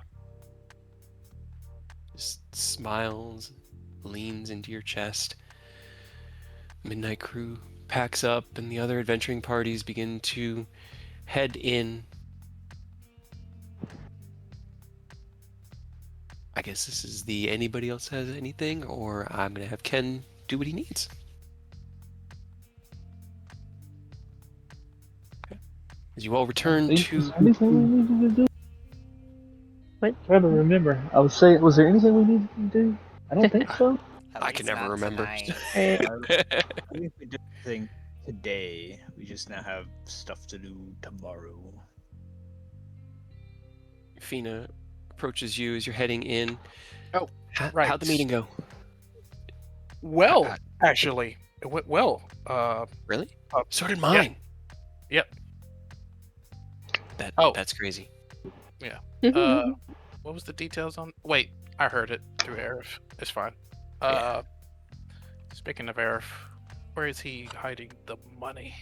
The money. Oh, I never said And, I was yeah. hiding it. I'm joking. He pulls out the blaze fire saber and gives it back to Fina. Thank you. Honestly, like this is really cool, and I really appreciate it. I didn't realize how intricate it was, and well, thank you. Yeah. Truly. Of course. Yeah, no problem. If it does give you trouble, and if I'm back here on Starfall, just shoot me a sending. I'll I'll drop by, or you can come to me, and I'll do maintenance on it free of charge. Really? Like, really? You're a terrible business person. Okay. Hey, Hey. you know, This is just for you, though. Moving yeah, forward, no, I figured. maintenance is gonna cost people. Yeah. Hell yeah. Thank you. I really appreciate that.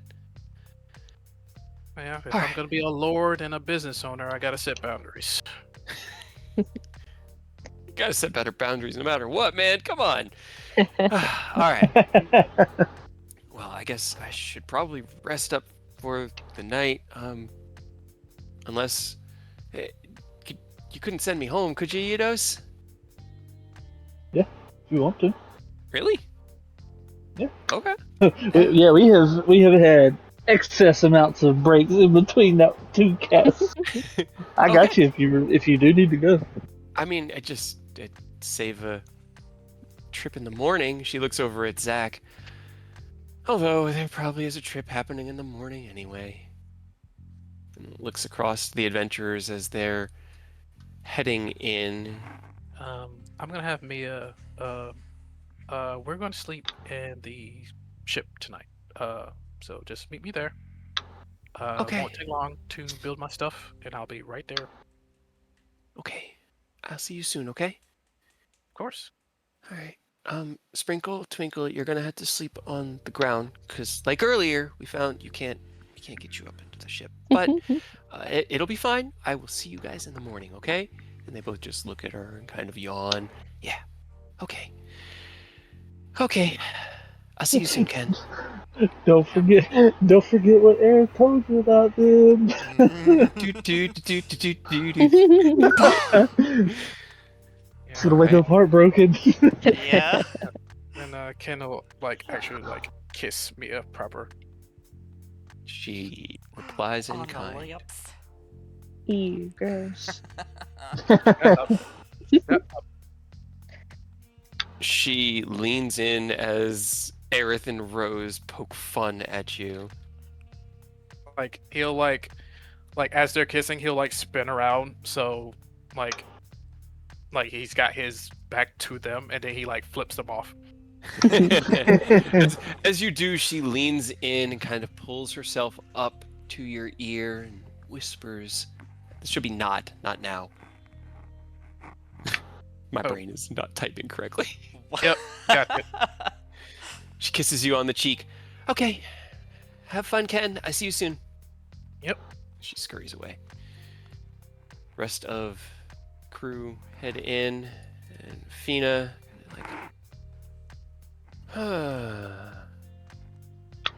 let's see. Yeah, make a decision. You want to go home or not? Catch the ride with Zach in the morning? See, that's the thing is,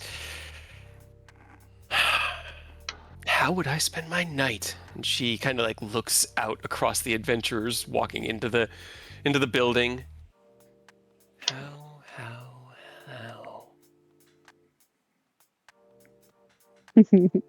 Yeah, Fina, go for it.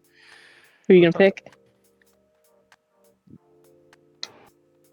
I guess that will be for you to figure out. As everybody has kind of walked in and she watches the last of the midnight crew head in, she is going to go and roll the dice, I guess I'll say. But I'm going to move her to GM layer so you guys can't know. No. If we hear a bunch of different voices coming out, we know she got one. Yeah, I was gonna C say is roll 14. roll 4d20s. No, I'm kidding. So as the last of the midnight crew head in, she kind of turns half back to you. He goes, I made up my mind. Have a good night, Zach. Don't leave in the morning without me. Into the door. Thorn kind of heads over to Rose and starts asking about how it went. Same with Taz. Heldkin and Halan kind of mill around a little bit more, but eventually you're going to head inside. You're not even gonna say goodnight to Lord Ken? He just does an exaggerated bow towards it. Ugh. Elkin stops and turns around. Lord Ken? What is this? Here we go. Halan follows up behind. Don't do it. His ego can only get Have you so not big. heard about our Lord? Our Lord and Savior, Lord Ken. Lord Ken of Starfell? Only the greatest city-state this side of the coast? I'm going to God. strangle all of Eldkin, you. please don't. Oh, Lord Ken, you shouldn't get your hands dirty. Yes, have the servants do it for you. You want me to kill Aerith?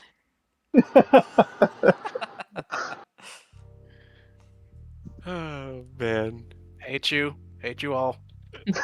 But really, are you a lord now? Is that are they just fucking with you or are they fucking with me? Now make sure you Both? curtsy when you greet him. And We're definitely fucking with it, but you're looking the at plan is- the newest. Yeah. So. Yeah. I'm actually a lord now. But if it's just us here, you just treat me the same way you've always been. I was gonna. I'm just shocked how I'm not shocked. You guys have done crazier things and honestly good for you. I'm happy. It's See, we'll call you Lord, and then we can call Rose Paladin. yes. Wait, you're not a paladin. Not a They paladin. They have taken up the blade. They have taken up the Shut purpose. up. They fight for the betterment of all. They are a Paladin. paladin.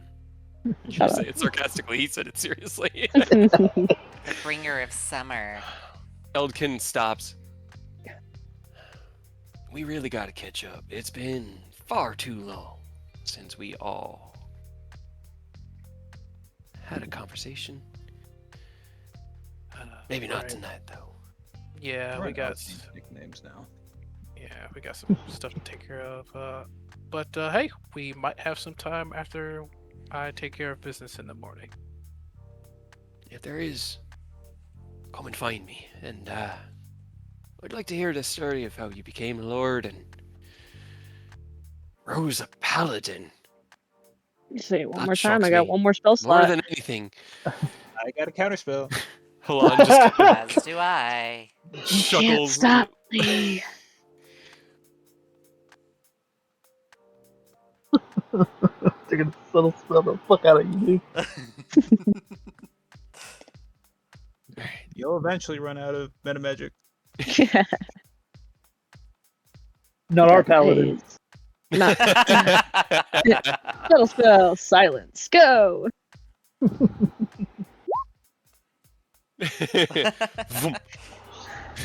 You see Eldkin smile and then laugh harder and then just look at Rose and shake her head and Halan just shakes his head. You know what silence doesn't work on? The voices in your head, Paladin.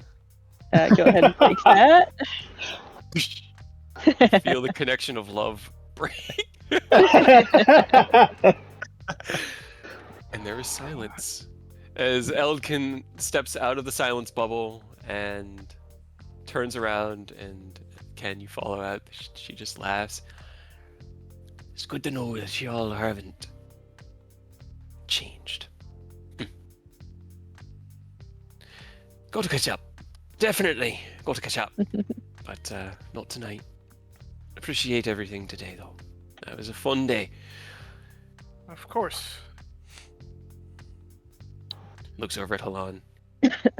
We've trained them well, haven't we? He just nods. Best we could. Alright. Come on! Just- They head on. She kind of like raises one hand and gives that like flip of the hand salute. Good night, everybody. The way she Like, As they were saying, they trained us well, and Enos is just quiet, like silently holding the hand out to Rose, just close fist, like holding it out to him like he's handing him something. I'm afraid, but I will do this. He just drops a bunch of rocks in their hands and walks back towards the. Wow. We gotta get Fred as he's like towards the door. We gotta get Fred inside somehow, right? I only needed one, but okay.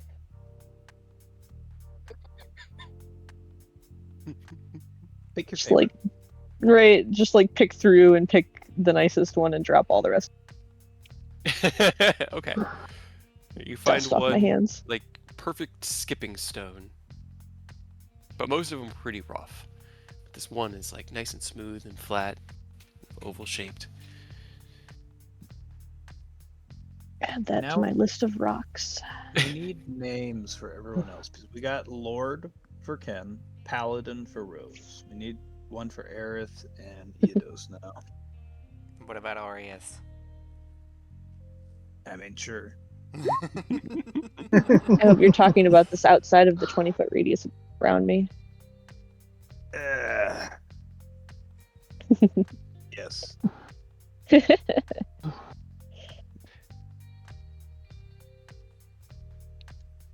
Hunter would have broken pretty quickly. Zack staying with Aerith. Dog goes in with those guys. Koro, where did? Oh, Ken moved himself. Oh, Ken's already gone. Okay, I see. He He was just like, do he's this. got a project. Yeah. All right. You took the bag of holding that Hendir had handed to Eodos, right?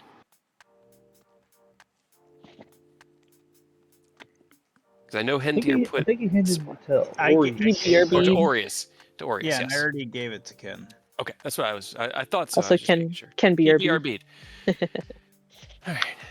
As Emmeline walks out of the silence bubble, kind of chuckling and shaking her head, she turns and shouts something back to you all, but you're all in the bubble and can't hear. Here, let me turn on the bubble so everyone can see it. Right. instead of just words. I think Aureus. She just Oh, turns well. around, and for Aureus, you get to hear she just is like, "I'll see you all in the morning. Have a good night." Good night. She's I'll head just like upstairs. grab Zack and just walk out. He's just like, it never is dull around your friends, is it? Nope, but that is kind of the point. Aerith, Does do you have make life Sky more right? interesting. No, not Skyrite. You know, I just Paladin. realized. He just walks out, looks back, and they can't hear because they're in the silence bubble. This is gonna put him in a force cage. They can hang out here for an hour as he goes back inside. Okay. As you stand in the silence, as everyone leaves, Taz and Thorn like sidles up next to you and like smiles and nods and starts going through a series of hand motions that you've kind of worked out for communicating in silence. Taz just shakes her head and looks at you and gives you the same gesture as of why, just why. And as you They'll go, sign back. Just why not? that's fair. She responds, that's fair. Tried to find the force gauge. There you go.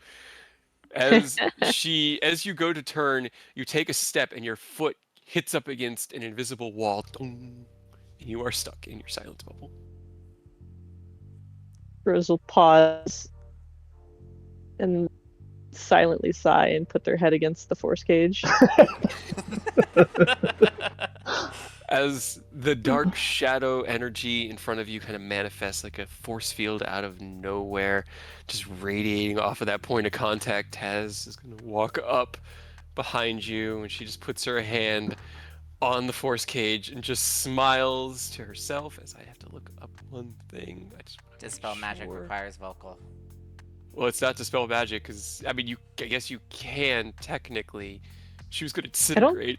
Right, I don't know if Also, it can be it also has verbal. dispelled. Yeah, it doesn't. I thought it worked like with Wall of Force. It doesn't disintegrate. Won't Oh. get rid of it. Yeah, that's why I was I like, think with it's just there. when you were talking about Tad going rogue, and I was like, well, I've got something as long as you don't have this. And then I looked. It actually doesn't mention the disintegrate. That was Wall of Force. I was thinking. Okay. As you saw, okay, so the cage also extends into the ethereal. Okay. So, several things happen. It also says it can't be dispelled by dispel magic. It just can't. Oh no, I didn't know No. that. Yeah. It's the last sentence in the line. The spell can't be dispelled by dispel magic. could potentially teleport out of it with a charisma saving throw, but guess who doesn't have spell slot? Yep. As you rest your head, Taz puts her hand on it and then just shakes her head back and forth. And Thorn looks and goes, he puts like one finger in the air, like with the light bulb look, and he runs at the wall. And right before he would have hit it, he activates his blink step. So he blinks out. And as he blinks back in, he's laying on his ass, rubbing his forehead. And for the next minute, he just blinks in and out of reality. And each time he blinks out, he tries again, but it's in the ethereal as well. None of them can get out. What the fuck did I come back to? Those counter prank Rose. But I also did not realize it couldn't be dispelled. As he does that, Zach looks back as the like dark shadowy cage manifests, and then you could see the ripples from outside, and as well as these like, because you use the square one, right? The locked one. Yeah. You see these like edges of black light around the corners with like fading in darkness. And he just chuckles. Never a dull moment. So, where are we spending our evening?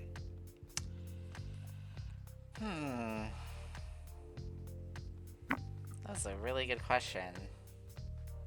Because Rose still has the key, so. Dude, over inside the I mean, Will it work? I guess that. I don't see why not. You can But- certainly try. I mean, I can't. I literally don't have any spell slots. Oh no! I have 4 first level spell slots. That's it. Yep. Oh no. There's Sure do. 3 of you. You and Taz and Thorn, right? Thorn has spell slots. I guess he has some, maybe. Let's Potentially. see. He's a paladin, right? Isn't Yeah, he he- like a wild magic one that you made. He might Technically have. so. does. Let's see. I don't think his are especially high either.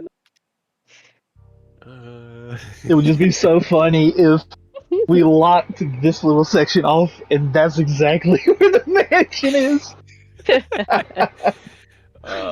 Okay, I know I calculated that. So how big is? I'm just trying to remember what level I'm. Oh man. Did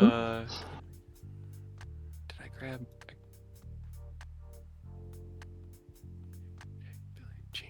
Oath spell, sacred oath, divine smites. No. There it is. Okay. Equal to your paladin level times 5. So that would be okay.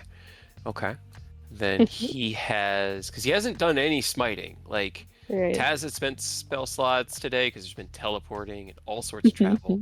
So she's got a few third levels left, but that's it.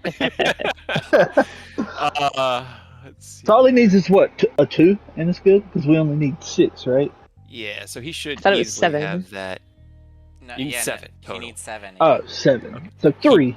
He That's does not have bad. a third level spell A slot. 3rd level. Perfect, dude. And it's up to you whether or not you would think of it. As you sit with your head resting forehead against the cool ethereal magic that radiates with darkness, Thorn has thumped himself against the wall for a minute, but it didn't work. So he just rubs his head and shakes it at you with an "I'm sorry, I got nothing."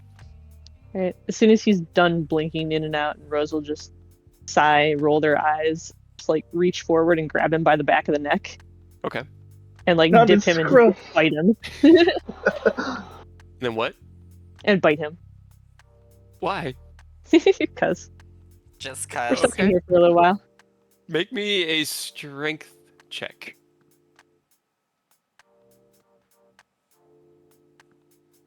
Is it a mean bite or a friendly bite? Fun bite. Fun bite. Oh, fun bite. I need to make a check.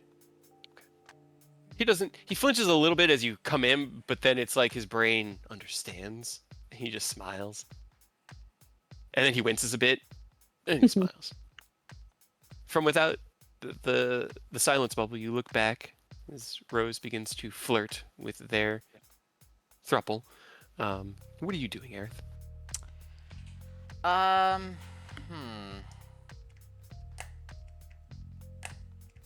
Stuck in this cage. No way out. That's crazy. Nope. Guess we got an hour. I guess Zach and I will just head an inn because we want to spend time together. Okay, so you head into the city to find a nice inn for the night. Be 2 gold pieces. Not too much for you, but for a nice room, you can certainly... 2 gold. Oh 2 gosh. gold, I know. Hold on. I hit the wrong button.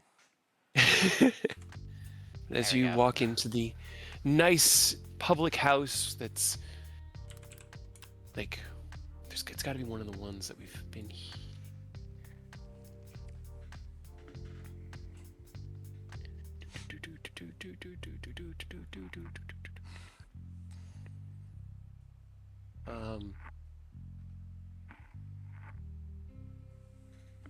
the Wandering Wyvern is probably the best suited for adventuring and adventurers, as they're not ones to look sideways at the weapons and things that you and Zach carry, or to mind you carrying them in there. Man, my brain is not working tonight. Whoa. You come in, you request a nice room. As you head up the stairs to your 3rd floor suite. You're going to spoil me, you know. You keep treating me this way. What makes you think I'm doing it for free? Is it really a cost if I enjoy It's a paying? transactional relationship. This is a give and take relationship. Well, when you find yourself in Baldur's Gate, when all this is done, I would like to treat you to the same experience. But for now, here's our room. So then let's enjoy. Pushes open the door. It's this large, luxurious suite with couches kind of set to each wall, a fountain that bubbles gently kind of down one of the sides into a like basin that looks like it drains out of somewhere in the wall itself. Running water. He pulls you into the room. You can see that there's another like off room that it has the king-size bed filled with pillows and luxurious blankets. And as the 2 of you don't notice anything else about the suite, you spend, the better part of the evening Just enjoying for company. funsies, I'm Mhm. gonna cast Private Sanctum on the room. Okay, as There's something he there begins to watching you. pull you in, excitement, lust, and longing. How long is that casting? An hour. Oh shit, you're right. I forgot. I sit down on the floor for an There's- hour. There's No, somebody it's scrying 10 on you from the minutes. cook chair. From the computer. Do you Still, 10 interrupt? minutes in the middle of everything, Aerith. No, I probably won't then. I Okay, forgot that there as- was a longer cast time. As you begin, but then opt instead not to worry about it, that if prying eyes wish to watch, you're not doing anything tonight that could threaten your friend's existence or the mission. That you know of. Let them watch. No, they don't care who he sleeps with. That you know of. Curtains pull shut. The fade to black. You will get your trance, but you'll wake up at the same time as everyone else. Maybe. Depends on what everyone's doing. Back in the guild hall, as Aerith and Zach have now made their way out. As Koro, she was going to talk to Ken, and then when he kind of disappeared quickly, she was like, and then Aerith, she looked over as you were already engaged, and as the 2 of you kind of hold each other through, She just smiles and looks into the cage at Rose as you and Thorn and Taz stand there. What do you do now, Rose?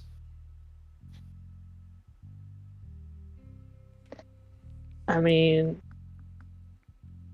Rose doesn't give a shit. If she was gonna stick around, she's gonna see some stuff. Okay.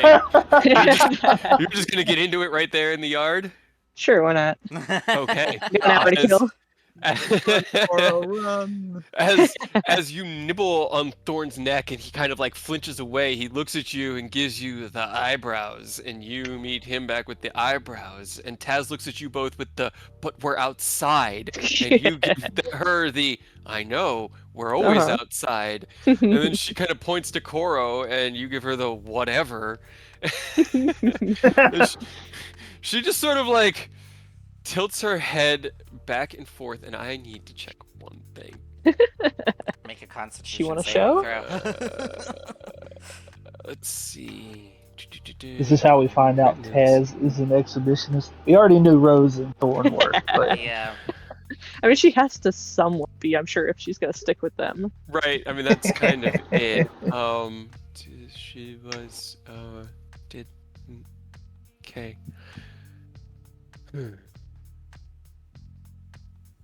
I've already established that Taz is a sorcerer. Yes. Mm-hmm. But I've never established what meta magics she has. Mm-hmm. It's fair. I feel like as somebody who does a lot with the nobility and with subtlety in mind, subtle spell is one of them that she might have, correct? I was Mhm. literally just Sure. about to say, yes, she probably has subtle spell. It is one of Okay. the better Oh, ones. So important. Yeah. As she looks at you and she looks over at Koro and she looks back at you and she smiles.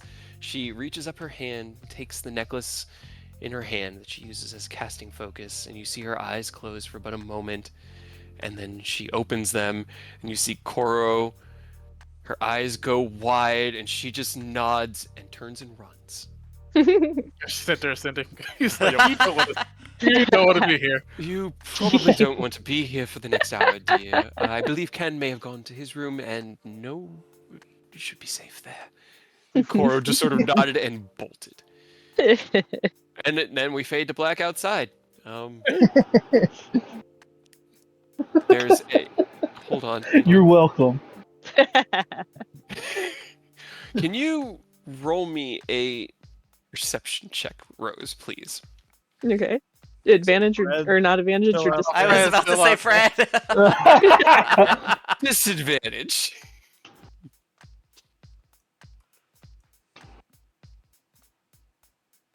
Okay. Okay, what is... Okay, I really need to get all of these things properly saved to the tokens.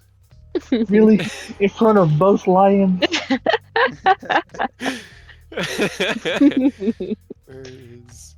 Does he have... He has a negative stealth modifier. Okay. You get into it. And it's been about 10 minutes, so things are getting heavy. And as you look over at Taz as she had kind of stood up in this moment and was looming over the both of you with intensity and need in her eyes, you glance by to see two little pinpoints of white just barely poking out of the water. Blink. Tick tock, tick tock. Oh.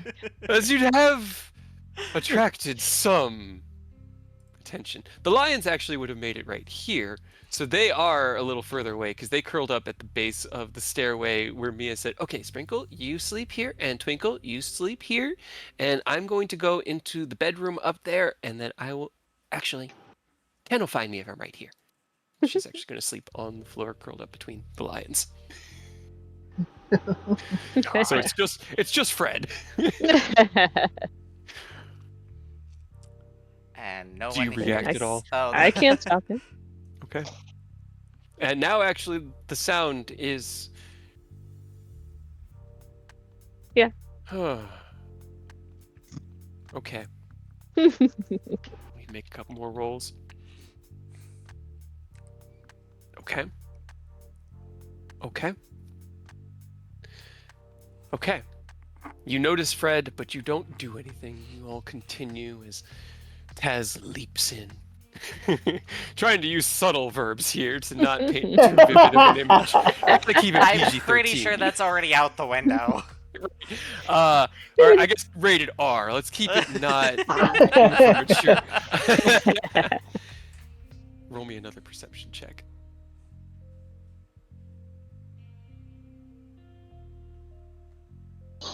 Okay, 18. I need to do a GM roll that you'll probably see, but you don't see anything. Don't worry about it. Okay. Ken, within the guild hall, you left earlier than the others. The silence bubble being pretty much the cue for the night is done. Rose's shenanigans have begun, and it's time to bail. You head in, set down the bag on the desk, and begin to pull out the objects. Everything that you had requested was there. Everything that you looked for is there, and it all looks like good quality. Oh yeah. Do you get started? Yes, get cracking. Okay. Eodos and Aureus, as you head into your barracks room, Ken is hard at work casting his fabricate spell. He's got the small device built into his gauntlet, scanning the materials and inlaying beads of arcane and etheric energy. The mana circuits kind of building themselves within the raw materials as you walk in. It makes a little bit of noise. It's kind of like a laser in the background, not enough that it would stop you from being able to sleep. But if you wanted to do anything, you are free to. Yeah, I remembered what I was thinking about. I wanted to try to commune with the Raven Queen so we can ask her about Larethra. Okay. Oh yeah. Because they had that history, so just so we can figure out if we need to get that fucking sword from her or not. Okay. I'm gonna take the sword and build her a new one later so it's better. So just kind of like kicks back in the bed, crosses his arms behind his head to prop himself up, loses his eye, and tries to commune. It does not take much. You can close your eyes and reach out. You feel yourself pulled into a dark, dark space, like a room filled with black water, black walls, shimmering along the floor. The chamber that you have always met her in, within the Fortress of Memories. One that you've been to now in person. And as you look around, it is as real to you in this moment as it was when you were in the Shadowfell. You take in that as the porcelain mask emerges from the shadow in the distance, emotionless and serene. It looks down at you. Eodos, what is it?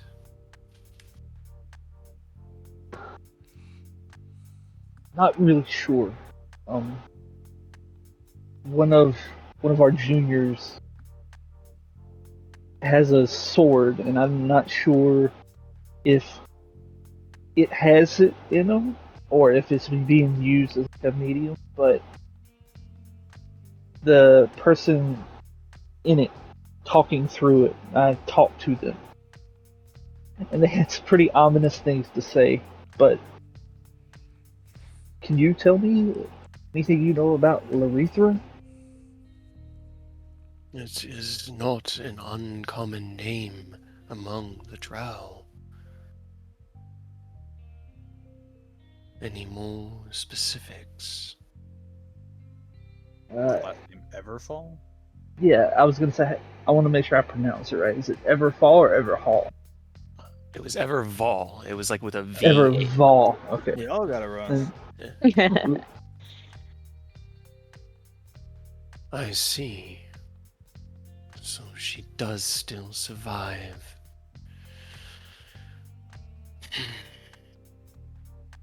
One of the few to escape the flow of life and death, and one to bastardize it for her own gains.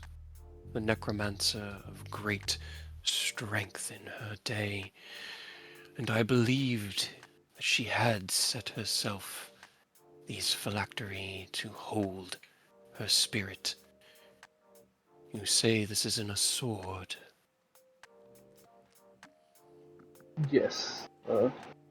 There's another warlock who has a weapon like mine, and she doesn't speak, so I was kind of confused at first, but she let me hold the sword, and it spoke.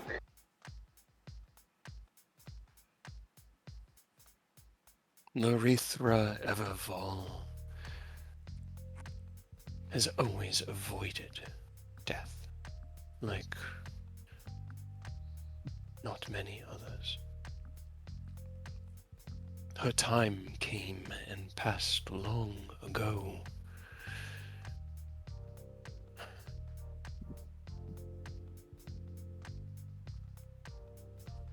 She kind of like stops.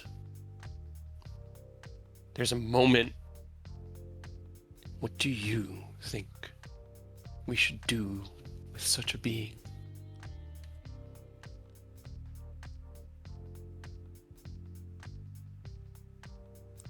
Based on what you said, what little we could gather, a necromancer, she's got a phylactery, probably a lich at this worse.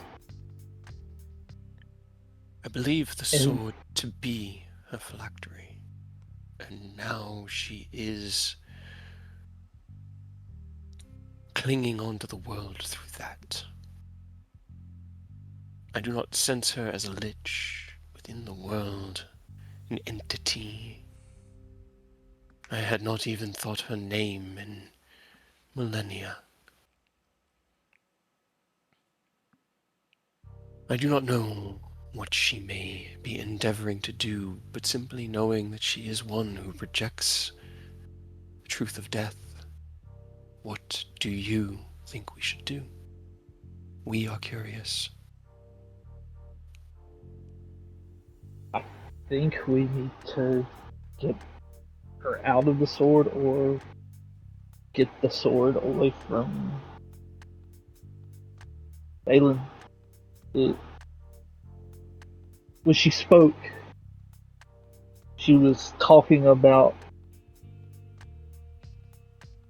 a fate for her. She had a role to play and had a lot of ominous things to say that really sounded like she was trying to, I don't know, maybe bring her people back, or might be that she's trying to come back through her. Both distinct possibilities.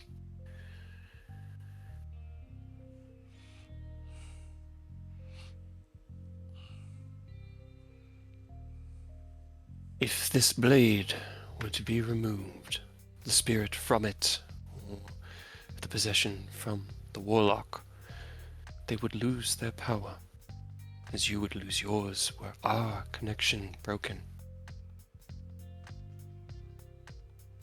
If if we can convince her to give the sword up to sever that bond, would you consider becoming her patron?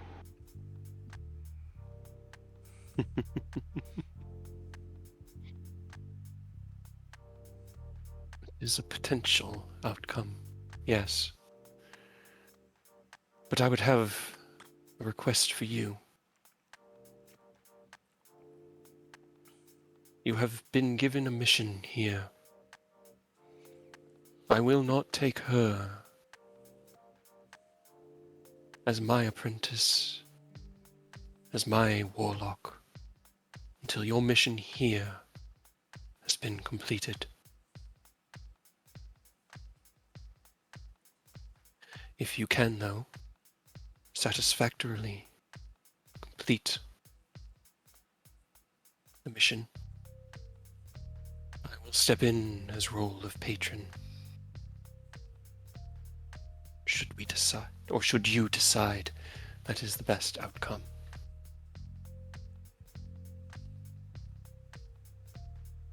I can't really argue with that. Obviously, I'll see if that's something she's willing to do. I don't want to force something onto her, but it definitely sounds like we need to get this weapon from her. If she gives it up, how should we deal with the weapon?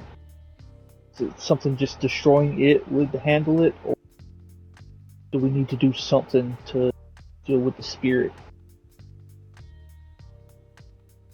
You have already found ways of destroying possessed artifacts. You know the method. You must simply find the route to her. I can help, but you will have to do the legwork. Of course, that's what I'm here for. The mask nods. Then the mission is set. Finish your first task here and retrieve the blade. And then with your allies' help, let us put an end to this ageless necromancer.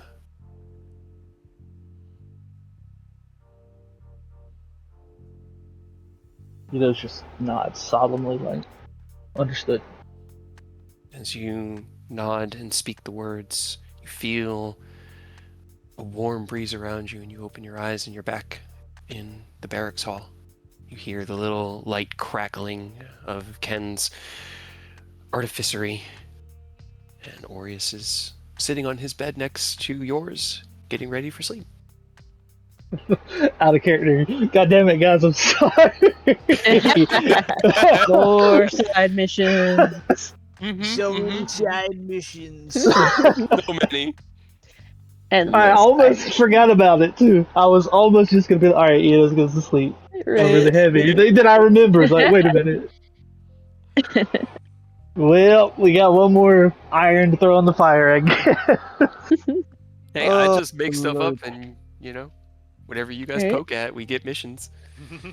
Well, this is definitely gonna look to the left towards Orius. He's not gonna bother Ken while he's talking to him, and just let him know the conversation he just had with the Raven Queen about that. It's a never simple thing. It's a never simple thing. Level 17. Oh my god.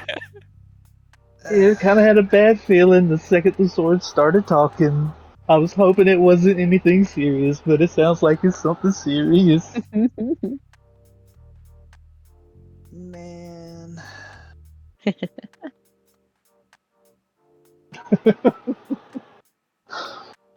Maybe Ilmater can help. I don't know.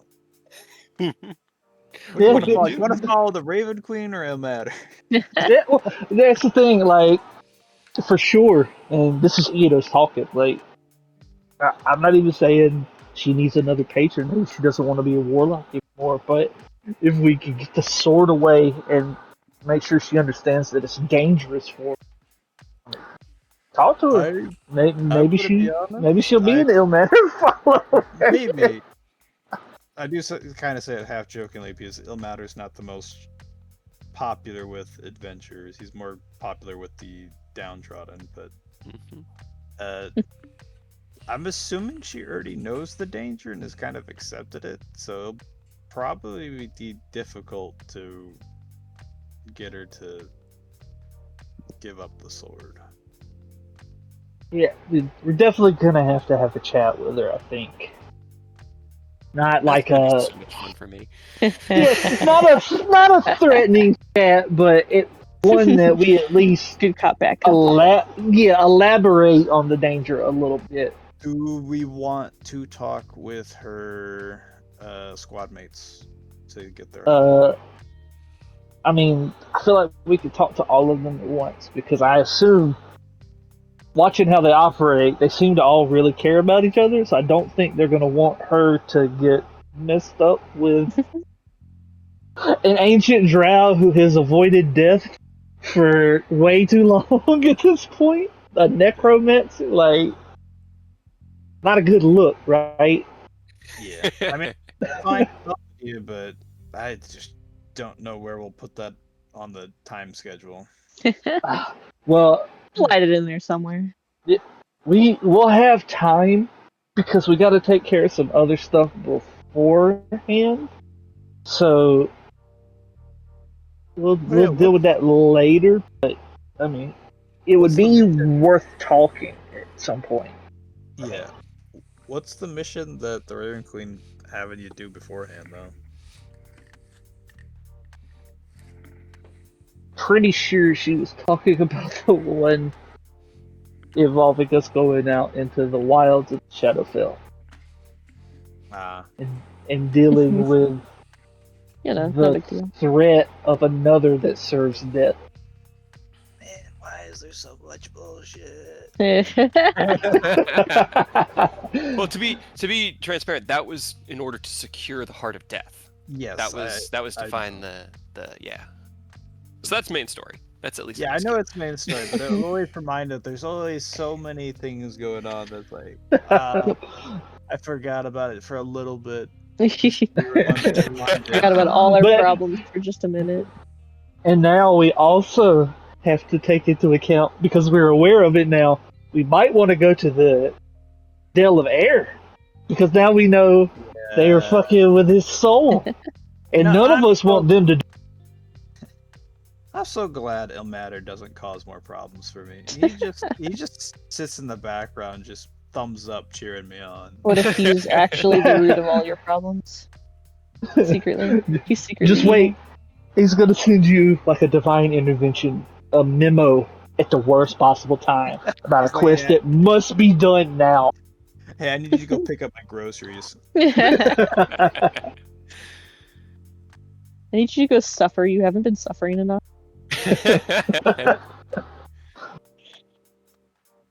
I mean, that is part of his. Yeah. Take the suffering of others. That's why your patron's mean- a weirdo. He's literally just a good guy trying to help others. Don't make fun of Ilmater. He's a cool guy. I mean, Azorius. he's kept you alive, and he's helped us basically directly through you, so I definitely. Yeah, I mean, with my new means we're level 17 now, I can take all the suffering you want from you guys if you want. I don't like how you said that. Right. Oh no, because Take my it. reaction thing got upgraded, so anytime someone takes damage, I can use my reaction to take the damage for you, and it's immediately reduced by half. Hell yeah. So we could, by the way, we could all do that with each other. Well, so you're immediately granted resistance to the damage taken. Yeah. If you already have resistance, then it doesn't reduce that further. So, a little bit of it. Well, let me take a bunch of damage for you while I'm raging then, so I'll half it, and then you half that. I mean, yeah, I could do that as well. I just already have an insane HP pool, so I'm fine with taking the damage.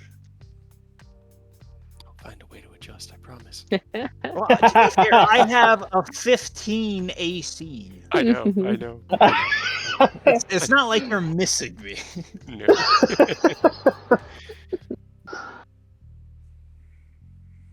All right. Ken, as the conversation happens behind you, you've been focused on your work. And as they kind of wrap up talking about Ilmater and the Raven Queen, there is a flash of arcane light, platinum, I guess it would be etheric light, from in front of Ken, and a sound as you have finished your first of several projects that you need to do. You started with the big one, the coat. Yep. Yeah. The fit. Yep. All right. Next up. Continue to work. And over the next 40 minutes, actually, how many you have fabricate spells? After this one, I have 2 more 4s and 1 5. Okay, so the next half an hour, you do have to use all 3. You have to Okay. kind of bring everything up in order to get the additional things that you wanted made. That's the final one with like boots, gloves, things like that. So as you go through your second 10 minutes, another poof and another bundle of fabrics and cloths that Ken kind of folds up and sets off to the side before gathering more leather and metal and cloth and going through the same process again. With the third one, you look down, and after about 30-40 minutes, you now have your entire outfit, as well as the additional garments that you had specified. Yeah. Oh, well, got that done. I am finally done. Guess I am finally. Yeah, I'm gonna go to bed. Guess I'll get up, stretch, pack everything up for tomorrow, and then start walking out. All right, boys. I'm sleeping in the ship tonight. I'll see y'all in the morning. All right, sounds good. Let's not oversleep. Take it easy. No, I'm not drunk, so I'll be up at a relative All right, perfect. time. You roll me a dexterity check.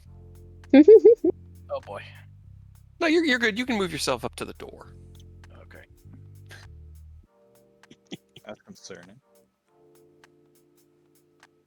Dexterity. Okay.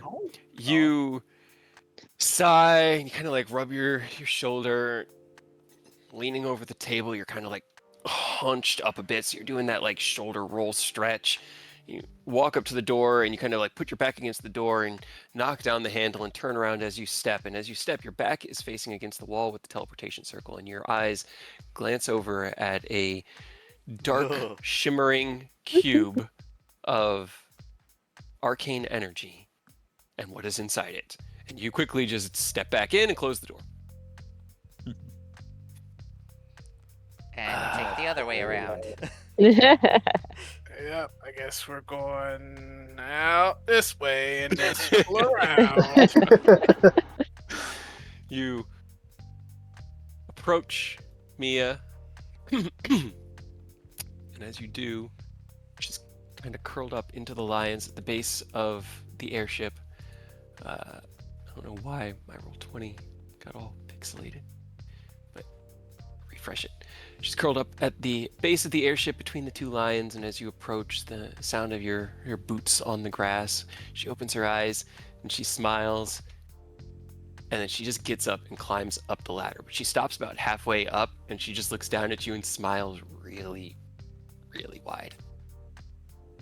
Yeah. I know what time it is. She I owe her. She stands at the top of the ladder. She pulls you up and like pushes you against the back wall here, and she leans in. I think your uncle's still on board, so we're gonna have to be quiet. That'll be a challenge. And she Got it. pulls you over and just through the door. Wait, you're out in the open. You got all the gears turning in her mind. She was like, "He's got to get here. He's gonna be here any minute now. He's gonna be here any minute now. Any minute now." All right. As the wanderers of starlight inevitably fall into sleep, Rose, another 20 minutes pass, but you're still too occupied. Another 30 minutes pass, and you finally realize the force cage is gone, and you're tired, but so satisfied. And you look up, and another shooting star across the sky. Taz smiles.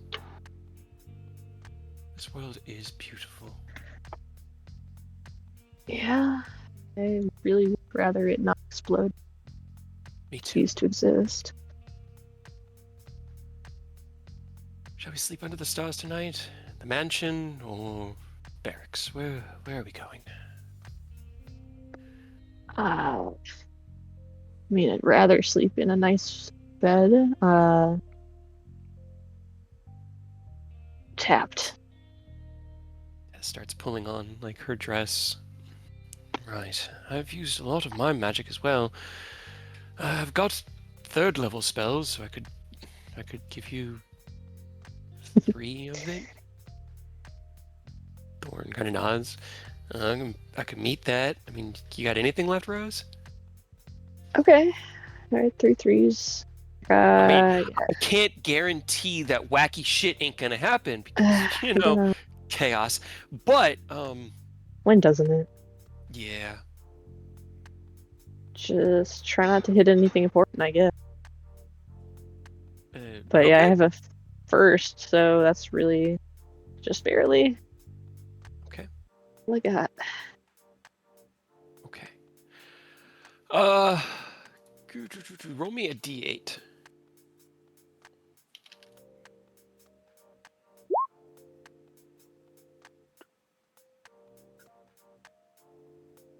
Okay, 3. All right. Trace. As you take out, that's pretty funny. As you take out the key, Taz rests her hand on it, and you see the arcane power building within her hand, and the lights along the keyhole kind of. And Thorn puts his on, and they kind of like, and they're waiting just for that last bit. Add yours Please to the don't mix. explode. All 3 of you, your hands kind of wrapped around this key that isn't much bigger than a normal key. I mean, it's bigger than a normal key, but it's only like 6 inches long. A little bit. You know, and you hold it out into the middle of space, and as you do, a door manifests around it. You turn the key, there's a click, and the door swings open, and you head in to the guild, or not to the guild hall, to the mansion. You step in and are met not by made versions of yourselves, not Oh. entirely. It's similar to what happened with Mia, although this may not have been intentional. They are all you. The one that is you is distinctly you. They are also all maids. They are also all baboons. Just gonna. Thorn walks in behind you, and another of the maids kind of like walks out on all fours and then stands up, all prim and proper, and then like holds out their baboon hands for your clothes. Thorn just nods. Why? Monkey shit. I don't know. I just thought about monkeys. I don't know why. Why? I don't know. Going to our room. Yes, that sounds like a good idea. Let's get Can some you- sleep. Right. I know how this sounds, and I'm gonna be morning. But wake me up at like a decent time. All right. Get you up early.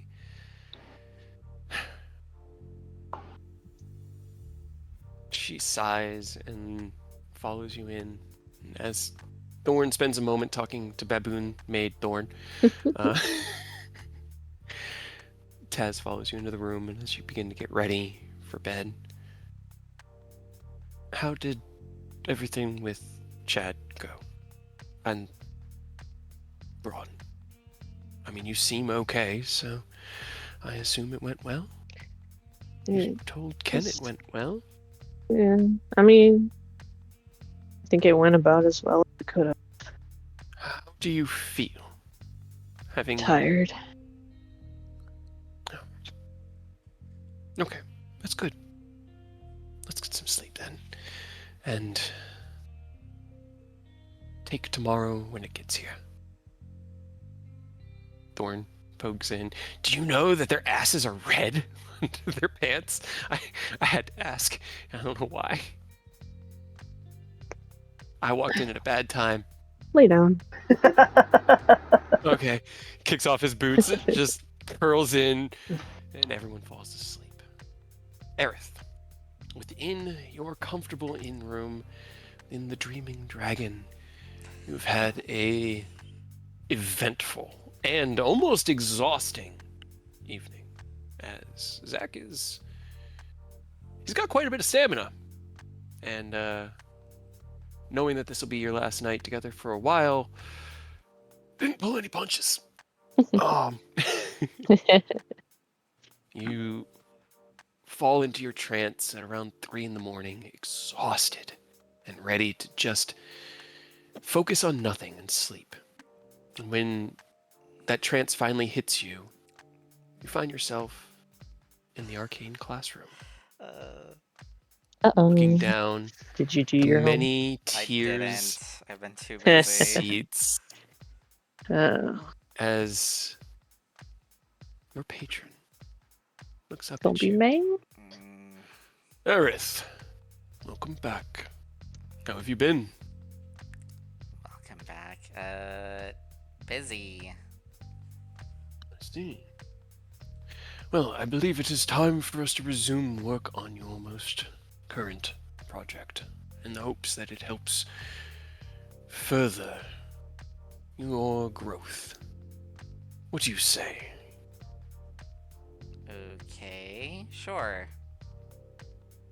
He narrows his eyes. You have not forgotten your assignment in the days that have passed, have you? No. What? Just never got a chance to sit down and actually write it. Take this ample opportunity to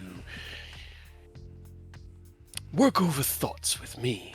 We can work on an outline, and you can spend some of your prodigious downtime that you have had on this assignment. Sounds good? Yeah, sounds good. Very well.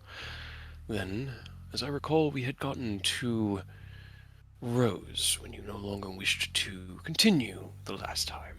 Let us pick up there. And as you step into your homework, don't forget that that's due. And he is They understanding. only give you one extension. But don't forget, because it has been a few days in game time, as well as a while out of game time. But as you finish your kind of back and forth with, oh my God, why am I not able to remember? Ogma. Agma. All I could think was Ilmater, and I'm like, that's not right. That's what it is. No. Hey, Eric, do you want to follow Matter? No! It's because like you You talked got your about praying homework to still. him, and so I put my God mode into Ilmater mode Oh my in case you God. reached out to him, and then I'm like, oh, I'm Ogma, and I completely forgot Ogma. With Ogma, as you go over the thoughts that you have regarding what you believe Rose thinks of you, and you work out a few things. He mentions a few others, but in the end, you know that there is still work to be done, and there is still pen to paper that must be written in order for that knowledge to exist. You awaken from your trance as Zack is already up at the small kitchenette there, getting a couple glasses of water for you, and as he turns around, smiles. Good morning. Water? Please. So, what do we do now?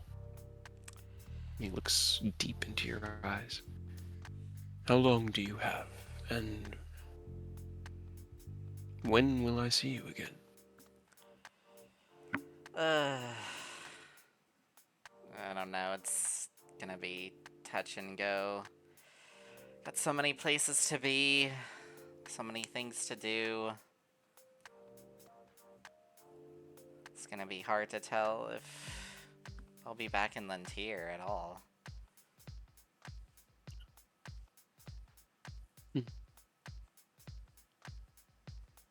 I understand. It's what I was afraid of, but I understand.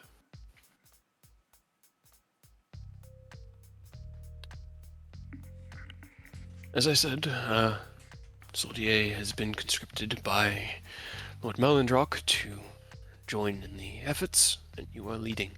So, nothing else. We will see each other again before that final battle. I'll make sure of it. Please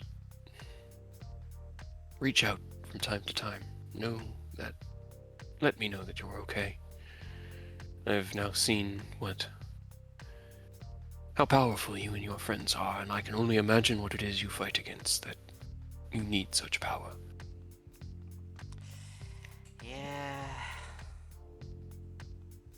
Yeah.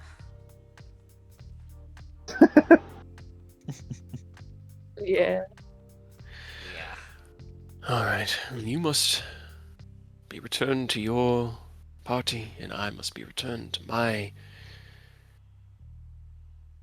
mercenary troop. And in the future, our paths will cross. And one day, I hope they don't uncross. Me too. Just smiles and nods. Let us take a walk then together through the city. The long way. The long way. Out the door. You find breakfast from a street vendor serving early morning, like fried dough. The last morning together here in Eriabor. As Ken and Mia awaken within the captain's quarters of the Starlight Dragon, now named Ragnarok. Ken, you awake, know that it's about 7:30, maybe 8. Pretty much when you planned on getting up. Mia feels you awaken. You're pretty sure she's awake and just pretending not to be. Lean over, kiss her on the forehead. I know you're awake. Sleepyhead. But if I pretend, then it just keeps going. That's how it works, sure. It is. I know it is.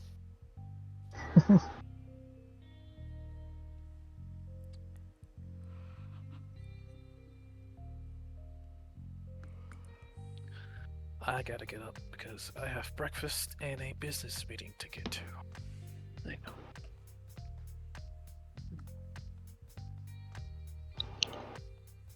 Okay. Yeah. You're coming home. You're coming back here tonight, right? Yes, I am. Okay. Okay. Did you want me to come with you to your meeting? Actually, and then kind of like get up, stretch, put his underwear on, and then like sort through the stuff he made, and he'll gently, carefully pull out what he made her. As she kind of followed suit, she got up and started pulling on her dress and turned around. And as you show it, her eyes go wide. Where did that come from? And whose is it? Not mine, is it? Is it? I made it, and who do you think this belongs to? Anyone else? Really? Thorn. It's really mine? Really? Yes, absolutely, 1000% yours. She kind of like takes it from you, and the only dress I have is this one. Thank you. It's beautiful. And it's in your color too, so we can Yeah, we can match. put it on. Should I put it on now? Do I put it on now? Let's go get breakfast first, and then we'll get dressed, and we'll show off to everyone after we're done. You get dressed after breakfast? Are you going to breakfast in your Actually, breakfast in your underwear? Breakfast in I your mean, might as underwear well. it is. We had dinner in our underwear. Right? Had breakfast. Exactly. second thought, let's get Rose will back to show up in their elephant. elephant thong. Hey, I gotta use it Thong. sometimes. Oh, No. With the ass cheeks out. Yeah, it's a thong. no, we're gonna get. What if Taz showed up in the elephant thong Oh my instead?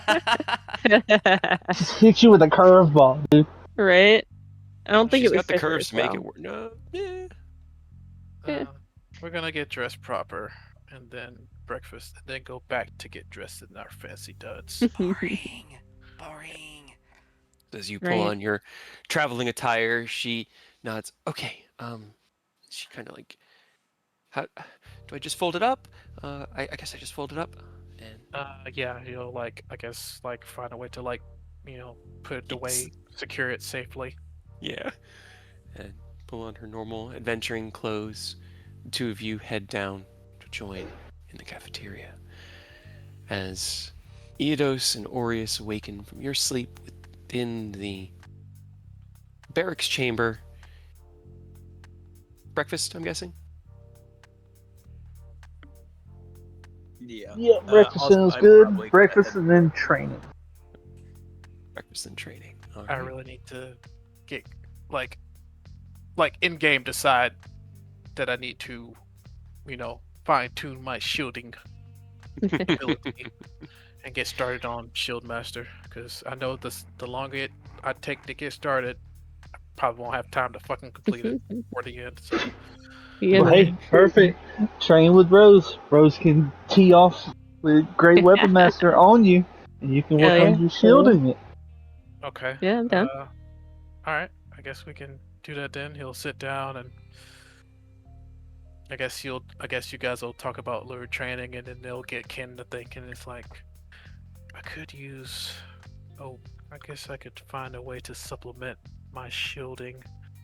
And then he'll think back. It's like, hey, Orius, you used to do this thing with the shield, and then I guess he'll like go into detail about what he remembers with Orius shielding. Yeah, and knocking people prone with it. Mhm. A lot of fun. Yeah, Bonus action shield bash. Neat. I think I'm gonna try my hand at training myself to be able to do that in combat. So I guess this is me officially saying I would like to train for Shield Master. Okay. All right. Let's see. But Fina will come in as well. But as she walks in, we will flip over to Rose, who awakens within the mansion, within your room, cuddled up between your partners. You actually woke up first. I What? wish I. uh, I- Hey, Good morning. Sorry, not used to you waking me up. right. She kind of, like blinks her eyes. It's still early. Why did you? I don't know. I have plans, promises I need to go do, even though I would rather die. Not, I mean, not doing the plans and stuff, but just waking up part. Right. It's just not like you. Okay, let's go. Seize the day. She gets up If and you stretches. if and you want to sleep snores. longer, you can. I don't think there's any waking him. No, he'll be out until he wakes up. And I promised Ken I would accompany him as his ambassador, so I will be Right. there. And I mean, I don't think they're leaving right now, hopefully, but no, soonish. breakfast, talk with everybody. I'll come with you, and that way Thorn can find us. Right. I mean, well, go get breakfast. I have something I need to do. Okay, all right. I'll wait for you in the cafeteria, unless you wanted to eat here in the. I actually didn't even think about it. This mansion. Right, you could just eat here. Yes, but It's nicer. it's so much of a social experience when I'm with friends. And That's fair. monkeys. But yeah, I'm not surrounded by actually, baboons. Yes, yeah. that's very I'm just weird. ignoring them. Yes, me too. Trying at least. Anyway, I'm sure. Yeah, I'm sure someone is at breakfast. See you. But it won't take all day. all right. Then we will see you soon. As Taz heads into the guild hall to join with breakfast, Fina walks in to the caf. Morning, everybody. So, what is our plan Hey, for good morning, today? Fina. Morning. Well, first breakfast. Yes. But then I am going to gonna get some help with some training that I've thought up to help supplement my combat abilities. Then I'm gonna try to get a decent shower in, get dressed for a important meeting here in another 2-ish hours. All right. Okay. Anything I can help with? Anything I can do? I'm just kind of finding myself. She sits down at the table with a plate full of eggs and toast. A little, untapped. I don't know. I should probably try to get back to Lintier, honestly. Yeah. Well, I mean, if Rose isn't back in time to help me with my training, would you be open to assisting me? Sure. Replacing me. Just depends Rude. on what I you said need. if. I said if. How could As you? Yes, Rose, you're being left Emphasis out How again. could if. this happen to me? As you're talking to Fina, Taz walks in and smiles. Good morning, everybody. See, everything's more fun with friends. Hey sis, where's Rose and Thorn? Thorn is sleeping. We busy night, you know. He'll probably be a little late. Rose needed to go take care of something. I didn't ask. They didn't elaborate, so I don't know. I'm sure it's fine. She looks over at Yodos. That was a mean trick, but thank you. Outside is my preferred place. It's more organic. All right, I didn't need to know that, but good to know. Well, that's what you deserve to know then. I didn't need to do that. I did nothing. I apologize to you deeply, Aureus, for catching you in that crossfire. Random stray. You just hear through the eggs, Mia goes, "You guys were having a lot of fun. Like, a lot of fun." Yeah, Ken remembers about just barely catching some of it and then immediately just backing out. There were just legs. That was all I could see was legs. I don't even know how many legs. I think it was 6, but it might. Okay, how about we talk about a different subject then? Oh, I don't know. My physical activities last night. How was everybody else's night? Anyone else have any I don't know, fun events they could talk about? Well, nah, mine. But after that, that's between me and Mia. So I'm gonna say no. It probably should. Oh. Absolutely not. Oh no. You know he heard. Dude. You kidding me? There's no Can't be shot that you guys. quiet. Yeah. I didn't mean he got involved. I just meant he definitely got caught in the crossfire and knew what you guys were Unwitting doing. participant. Retroactive stealth. Yeah. I gotta It doesn't need to be a apologize to him disadvantage. later. Okay, hold on. Let's see if Mia Stealth. can roll her second natural 20 on stealth.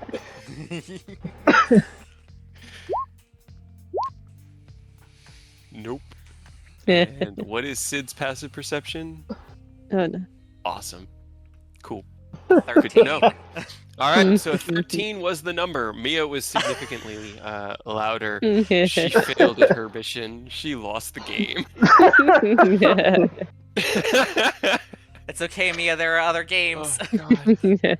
Rose, what was it that you needed to do? They're gonna go and sit in Chad's chair, feet up on his desk, and wait for him. Okay. All right. So you're heading into Chad's office, the front hall. Okay. Okay. So as you step out of the mansion, Taz is going in one door. You head in the other, kind of walk up to the front, and you see that the Night Runners have already gathered with Emmeline and Hendir. Emmeline is going over the ends of. So yeah, that's it. Y'all just need to ride the teleport over to Lord Braun's estate, at which point they'll be taking All the right, I was ingots. supposed to do that. I was hoping that you. Imagine yeah, if I just- Rose forgot and just didn't I just- show up. Forgot. I remembered. I definitely. I'm here. See? Right. Yes. So they remembered, and will be teleporting everybody. From that point, they're going to hand you a big sack of money. Like, big sack of money, all right? Bigger than... They might even put it in a treasure chest. Could be in a treasure chest. We're gonna count every gold piece when you get back. Don't get any funny Rose, ideas. They're not going to steal from us. You don't know. I wouldn't, Dear. but Looks at you and then looks back at the Night Runners, who are kind of giving you almost affronted look if they were previous town guards. You don't trust Sparrow Jackson? not particularly, honestly. He Um, only stole once, and it was a broken Uh-huh. compass. Roll me a perception check, really fast, Rose, like super fast. Just because it's one can thing you- that I wanted to bring up, yeah. but this is the only moment. Could you roll it for me? I Sure. have to lay down. My back's hurting. Oh, okay. You rolled a... Well, it would have been normal, but you rolled a 28. Okay, cool. As you I look perceive. over the Night Runners, you notice one thing. Sparrow Jackson has a very serious hickey on his neck, and Ooh. lipstick that looks like the shade that Fina wears. Not anything too flamboyant or obvious, but nice and subtle. Just a little bit of a pink against his normal skin tone. I can't believe we didn't. None of us thought to bet who she would get with. No I one was said busy. Oh anything, my and God. I was Force out. cage. You're right. You stuck me in a I force cage. wasn't- It was pretty much you and Aureus. Yeah. I wasn't gonna guess him. I was gonna guess honestly Right. one of Ken's crew, just cause like That's what I was thinking. she went for the for Milo, I would have put money on Milo, dude. the holy man. Oh man, They can get freaky. they can, but the dice said that it was Sparrow. Hell yeah. They just give him a subtle brow lift and a grin. You just kind of like following the comments of "Don't touch our money, we're gonna count it," and then hitting him with that. He just sort of raises an eyebrow to you and just shakes his head. We're not touching anything. No one's stealing anything. Good, because that's first, test when you join and you steal, and then we kill you. So, we kill Don't you. do that. Rose, Right? not helping. And as Oh, as come on. Hendir turns and says that to you, the door opens and Chad walks in and you kind of stops. Busy in here. Good morning, everybody. And kind of looks at him and Emmeline smiles. Morning, Chad. Night Runners in unison. Morning, Chad. Hendir. Morning. How you feeling? Fine. I'm good.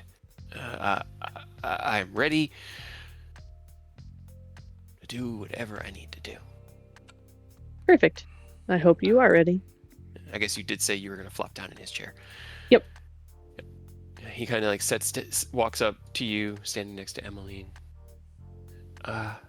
When do you want to start, Rose? Emmeline looks at him and looks back at you. I mean, no time like the present, unless you'd like to get something to eat. I had breakfast with Grandma. That's So fair. I'm good. Emmeline looks at you. Then I suppose it's just send Right. Again, Platinum on its way. didn't forget. I know. Did forget a second time. Oh, I would never. Hendir, Okay. alright, let me go get it. Blockhead. Would you mind coming in and giving me a... Thank you. You knew what I was going to ask before I even asked it.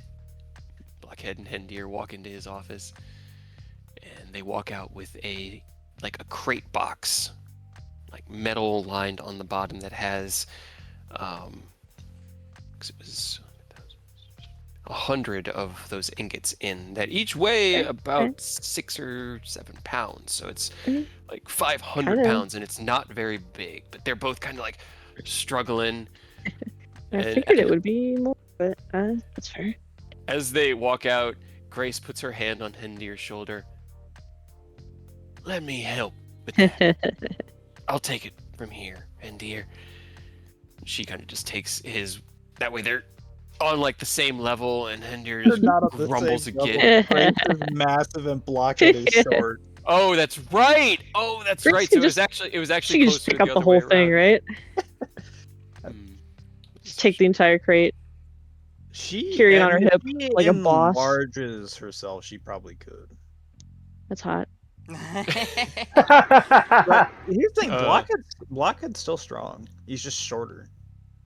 Okay, so for some reason I always had the image of him being, so if he's more Hendir's height, then they'll just walk it together, and he'll kind of crouch down a little bit lower to meet Hendir. Not me. She's not going to use her rune just to Less transport. hot. All right, well, we got the items. Group's here, so you can send us on our way, Rose. Yeah. They'll get up from Chad's desk and kind of like shake their hands out and loosen up a little bit. Just, yeah, this is no big deal. No problem. I got the thing. All right, Do ready? you have a thing? What? Do you have a thing? I have the rock that Yudo's got. Oh no, wait. I don't. That was for the other place. Lintier, yes. You didn't get a rock from Bronze. Teleport them to Lintier. I can do it. I'm confident. What's the worst that could happen? Right. You reach into your pocket of rocks and you realize you did not grab one for Braun, and there's a look on your face of, and then, No. whatever. All right, shake your hands out, cast the spell. Yeah. Where in the estate are you teleporting them?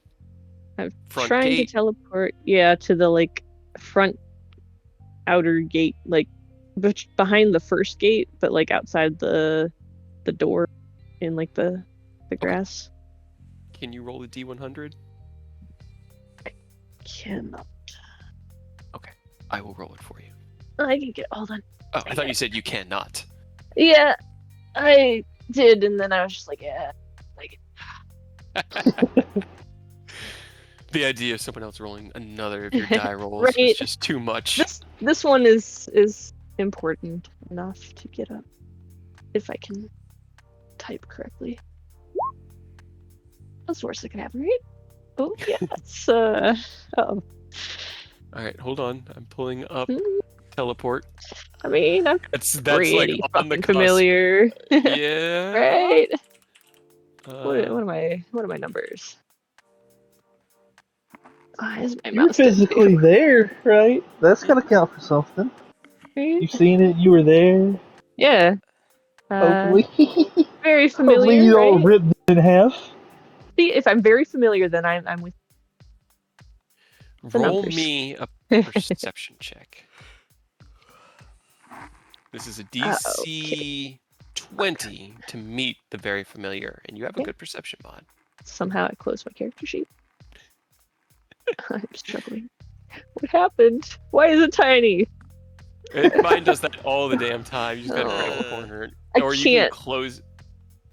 How do I close it? If you double click on it, it may close and reopen. Nope. God damn it. Because my mouse is dead, so I'm doing everything on my trackpad. Okay. Oh my Um, god. Just do a roll D20. Just roll a D20. Okay, hold on. I at least made it big enough. Trackpad, trackpad. Alright, it's not helpful. Perception? Yeah. This is retroactive to meet. Okay. Hey. Hey. Then, with your time as an adventurer, you weren't always this aware of your surroundings, but in your adventures, you've fought many battles. You've been snuck up on by enemies. You've snuck up on people. You've had things come out of nowhere. You've learned to be aware of your surroundings on a level that you're not even really aware that you are. And it's probably a big part of why Rose is so tense a lot of the time. You're always on edge. But in this case, it works out. As you send the teleportation out, the magic washes over them. You see as they into themselves, and you cringe a bit, but you know they made it to their destination safe and sound. Yeah, see, I got it. Do I need to roll something? The 7th I level. need to roll something. Okay. Please tell me you didn't fireball them as they arrived. That's fine. I don't know. That would be hilarious. That'd Dude, be are funny. you- Okay. Give me one sec. a Homeland terrorist just fucking firebombing with money. It's fine. They could maybe survive a fireball. They're tanky. Let's see. All of them roll I feel like intelligence they're savings. fine, but Huh? the potential servants that are out there might not be. Yeah, so- the servants. It's fine.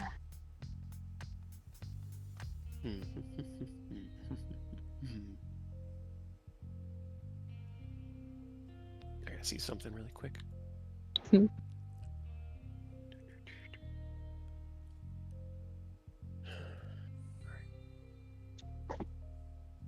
Oopsie. So as you teleport them off, you do feel a bit of a tingle. There's something odd about the way the magic casts out. There's a like burning energy that washes through you like a burst of anger. And as you say to yourself, "See, I knew I could do it," and kind of like a sigh, reassurance, you hear and feel the room shake as instead you go, "See, I know I could do it." And Emily kind of steps back going, "Rose, are you okay?" And for the next minute, every word you say is a shout. I'm fine. Why do you? Well, you're shouting. You're shouting. Am I? Or are you guys just way quieter for some reason? She I just think- blinks at you. "I'm going to my office." Oh, Going to come my on. office." I can still hear you. Right? See, it's just as bad, so you might as well just stick around. Did you want to go train or Rose just like puts one hand over their face and slowly like slides it down. Just nods. okay. Knocks on the door. Miss M, no one's going to be in the front for about an hour or so. Is that okay? As long as you take Rose with you, I'll wait out there. I just can't handle the shouting. Not right now. Not right now. He looks over at you, Rose. Are we going?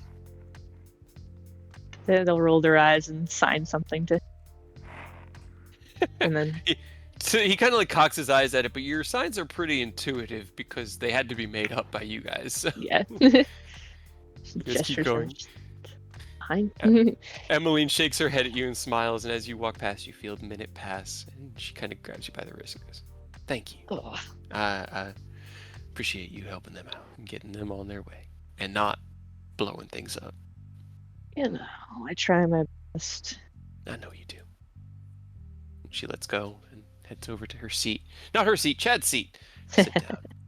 Her old seat. So are you going out to train first, or are you going to go meet your friends in the caf? He already ate, so Rose will just go to train. All right. Then as we get to that point, I think right now would be a good point to go ahead and call it. As Aerith and Zach are on their way back to the guild hall this morning now. And you guys are doing breakfast, and we are at 7 hours, which is a damn long D&D game. Uh, But we had Only quite- 7? We had a 9-hour session. Oh, I know. I not know. good enough. At this point, I thought the Tiamat fight was going to be a 9-hour session, but that's going to be like a 16-hour day. Oh, Lock in. Fine, we'll one-shot Tiamat. It'll be like 2 rounds. Yeah. I gotta talk to Tiamat. I'll talk her down in like 2 rounds. that's right. That's right. You Uh-huh. wanted to convince her not to be bad anymore. Yes. Make her vulnerable and we'll just nuke her in one turn. We'll dump that into her. I'll ask her politely to change her occupation to a deity of good. Uh-huh. And I'm sure she that'll will work live. out. Yeah. Definitely. It will work. Just like all the other dragons I've tried to convince, it will work. Tried. Mhm. Oh, man. I swear it'll work this time. The final time it'll work. Right. You'll roll a natural 20 for a 30, and she'll at least have to think about it. I'll get 2 nat 20s in a row and be like, now you have. No, you have. You don't have a choice. If anyone can do it, I think it's Aureus for real. I really need All the it. rest of us are. He wants that piece so bad. I feel it. Alright, y'all have a good night. You too, Kyle. Have You a great too. one. Take it easy. See ya. Bye.